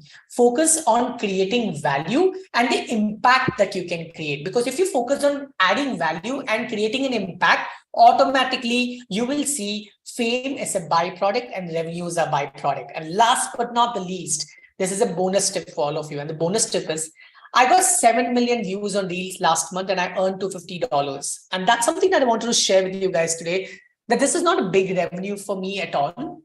But what I'm trying to tell you here is that I never stopped. Last month was highlight. I made 53 reels. I've always done not more than 20 reels a month. I've doubled the number. The reason is I did not want to prove the world. I wanted to prove myself that it's always in my mind. It's, what's stopping me is me most of the times. It's the obstacle. Even today when I posted a reel, which is the dual role reel, where I'm wearing the pink t-shirt, if you go and check, I asked my team 100 times, do you think this is me? Isn't it too cringe? Isn't it, it's too much dramatic? I took a vote count, and when people said it's nice, is when I posted it. Sometimes you have to face your demons, and sometimes you have to face your fears. And eventually, when you start facing your fears, you get out of your comfort zone and you become all outrageous. If you want to win in this world, you have to become outrageous. But it took me so long to become outrageous. So from a person who has taken this long journey to become outrageous, I'm telling you today, don't take that much time, because you don't have that much time. So with this note, I end up my session. I hope you guys learned a lot in this session. If you guys learned a lot, and what was your biggest takeaway from today's session, this session, put that in the chat right now. Awesome. So perfect. Sort of just sharing a common link with them. Sure. Yeah. Thank you, everyone. So yeah, I'm just sharing a common link with all of you. And I just want to tell you that if you guys want all the speakers, social media handles, and if you want all the tools recommendation and everything is available on this particular link, which is bscholar.in/common link. Now, let me tell you what is available here. I've updated all the contest details. Okay, I think a lot of you are clicking on this. I think this breaks again and again. So let me see if it's opening. Okay. So let me just see if this is, I should have opened this, and okay, let me see if I can bring this back up. But dscholar.in/common link is where you can find a lot of our social links, and most importantly, you can find the webinar. So if you want to, okay, how many of you would love to learn Facebook ads from Saurav in a different webinar, where he teaches you 15 different styles of ads and what is the top of the funnel, bottom of the funnel, different terminologies, which is pretty new. How many of you would love that webinar from Saurav? Yes. And how many of you would love to learn from me on how to make ₹1 lakh per month using digital marketing with right strategies and understanding what it takes to become a world-class digital marketer? Just say, I do. Yes. Would you like to learn from both of us? Then you should have this link, which is dscholar.in/common link. All right, just save it and try to keep it with you, and all the links, the tool recommendation, PPTs, all of that will be available here. It's breaking right now because thousands of people are clicking on this, so our retargeting is not working at the moment. But any which way, you should always look out for an email from info@digitalscholar.in. Tomorrow we're going to be sending you this again in the format of all links. All right, would that be okay if I send you an email and a WhatsApp message with all the links, so that everything is under one roof? Because we shared a lot of links today, it might be overwhelming. So tomorrow is when we share all the links again via emails, and please make sure you guys do something about it. Okay, now if you guys want to receive our emails into inbox, this is my suggestion. All right, I'm sharing a link in the chat. That is mail to okay, what you can do is just type I mean, just send us an email on info@digitalscholar.in so that it becomes a white labeled aspect, and you guys can, I mean, you can start receiving those emails into your inbox. All right. So make sure you basically send us an email on info@digitalscholar.in. All right. So yes, sort of over to you. All right. Thank you so much, Rishi, for this insightful update to all the people out here. So listen, guys, here is a quick one. If you totally enjoyed in today's session by far. Okay, I'm going to now announce the contest winners in a few seconds. But meanwhile, all of you listening to me right away, a small thing, I want you guys to go ahead and share.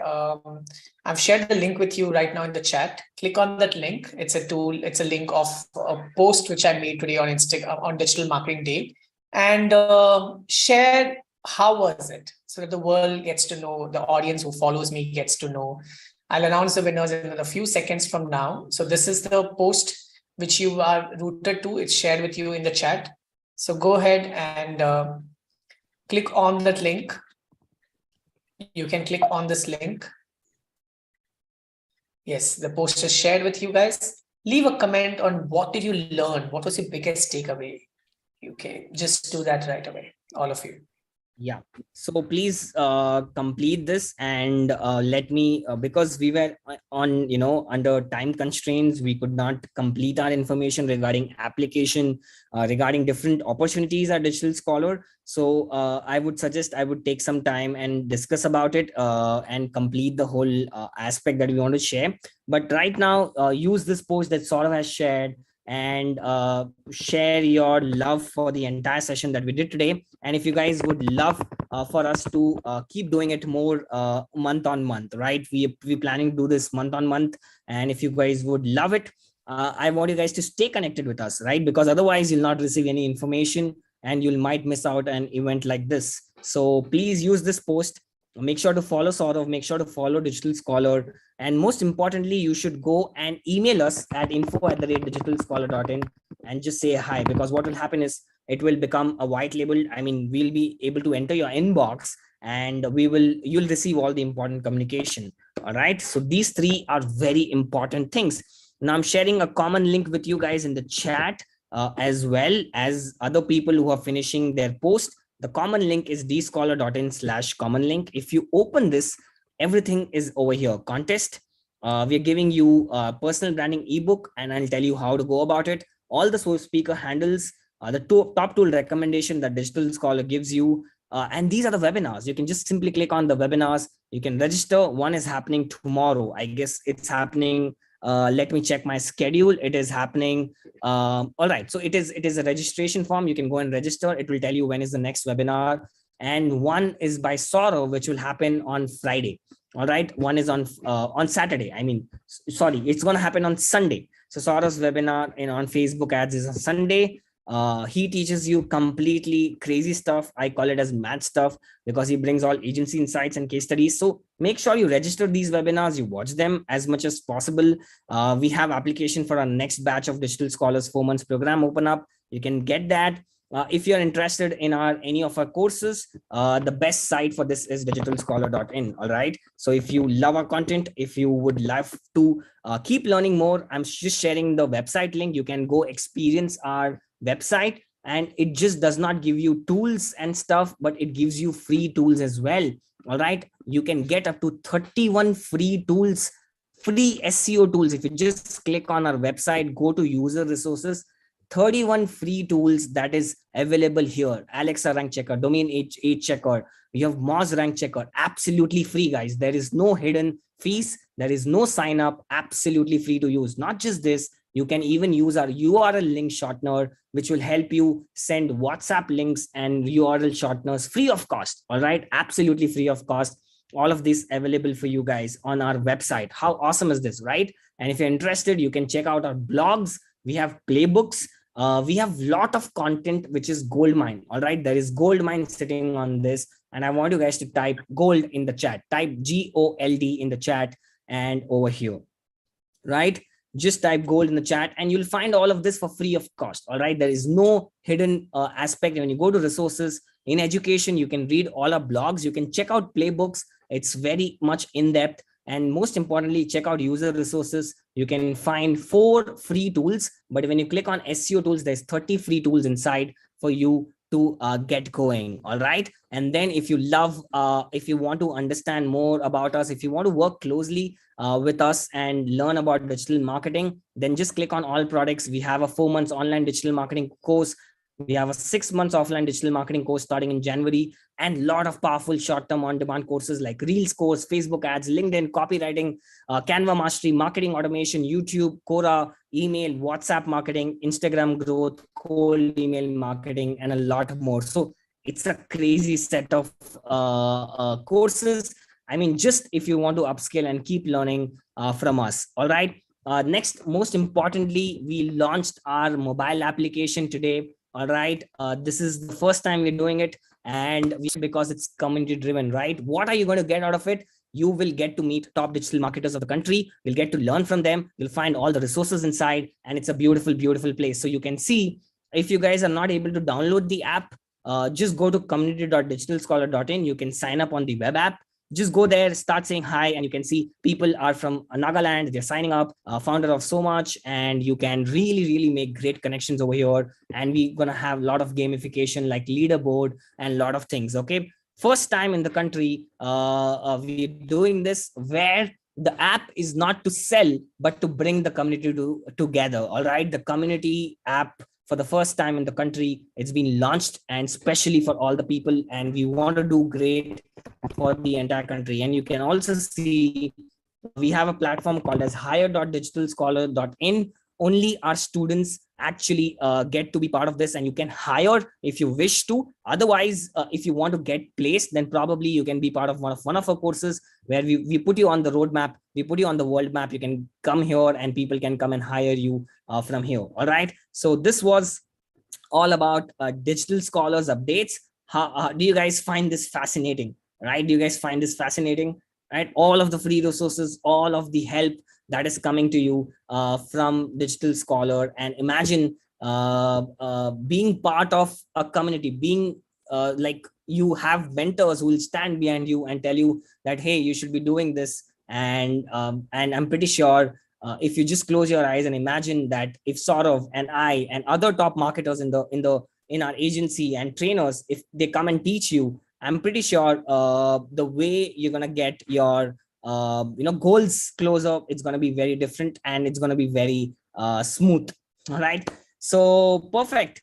And over to Saurav for last few words for being an awesome host. I think it's time. Say a big thank you for Saurav. Thank you so much, Rishi. Thank you for this. Okay, guys, it's time for me to announce the winners. Thank you, Rishi, for doing what you're doing for us, for giving them all the insights that they require from Digital Scholar. So good job there. All right. So how many of you here are excited for certificates? There are people wanting to know that. Rishi will come and take over that. But before that, let me announce the winner for today's contest. So here are the contest winner. So we go ahead and look at the contest winners. So the first contest winner, so are you guys excited to know? Just say excited in the chat. So Twitter contest, it's Anukriti, it's Anukriti Malik _ and at 90ml _water, they get 1500 rupees voucher for the Digital Scholar merchandise. Congratulations, Anukriti Malik and 90ml _water for being extremely participative on Twitter. The most active users today is Amin Koya and Mohit. These are two most active users, and they both are the winners for the contest. They also win a merchandise of Digital Scholar worth 1500. They can buy it from our store online. And the winners of Kahoot is Ratan, Hetvi Pasad, and Rahul G. That's what we saw. And congratulations to them. They are the digital marketers of the day. They got their questions right, man. So I think they deserve a bigger round of applause. So congratulations to all the winners. You guys were really, really good. Before I give it to Rishi, and I just would like to pay gratitude to all the speakers today. They have done tremendously well to give you those insights and accepting a request to become part of this. It's so kind thought that they agreed to be part of this. Second, I would like to pay gratitude to Rishi, my co-founder of Digital Scholar, for being here and doing this with us. I would like to pay gratitude to Dikshita, Ashutosh, Yuvraj, Akhil, Hanisha, Swati, Sanskar, and my entire team who's been working on the back end with me for making this event a great success. I think without them, this wouldn't have been possible. So my ads team, my social media team, my design team, the list goes on, not just the 7 of them, but everybody has worked really hard last few days to put this event into a great model of success. So I'm so grateful for each one of them. Last but not the least, I would like to thank all of you, especially those people who joined at 6 p.m. and with us till this point of time. It shows that, it's people like you who actually are very important pillars for the digital marketing industry, because of good learners, this industry, you need to upgrade. And this session was all about upgrading yourself. So I am so grateful and gratitude from bottom of my heart for being part of this session. So over to Rishi, and Rishi will take this up for talking to you about the certificate. So I just want to say thank you again कि आप लोग यहाँ आए, मेरे session को join किए, digital scholar को स्वीकारे, ये हमारे लिए बहुत बड़ी बात है. So just keep blessing us and be with us in this journey, because our only purpose is to see how we can create world-class digital marketers, digital coaches, and digital influencers to digital scholars. And it can only happen with all of your support. So over to you, Rishi. Thank you once again. Thank you, Saurav. Just make me the host, please. So everyone who wants to get certificate, I want you guys to do one thing. Just email me right now at info@digitalscholar.in. All right, just go open your mailbox, and this is my email ID, info@digitalscholar.in. I want you to go and message us with certificate in the subject line, and just say hi DS or hi Rishi. Send us the certificate, whatever you want to type in the comment box. Just do that, and by tomorrow, my team is going to help you out. All right. In any case, I want you guys to keep looking for emails from this email ID. All right. Any case, keep looking for an email from this email ID, because a lot of times what happens is when we share it, it goes into spam box of yours. All right. And then people say, you did not share us the link. You did not get us a certificate. It's not the truth. Everything is automated. We have fixed it, and you are going to get all the session links. You're going to get all the freebies that was promised by SwipePages, the 2 months thing, plus other freebies like a free access to Instagram automations course and a lot of other things via email. All right. So if you don't check your emails, it's not going to be my problem. All right. Do we have this agreement that you have to keep checking your emails from this? And the best way is drop us an email, type certificate, and so on. So what happens is it will come to your inbox. All right. It will come to your inbox. I promise you this. Tomorrow, I think, I don't know about the time, but my team will send you all the instructions, and keep looking at it. And also, I want you guys to attend the webinar. All right. How many of you are ready to attend the webinar, which is happening tomorrow at 8 p.m.? How many of you want the direct link so that there is no confusion and I can tell you what you can learn from it directly? Anybody in the house wants the direct link? Can I share that with you guys? All right. So the webinar is all about how you can clock 1 lakh rupees per month as a digital marketer, and how you can get, you're going to learn a lot, and I'll be teaching you in this particular webinar, which is happening tomorrow at 8 p.m. Live on Saturday. So please go ahead, pick this up, and I want you guys to sign up right now. Okay. Take some time, sign up right now. You will get a unique link, which is unique to you, and you have to log into that link tomorrow at 8 p.m. Make sure I see you there live. And it's going to be for 2 hours, 15 minutes. So we'll finish at about 10:15 or something like that. But come with an open mind. I'm sure you will learn a lot. You will learn a lot about mindset. You will learn about strategies. You will learn about how to scope and, curate your entire career for a faster career as such, right? You're going to learn a lot. All right. Don't worry. So yes, I've just shared it. Make sure to register. How many of you registered? Yes. Can I know? It's host only. Can I know the people? Awesome. Kanishk has done it. Abhishek J Patel. All right, great. I want to see you guys tomorrow. All right. Do you promise that you'll be there tomorrow? Do we have a word? Do we have an agreement? Because I'm going to be there, right? I'm going to put in my efforts, but I want you guys to see whether do you promise this. All right, unable to register for Facebook ads webinar. So what we'll do is for Facebook ads, let me see if I can share the link with you. Sort of does this session. It's like crazy session, all right?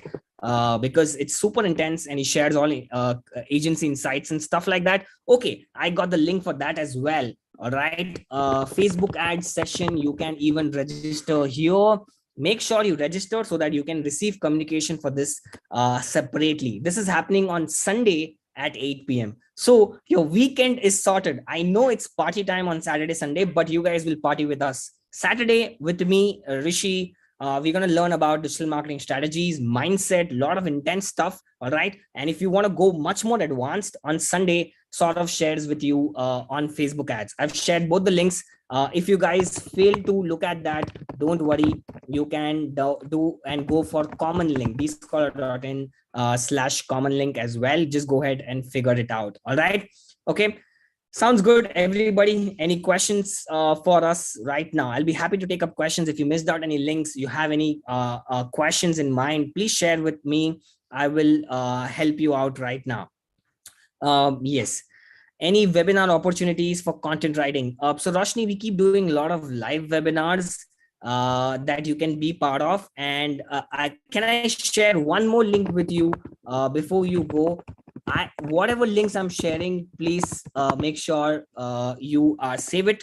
This is also Wednesday 9 p.m. where we go live for our community, and that's the link for you guys where you can be part of it. And that's about it. Okay, so yes, this was all the final call. Thank you so much for being here. I'm really thankful and grateful to actually meet you guys today, and I hope you guys keep attending all the sessions. And take care. We'll send you all the communications, and I hope you guys have a very good night.